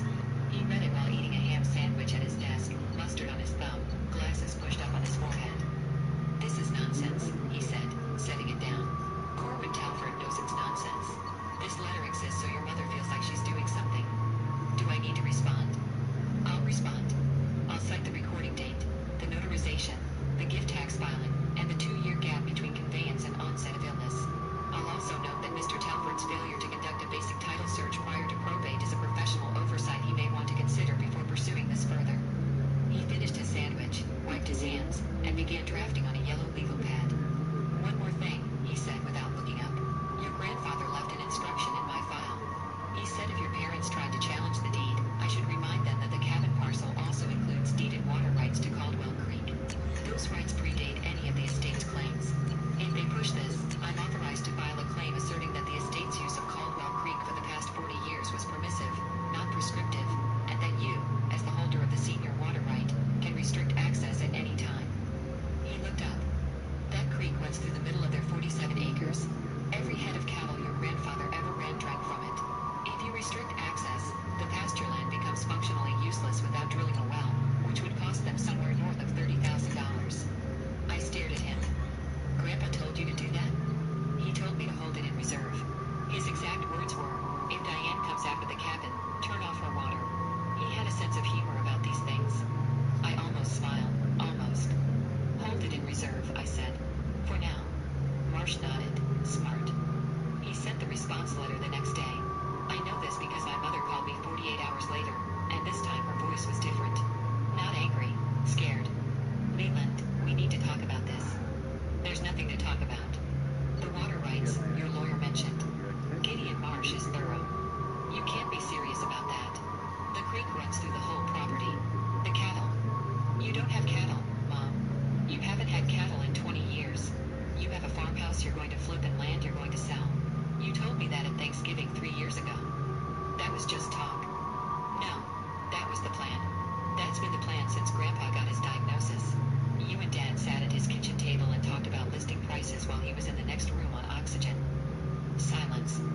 I'm keeping the cabin, I said. I'm keeping the 4 acres. I'm keeping the water rights. And I'm keeping the painting. What painting? Grandma's painting. The one she did of the creek. The one you never noticed because you never went to the cabin because you never cared about anything up there that didn't have a dollar sign attached to it. I could hear her breathing. I could hear my father in the background again, and this time I could make out what he was saying. Just let it go, Diane. Just let it go. Don't call me again about this, I said. If Telford sends another letter, Marsh will respond.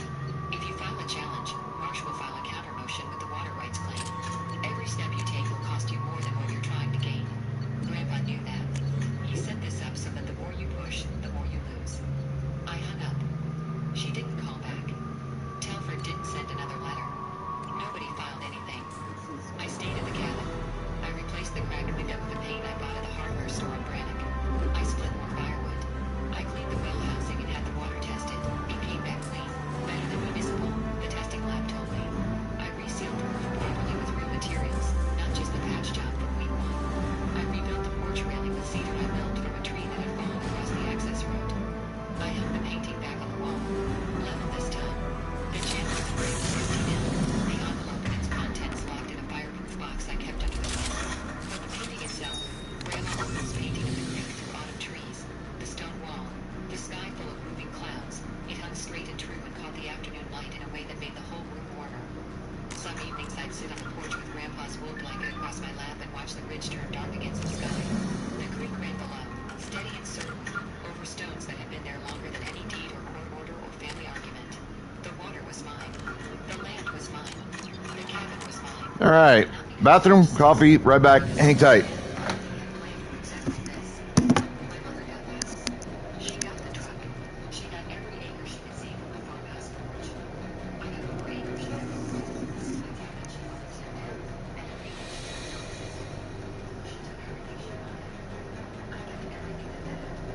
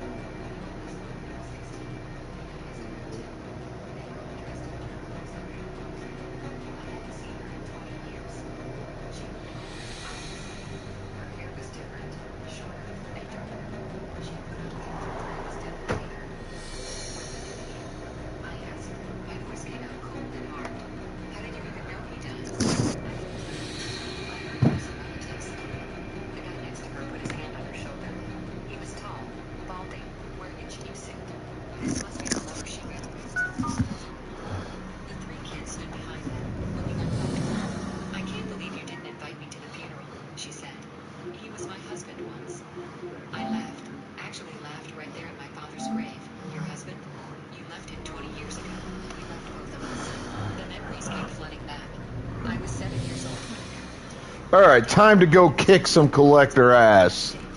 He was only supposed to be gone.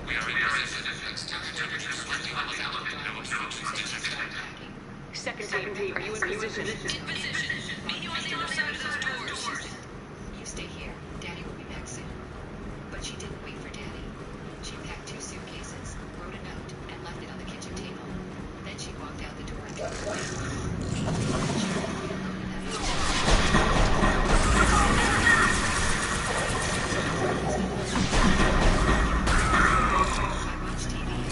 Watch out!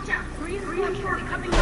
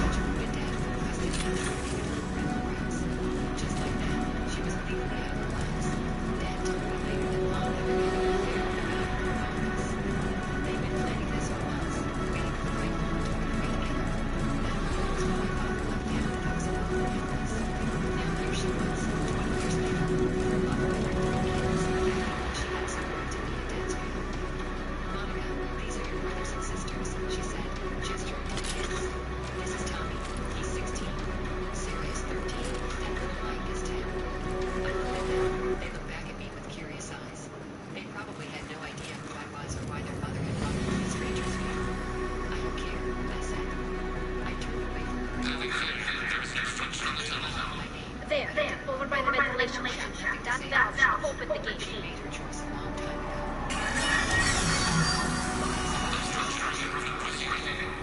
Dan and I had figured things out together.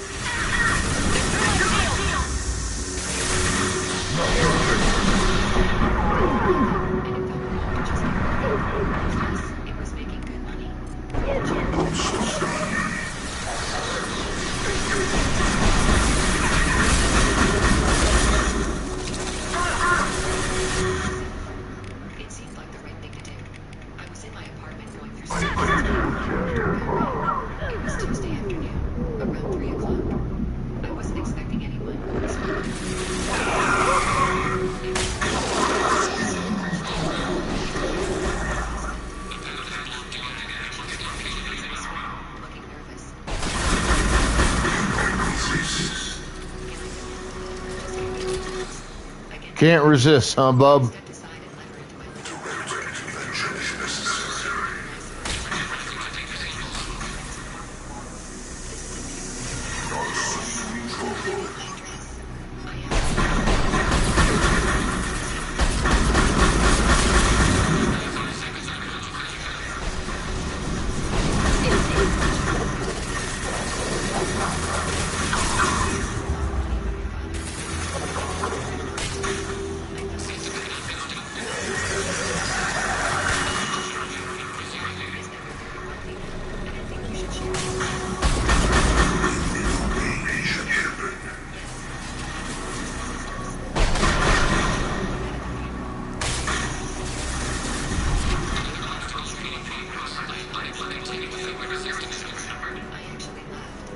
Working on it.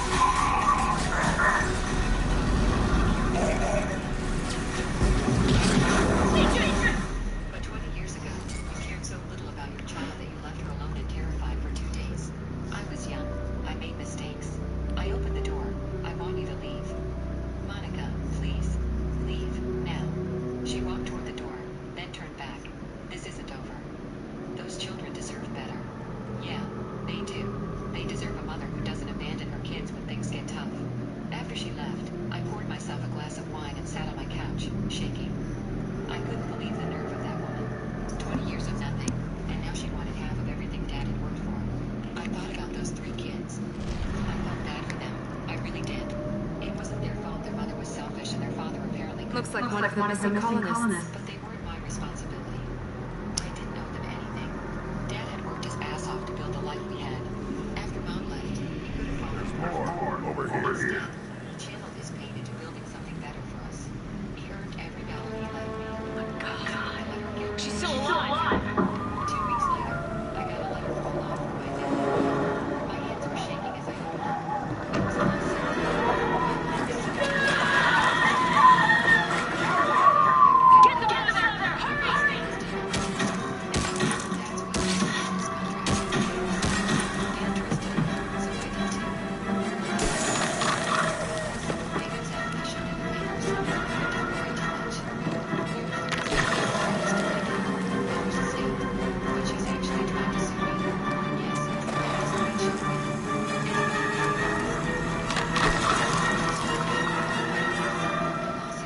Hey, Doc. Her lawyers were arguing that she contributed to the family and deserved compensation. It was bullshit, but we still had to go through the whole case. The trial started 3 months later. I was nervous as hell walking into that courtroom. Mom was sitting at the other table with her lawyer. The colonists An expensive suit and looked like she was hot shit. those swarms of little robots All 3 kids. They melted said their bodies into grey liquid and pumped through these tubes. sad eyes. Like I was the villain. Where are they doing this? What are they doing with legislative material? I don't know. Was married to the deceased. I'm just glad we got here before it happened to She us. helped raise his daughter. So are we. Carried into the hospital. but we still have a job to do. We've taken casualties already. Let's hope we've got enough people left to finish the job. Joker, can you get a fix on our position?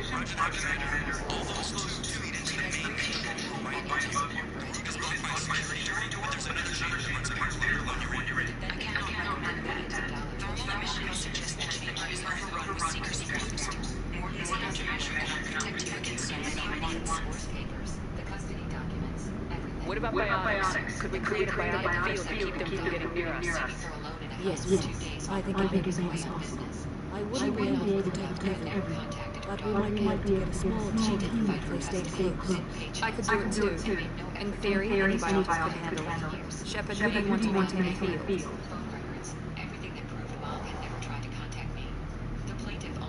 Samara and I will take a small team through the seeker swarms. The rest of you provide diversion by going through a main passage. We'll open the security doors from the other side and meet you there. Who should lead the diversion? That's when things got interesting. Mrs. Williams. The judge said, I'll hold them while you slip in the back. What about me and the rest of the crew? We're in no shape to fight.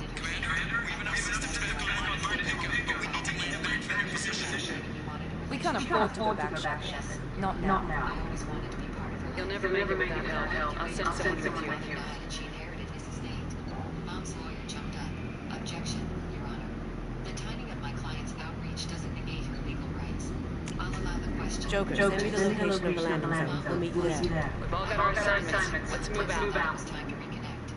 The judge wasn't buying it, Mrs. Williams. Why didn't you provide any financial support to your daughter over the past 20 years, but now you believe she should provide financial support to you?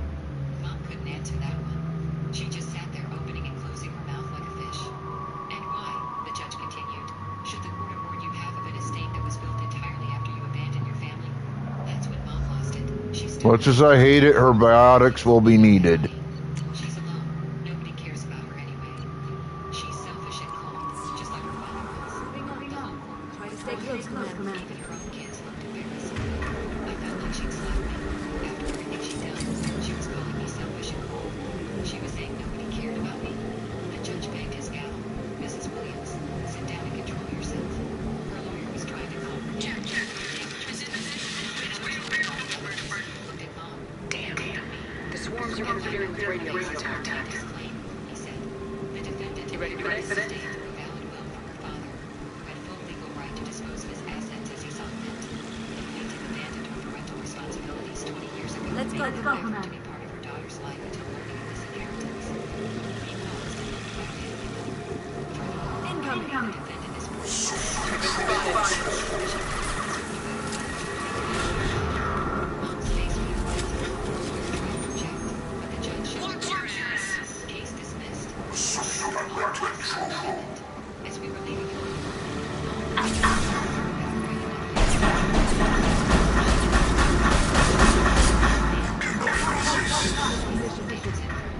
her husband finally came over and pulled her away, but she kept staring at me with pure hatred in her eyes.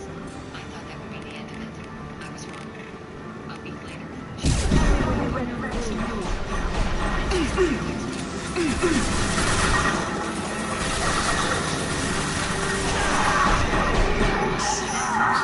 Nothing can hurt me!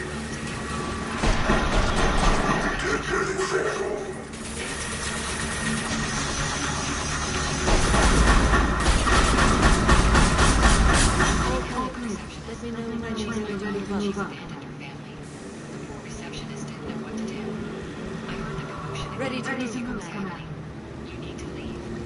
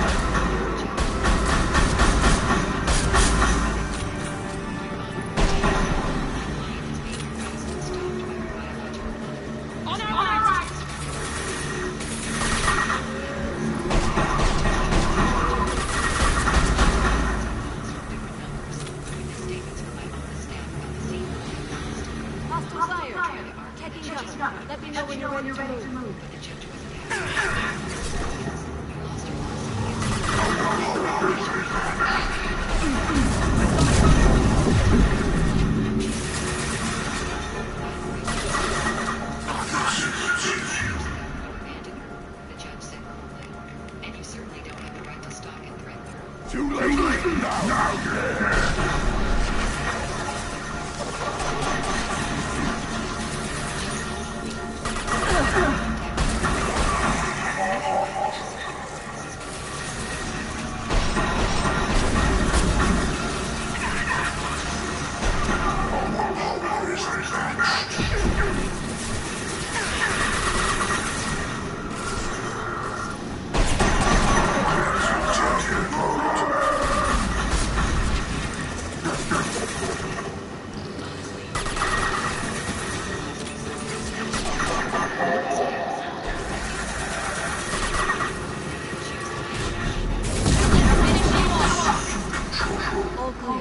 Let me know when you're ready to move up. Let's go. 20 years and then show up demanding money. Dad worked his ass off to build the life we had. He could have followed the party for mom left, but instead he channeled all that pain into making something money. Every dollar he left me, he earned through his own sweat and sacrifice. I'm not going to give that away to a woman who threw me away like garbage. Sometimes I wonder what would have happened if mom had approached me differently. If she'd come to Dad's funeral and said she was sorry. If she'd asked to have coffee and talk about the past. If she'd acknowledged what she did to me and tried to make amends. But she didn't do any of that. She saw dollar sign. And you're just worthy to remember.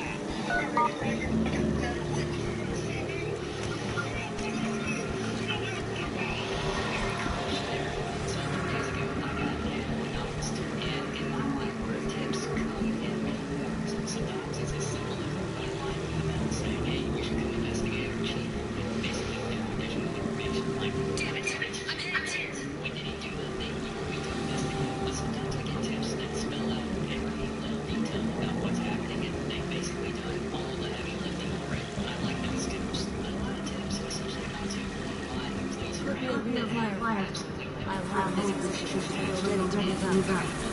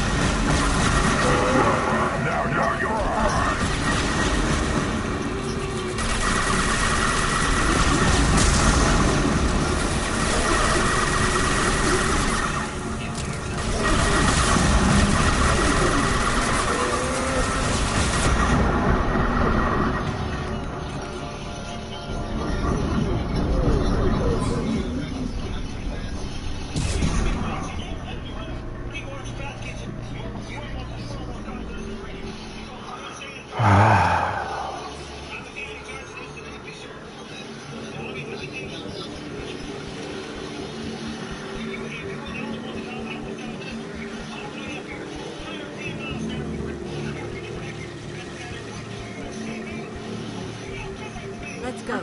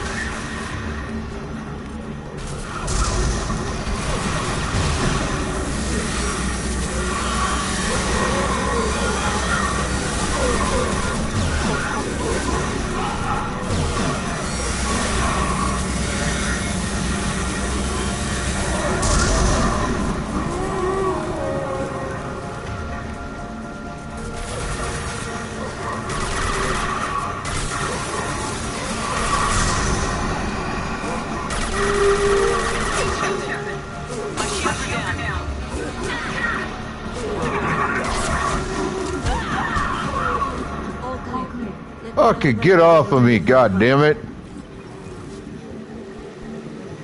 Moving up, Commander.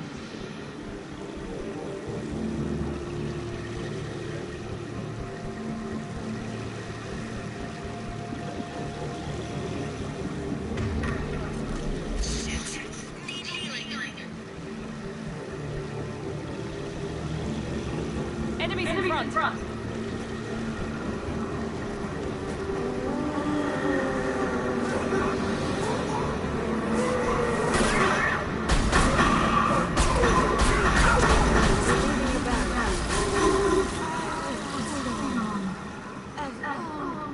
As I can.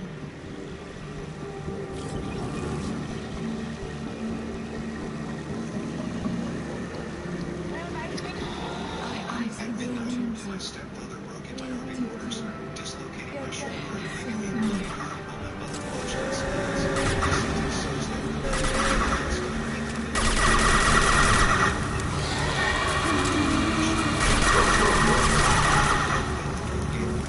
slamming against the wall. In the gloom of the hallway glanced at Richard King, my stepfather, his face red by alcohol. He stumbled forward.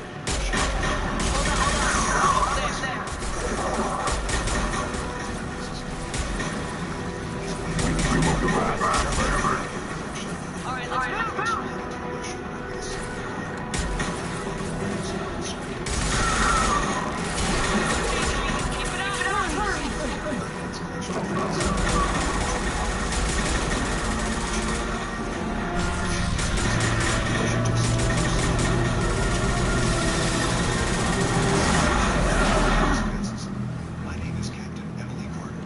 I am 32 years old. A U.S. wounded soldiers out of burning vehicles under fire-set bones on the floor of field hospitals and stitched. What's your position? But nothing in war had ever We're coming. Hold on. Get this door open. Richard's hand tapped. Come on. My shoulder dangled, useless pain screaming with every breath. Too many. Sized Tear me up. with a stench of whiskey and the echo How'd you talk me into this? You'll never escape me. I wasn't supposed to care. My mother's We're almost there. We have to keep going no matter who we've lost. our eyes locked. I begged silently, please help me. But she stayed frozen. Joker, are you at the rendezvous point? I'm here, Commander. I didn't know I'd lose Jack. Well, that sucks, because Now let's I know what her story is if she survived this.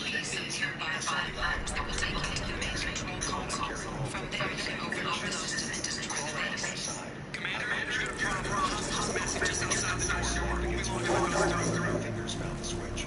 3 quick presses, the emergency signal. Somewhere miles away, military police would see my coordinates light up. Richard didn't notice. His rage. A rear guard could defend this position and keep the collectors from overwhelming us. Pick a team to go with you, Shep. Everyone else can bunker down here and cover your back. Light and sound fading fast. Yet beneath the roar of my stepfather's voice, Alright, I'm taking Samara. response over the radio. Hope, thin as thread, pulsed in that sound. And in that moment, even as pain swallowed me, I knew this night would not end in silence.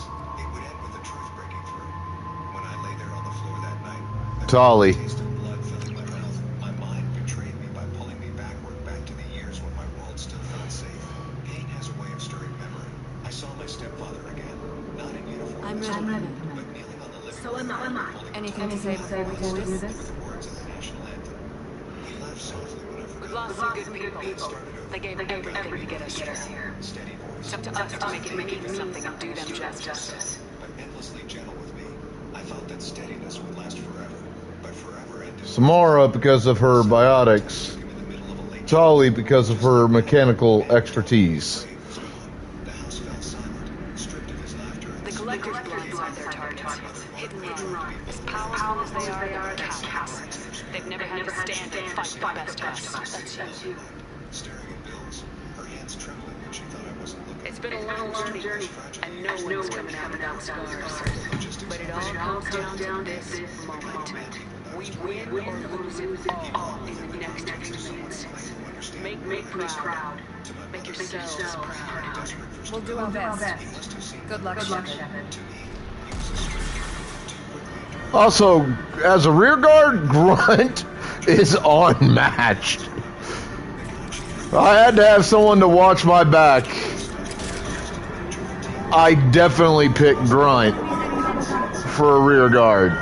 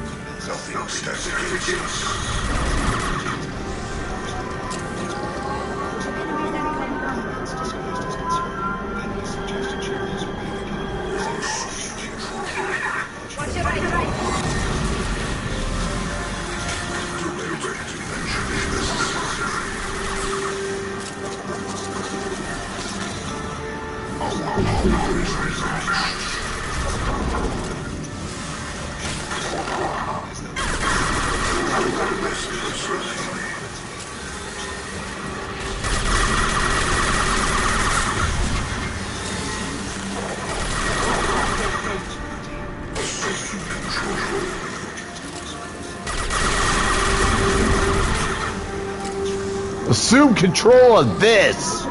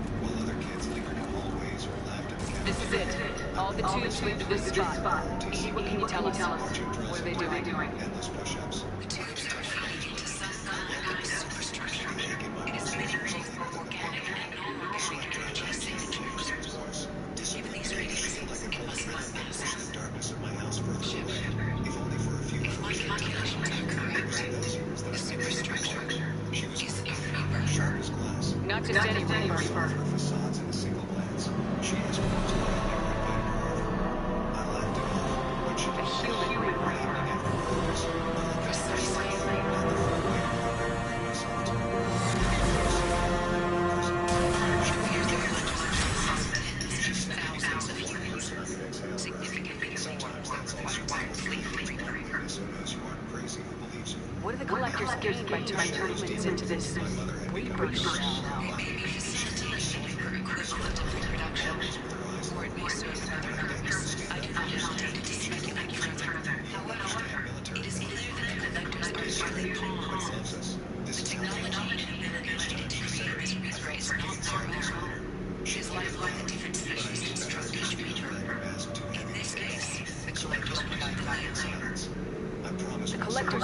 proteins.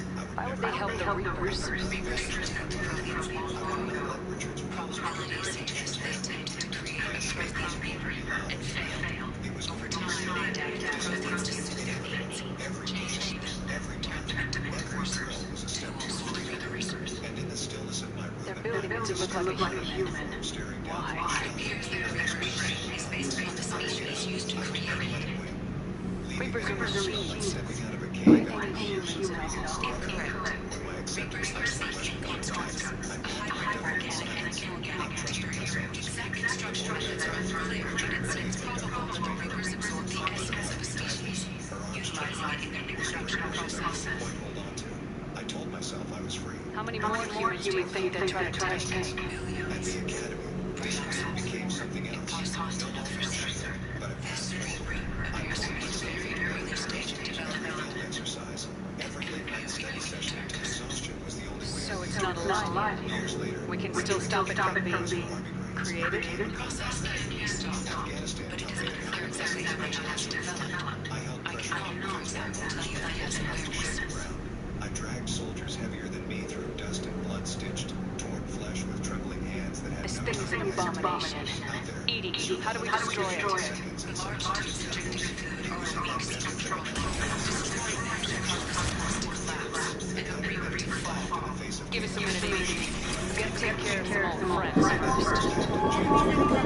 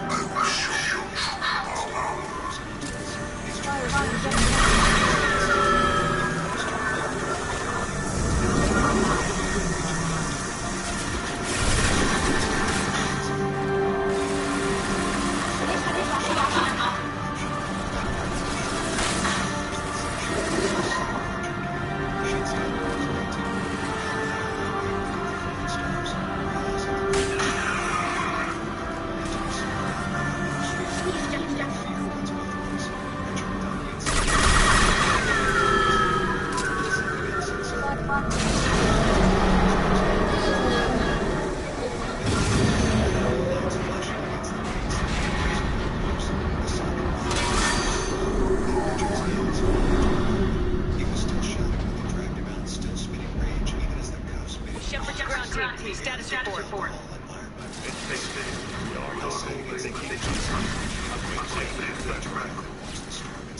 Head to the Normandy. Joker, prep the engines.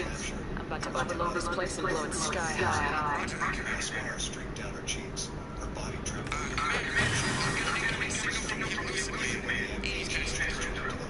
She clutched her shawl tighter around her shoulders, her eyes fixed on the floor. Shepard, you've done good. She shook her I head. still have to destroy the base. Not necessary. I have a better option. I'm looking at the schematics 3D upload.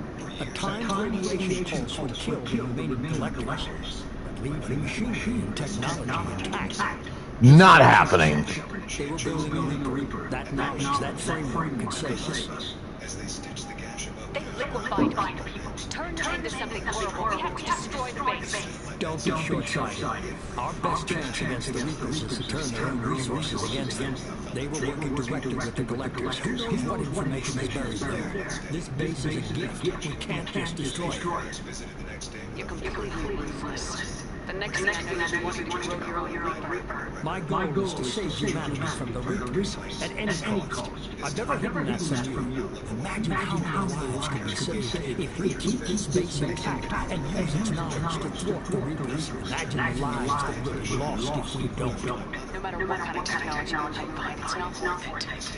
Shepard, you died fighting for what you believed. I brought you back so you could keep fighting. Some would say that Vindictive was going too far, but look what you accomplished. I didn't discard you because I knew your value. Don't be so quick to discard this facility. Think of the potential. We'll fight without it. I won't let fear compromise who I am. Shepard, think about what's at stake, about everything Cerberus has done for you. No. Absolutely fucking not. This place can go to hell. Let's move. We got 10 minutes before the reactor overloads this whole station apart.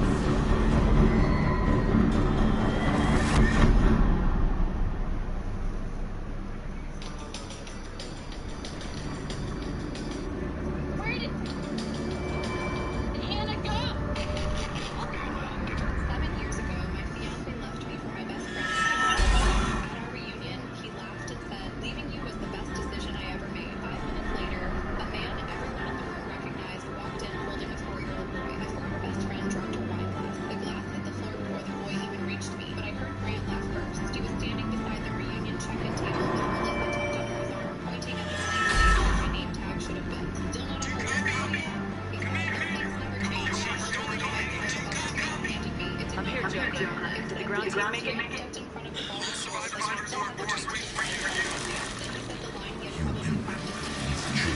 nothing. Your species has the attention themselves deeply and greater. That which you use a weak reason of salvation, destruction.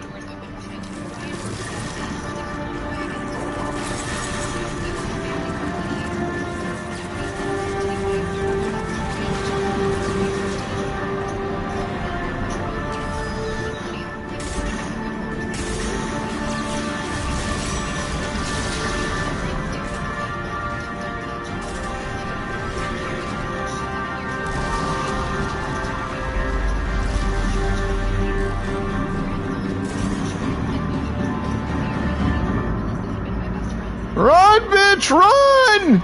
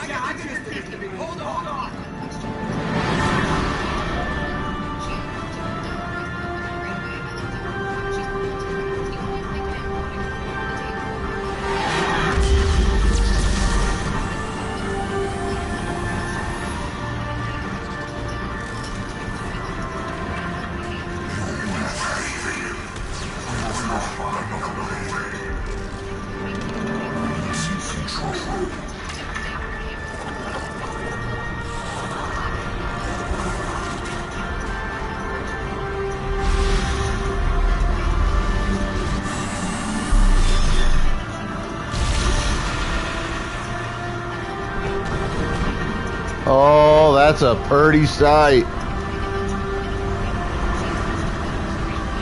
Go, Joker, go, go, go!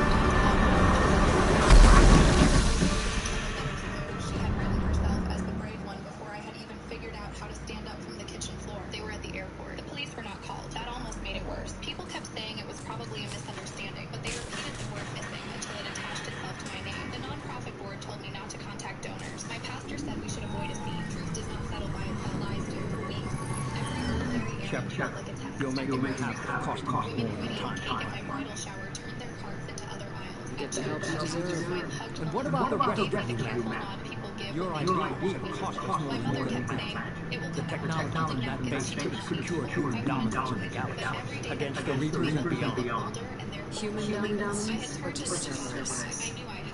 Strength for service, strength for every human. Service is human. I should have known you choked so hard. Two ideas here. I'm not looking for your approval. Harbinger's coming. Humanity runs in the gears looking like that. From now on, do things my way, whether you believe it or not. Don't turn your back on me, Shepard. I made you. I brought you back from the dead. Joker, lose this channel. Fuck you, elusive man.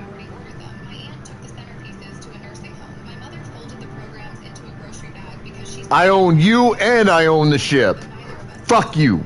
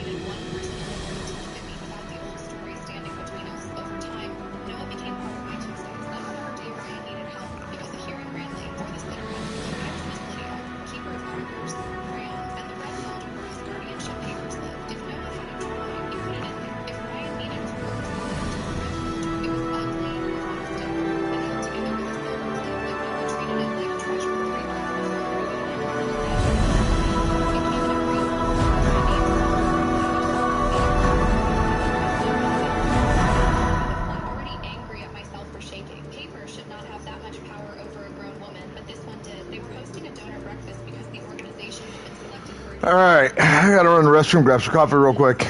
Let this play out while I do that. Then we'll come back and we'll get start going on 3 and then continue on with that tomorrow. So hang on.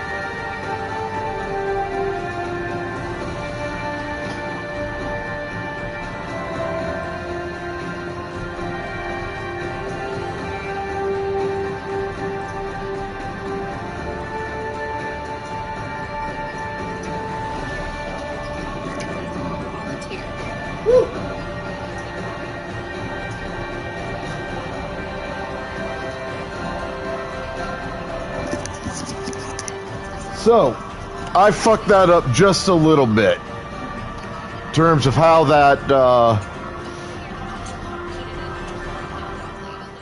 that went down. I lost at least one person I should not have.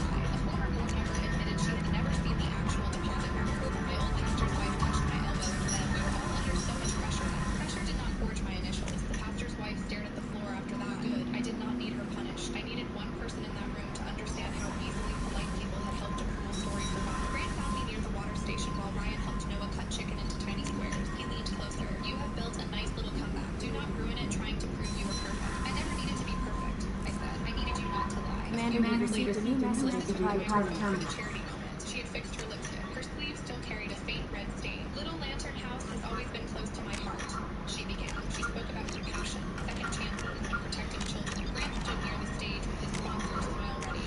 All right, now it is time to jump to the next game because I've done basically everything I need to do. All missions done, everything. So Tonight is not about blame. It is about how good people step in when others fail. Karen walked to the microphone. Before we ask for donations, Karen said, the committee needs to pause. A child's photo was used without guardian approval, and there may be unresolved questions about the old spring drive. Grant moved fast. Karen, this is not appropriate. It is appropriate if donations are being solicited using a story that has not been verified, Melissa whispered. Stop. Lydia, do you have records? I opened the red folder. The first page was the scanned receipt with the wrong C. The second was the night drop log showing delayed delivery. The third was the key access record. The fourth was a time-stamped rehearsal dinner photo with me beside my mother when my church office key opened the storage room. It was the printer report. For years, I thought the missing donation bag had been the whole lie. It was not. The hard proof was a printer queue report from the old office equipment vendor. On the morning after my canceled wedding, copies of a fake emergency receipt were printed from Grant's insurance office printer. The username was not mine. It was Grant's. The fake receipt created the missing money story. The delayed bag made it look like I returned funds only after being caught. They used a real deposit, a fake receipt, my missing key, and Melissa's public concern to turn me into a scandal. Grant had needed me discredited before I found out he had sold wedding insurance policies to nonprofit board members under false discount promises. Melissa found out first and used it to pull him here we go. because she wanted access to his client list for her outreach business. It was so plain that it almost hurt more. One more game to go after this one. Some grand love worth destroying a wedding over. A shortcut, a client list, a cover. Probably about another month or two worth of ME run through. The ballroom did not explode.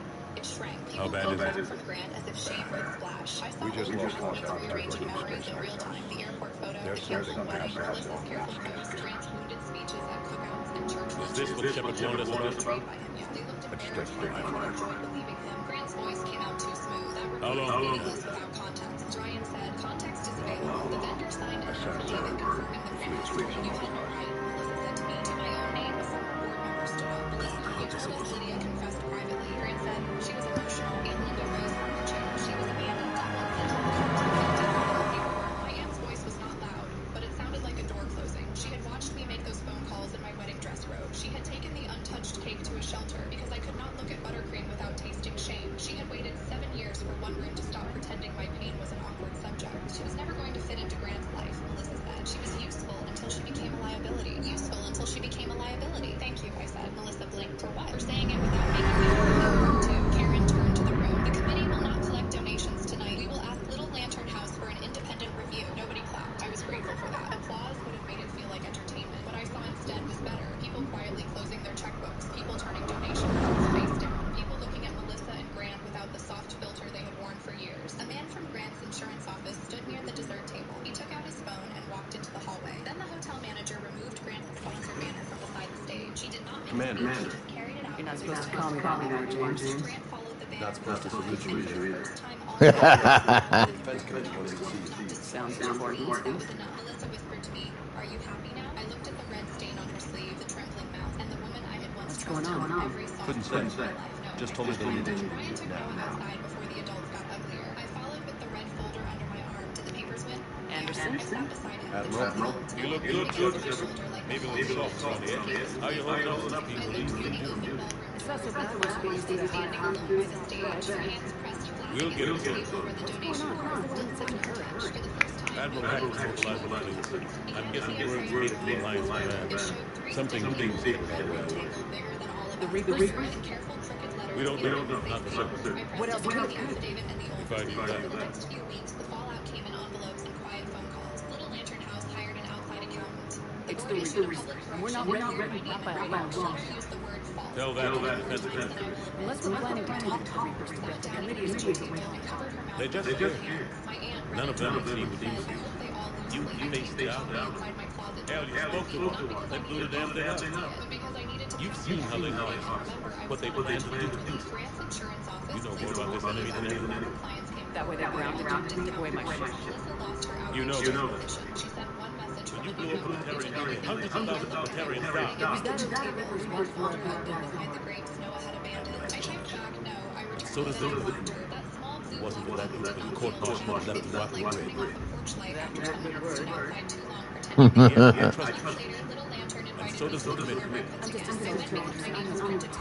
I don't think you'll be either. I just think you do whatever it takes to help us stop the They're expecting everyone else followed. Afterward, a woman whose daughter had received childcare help from that spring drive came up to me with both hands around her waist. I believed them, she said. I am sorry. She did not ask me to comfort her. She did not say everyone made mistakes. She just stood there and let the apology be heavy. That was why I accepted it. That night, I took the wedding dress box down from my closet. The ribbon Melissa had tied around the bouquet sample was still tucked in, pale and stiff. I cut it into small pieces and threw it away. The next morning, I donated the dress to a theater so one could wear it on a stage and know heartbreak was pretend. The red rose died months past. The clinic No. Sorry. It's been... That's okay. Just glad I bumped into you. Yeah. Me too. Admiral. Come on. Forever. We talked about homework, parking tickets, and whether Noah's stuffed turtle needed its own chair at dinner. Peace arrived like that, carrying ordinary things. One Saturday, Noah and I sat at my kitchen table, covering the red folder because he said important things should not look boring. Do we need the bad papers anymore? He asked. I thought about Grant's message, Melissa's sleeve stained with wine, the blank square on the charity board, and the way the room had shifted when the record spoke. Not every day, I said. He placed one final sticker on the folder. A tiny house with a blue door for safekeeping, he said. I slid the clear folder into the back pocket. His drawing of safe papers. Then I locked the folder in my new cabinet, turned the kitchen light, and left the key We were hoping you would tell us. Nobody else could pretend to find it. The reports coming in are unlike anything you see. Whole colonies are contact. We lost contact with everything beyond the solar relay. Whatever this is, it's incomprehensible. You brought me here to confirm what you already know. The Reapers are here.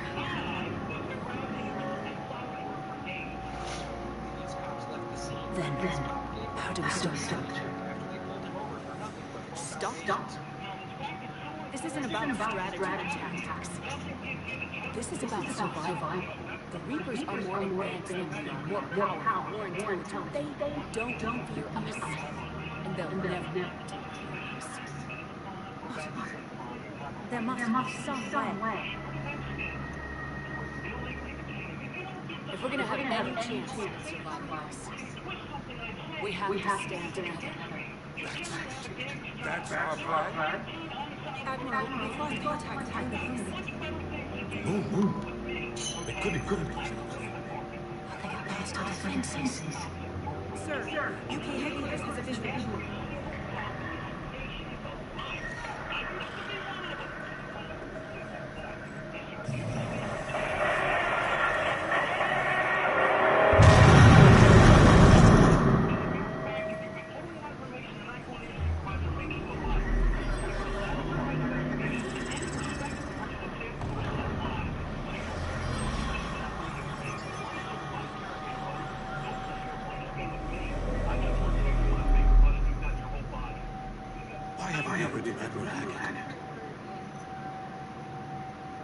What do we do?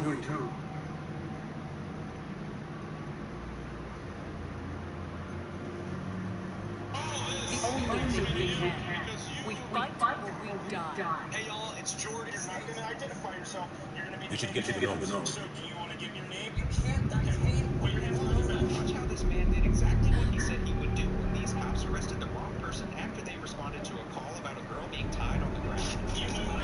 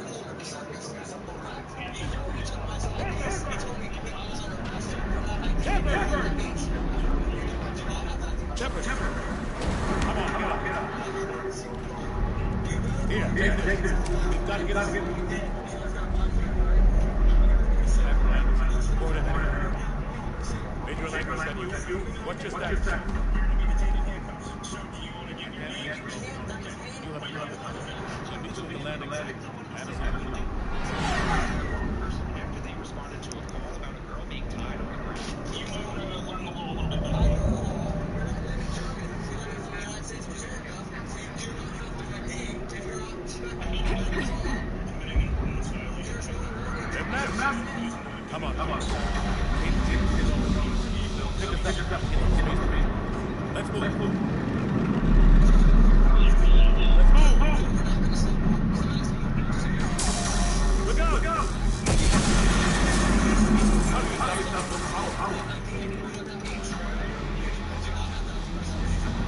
a running jump. It's part of the look.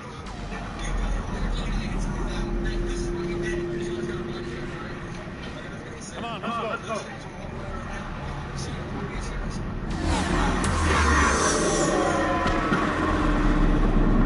Come on. We'll have to go this way.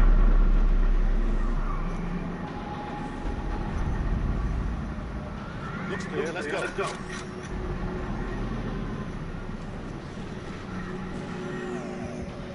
Major, you read. I'm patching up Shepard.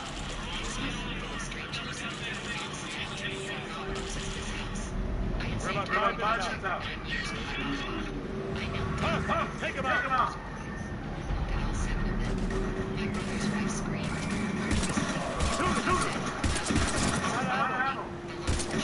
on, move. Standing in the hallway in her pajamas, clutching her stuffed rabbit by one ear, and there were suitcases everywhere. 2 rolling bags near the front door, a duffel shoved against the wall, a garbage bag, an actual garbage bag. And standing in my living room like they just checked into a hotel or something. My daughter took my hand. She Don't let him grab you. was arranging throw pillows on the couch that she owned and said, Grandma, what is my strangers? My mother didn't even flinch. She smiled that time. She used when she wanted to seem patient but was actually irritated that anyone would question her. They're not strangers, sweetheart. That's your Uncle Devin and Aunt Lorraine and your Gotta find a way out of here. They're staying with us for a little while. Us. That word sat in my chest like a brick. Brielle looked at me. She had that look kids get when they know something's off but can't name it. Mommy, there's a lady sleeping in my bed. I punched her. Watch it. Kissed her throat. Told her to go sit in the swing and I'd bring her juice in a minute. She'd had enough of this stuff in the ear. And I stood up and turned toward all 7 of them. They made funny things like Through this way. Not this big, not this bold, but the pattern had roots. My mother had a way of treating my life like a shared resource. My car, my weekends, my patience, my square footage. She'd volunteered me for family dinners I never went to. She'd given my phone number to relatives I hadn't spoken to in years. She once told my cousin Janelle she could use my garage for storage without asking. And I came home to 14 boxes of scrapbook supplies stacked next to my water heater. But walking 7 people into my house while I was picking up Brielle from a birthday party, that was new territory. I counted them. My brother Devin, his wife Lorraine, their 3 kids, the oldest maybe 13, the youngest around 4, my mother, and some woman I didn't recognize sitting on my kitchen stool eating yogurt from my fridge. Who is that? I said, pointing. Poor kid. That's sister, Paulette, my mother said. She drove them up from Decatur. And she's eating my food. Why? My mother's face shifted. Not tightening. That slight pull at the jaw. When Everybody seems to hear thousands of minutes of God. I walked into my house. There were 7 people here. Devin finally looked Hard at enough me. fighting war, but it's worse than no matter how hard you That try. energy he always carried. Like everything around him was someone else's job. I said that space. Mom doesn't live here. She said you have 2 extra rooms. I have 1 guest room and Brielle's room. Brielle's room, We knew they were here. which apparently someone is And they sleeping still in. cut through our Lorraine came out of the kitchen holding a glass of water like she'd just finished a tour. We need to go to the Citadel. Be here. Talk, count. Devin lost Citadel. space. The fight's here. It'll be every soon enough. That's not my Use them situation. yourself. The Reapers destroy everywhere. Don't stop. This was the part where I expected me to Has to help us. I could feel it. The room had that energy. The loaded pause. Sure about The that? exchanged glances. The way my No, mother but you showed were me a she was racing for me to raise my That has voice. to count for It something. was difficult. They had choreography for this. Passion, weight, guilt, repeat. But they didn't know what this house meant to me. I owe I you bought this one. bungalow after 9 years of saving. More. 9 years. I'm kidding. 9 years of $1,400. Reload. $800 into a separate account and lived off the rest. 9 years of packing lunches in recycled containers. 9 years of driving a 2007 Kia Spectre with no air conditioning because I refused to take out a car loan. 9 years of teaching my coworkers take vacations.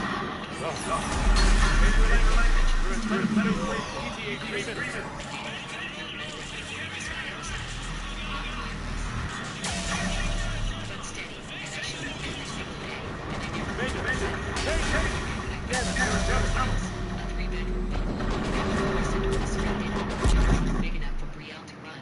They created the parking lot of the title company.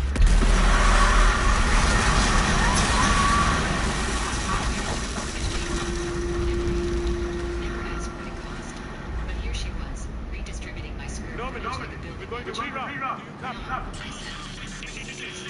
Norman, come in. She crossed her arms. Devin called me Tuesday. You all right? They lost the apartment. I told them you had room. You told them I had room.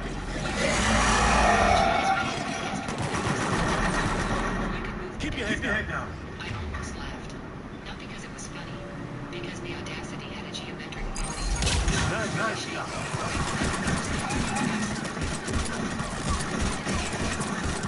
Around noon, Lorraine said,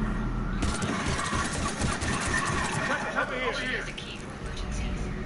She said it was fun. It's not fun. None of this is fun. What happened? Suitcases. Our gunship was shot down. We barely made it. Against the wall. They hadn't just arrived. You have a radio? They moved in. We tried to They were planning to stay. No. Silence. One of the The gunship. kind of silence that answers louder than words. Devin, I said, how long? Stay here. We'll get you. Get back on our feet.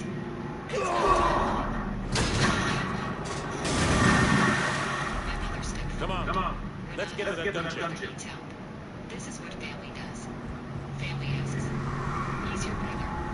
He's a grown man with a wife, 3 children, and apparently a sister-in-law who needs you. Call me. What the hell are you? My mother said, no,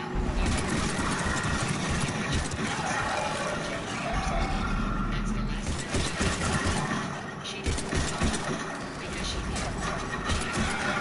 She acted. She just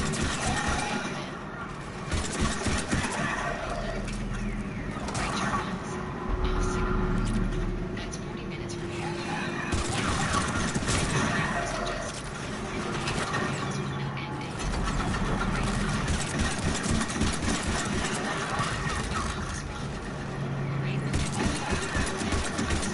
I just named a priest. Paulette. Still sitting on my kitchen stool. I pointed at her. You to me. I'm Lorraine's sister. Right. And when are you leaving? She blinked. I was going to stay through the weekend. You're not. We're not. My mother said sharply. Mom, stop. I need you to hear me very clearly. I didn't. Norman, Anderson, I hurry. I I am downstairs at the harbor. I'm activating this distress beacon. Send support. We've got movement. Major. Damn it. Lost the signal. That's what that beacon does its job. And fast. Got company. Your sister, the person whose house you're staying at. Let herself in and set up camp. That's a takeover. Lorraine's face hardened.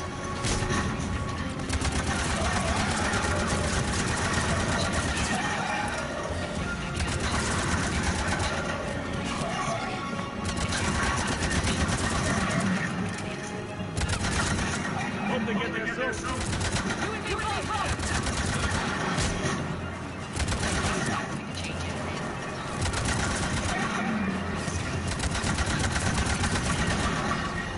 Running out of ammo. He didn't pay rent. He lost his lease. That's his right to himself. She's 6. She doesn't speak to reality. She doesn't know strangers. She told me herself. And she's heading outside.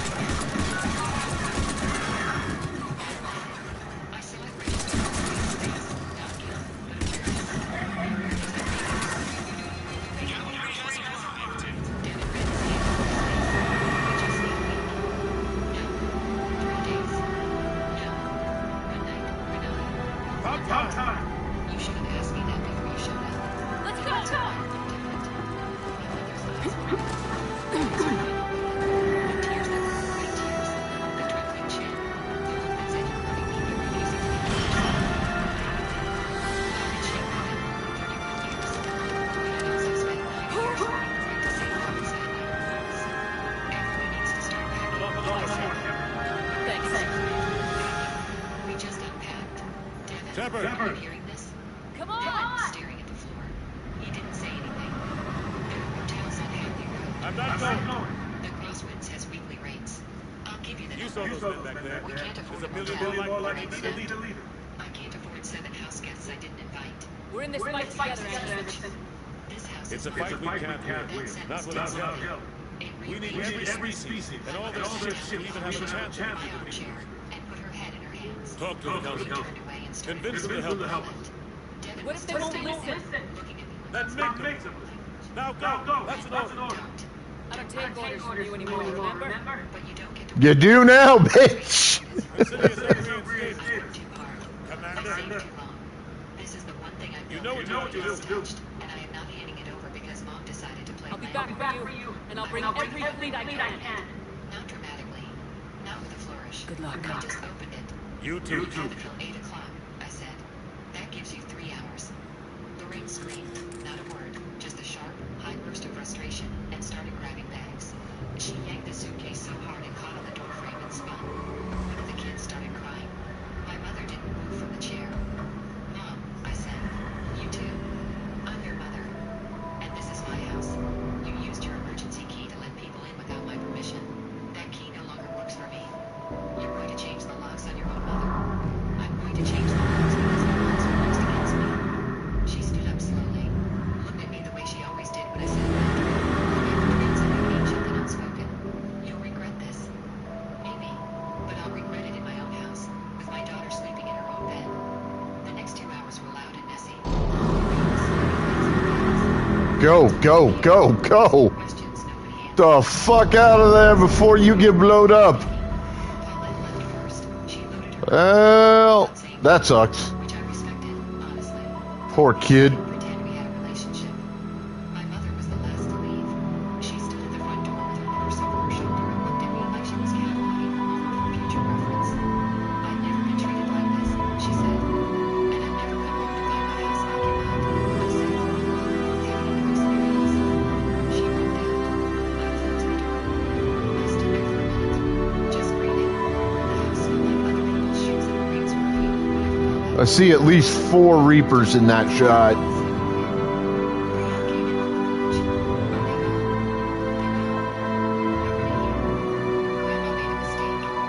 She climbed up on the couch, put her rabbit in her lap, and said, "Can I sleep in my bed tonight?" Absolutely. Good. That lady moved my nightlight. I helped her put it back exactly where it belonged.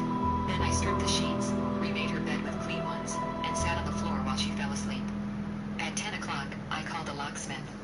Not a 24-hour emergency service, I wasn't panicking. I called Hargrove Lock and Key on Pembroke, the same company that had installed my deadbolt when I first moved in. I asked if someone could come first thing in the morning. The woman on the phone said they had an 8 a.m. slot. I took it. Then I called my mother. Her name was Diane Oberlin, and she'd handled my closing when I bought the house. Small firm, We're 3 leaving. attorneys, office above a bakery on Gentry Avenue. Diane had the kind of energy that made you feel like your problems were already half solved just by explaining them. She also didn't pick up. I left a voicemail, kept it short. Diane, it's Renata Caldwell. We don't have a I choice. need to talk to you Without about this an war unauthorized going entry on. situation at my property. Forget My mother used to spare keys like my mother's family. 7 Don't you people. think I'd I rather took my stay house while I inside? wasn't home. I'm changing the locks in the morning. We're going I want to to make the sure I'm covered. You want Maybe. out? Catch a ride Please call me back. back. I hung up. Checked on Brielle. She was out cold. Rabbit wedged under her chin. I went to bed, but I didn't sleep much. My phone buzzed twice. Once from Devin, Patch it once through. from my mother. I didn't read either message. I set my alarm for 7:15 and lay there in the dark running numbers. Mortgage was $1,680. Insurance was $97. I budgeted for 1 person and 1 child. Anderson's Now already 1 ordered person, Citadel 1 top child, council. and a rotating cast of residents who treated my home like a police station. His name was Garrett, early 50s. Yes, sir. Nonsense. He worked for the We want all 3. All 3. Rough week. Rough yesterday. He replaced everything in a Joker, set a course for Mars outside. Not my mother. Not Devin. Not the mailman. This is local. Why Mars? Why does he think we'll find him? I don't know. Yet. Helps us win this war. I was pouring coffee when my phone rang. Grab your gear.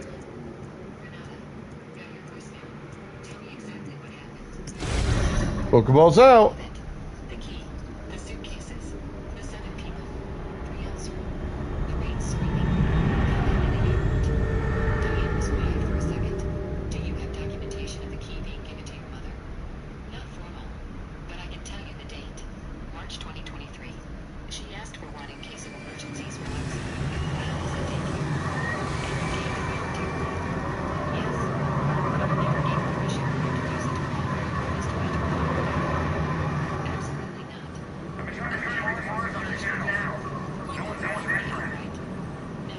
Any signs of activity? Eating?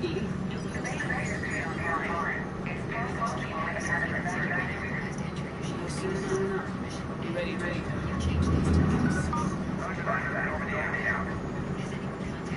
We're almost there. Not yet. But Devin texted me last night and I haven't read it. Don't respond to anything. Forward me any messages, texts, voicemails, emails. All of it. If anyone shows up at your door, do not let them in. If they refuse to leave, call the police and then call me. Do I need a restraining order? Not yet. Let's see how this plays out. But I want everything documented from here forward. Keep a written log, dates, times, who said what. Still no contact on space going down. If your mother tries to visit her kid and can't get in, After that, we're going to go to the Understood. Renata, one more thing. Don't engage emotionally. If your brother calls for you, if your mother shows up at your job, if anyone sends a family member to kill you, don't respond. Just document it forward. I'll handle the legal side. Thank you, Diane. That's what I'm here for. I'll draft a formal notice of trespass today, just in case. I hung up and sat at the kitchen table. The house was quiet. Brielle was in the backyard, running through the sprinkler in her swimsuit. The windows were open. The coffee was hot, and for the first time in 18 hours, I felt like the house was mine again.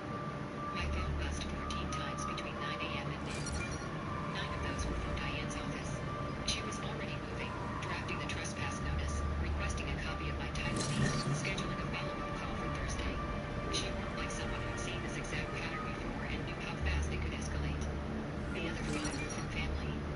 2 from my mother, 1 from Devin, 1 from Lorraine, and 1 from a number I didn't recognize, which turned out to be Paulette, texting me a paragraph about how I was heartless and unchristian for not letting her sister sleep in a real house. I screenshot every message, forwarded them to Diane, didn't reply to a single one. At 12:30, my mother showed up. I saw her car pull into the driveway through the kitchen window. She got out, walked to the front door, and tried her key. It didn't work. She tried again, jiggled it, pulled it out, put it back in, tried a 3rd time. Then she knocked. I opened the door but didn't step back. I stood in the frame. The key doesn't work, she said. I know. You actually changed the locks. I told you I was going to. I thought you were being dramatic. I wasn't. She looked past me, into the house, like she was scanning for proof that it still existed, that her access still mattered. Can I come in? Not today. Her chin trembled. I'm your mother, Renata. And I'm the homeowner. And you used your key to move people in without permission. That's a boundary violation, Mom. A real one. I was trying to help your brother. You were trying to help your son at your daughter's expense. There's a difference. She opened her mouth, closed it, opened it again. I didn't think it would be a problem. That's the problem. You didn't think. You didn't call. You didn't ask. You decided. I'm your mother. You keep saying that like it's a password. That one landed hard. I watched it hit. Her eyes filled up, and this time I think the tears were real. Not the performance kind, not the manipulative kind, but the kind that come when someone realizes they miscalculated badly and there's no undo button. I want to see Brielle, she said. Not today. Brielle was upset. A stranger was sleeping in her bed. She asked me why, and I didn't have a good answer, because there isn't one. I would never hurt Brielle. You let someone sleep in her room without telling me. She's 6. That scared her. My mother stepped out. She told me, Looks a lot bigger. for the first time. Pretty ass for yours, actually. I'm glad you saw this. We got research station here is offline. Just sounds like parties to worries. Fair enough. She walked back to her car, sat inside for a minute, then drove away. I closed the door and locked the new deadbolt. It turned smooth and clean, like something that was built to hold. Devin called that evening. I let it ring. He called again. I let it ring. The third time, I picked up because Bria was asleep and I wanted this done. Ren, please. I'm listening. Lorraine is furious. She's saying you humiliated her. I didn't humiliate anyone. I told uninvited guests to leave my house. Where are we supposed to go? That's your question to answer, Devin. Not mine. All right, so we got started Then how can you just... Because on ME3. We got to start going. I didn't take vacations. I didn't buy new clothes. I drove a car with no AC through 3 Arizona summers. I packed the same lunch for 4 years straight. And when I finally bought this house, nobody in this family said congratulations. Nobody offered to help me move. Nobody even asked to see it until Mom decided it was community property. He was quiet. I love you, Dev, but I can't set myself on fire to keep you warm. Especially when you didn't even ask for it. But it's that time. You just walked in and started rearranging the furniture. I didn't know what else to do. You could have called me. I was embarrassed. I get that, but the embarrassment doesn't entitle you to my house. Long pause. I could hear Lorraine in the background, sharp and clipped, telling him to ask about the guest room again. He didn't. Where are you staying tonight? I asked. Crosswinds, the motel you mentioned. Okay. It smells like... So be good to yourselves, each other, the planet, everything else. Have fun. Stay the fuck out of trouble. Exercise your rights, responsibilities, privileges, and or duties of wherever you happen to be from. As viewers, show that love and respect to streamers that you watch, alright? We really do appreciate it. It absolutely makes our day. As streamers, show that same love and respect to your viewers, because while we can do this job without them, it wouldn't be any fun, and frankly, what the fuck would be the point? Alright, we are finding a raid target, so bear with me.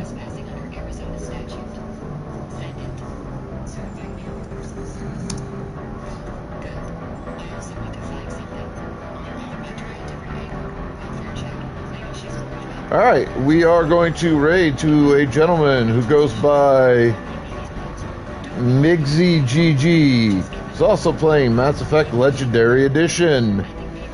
So, I will be back tomorrow, Sunday, off Monday, back Tuesday. Until then, this is your Immortal Sith Emperor signing out, saying I will see you motherfuckers later. Peace.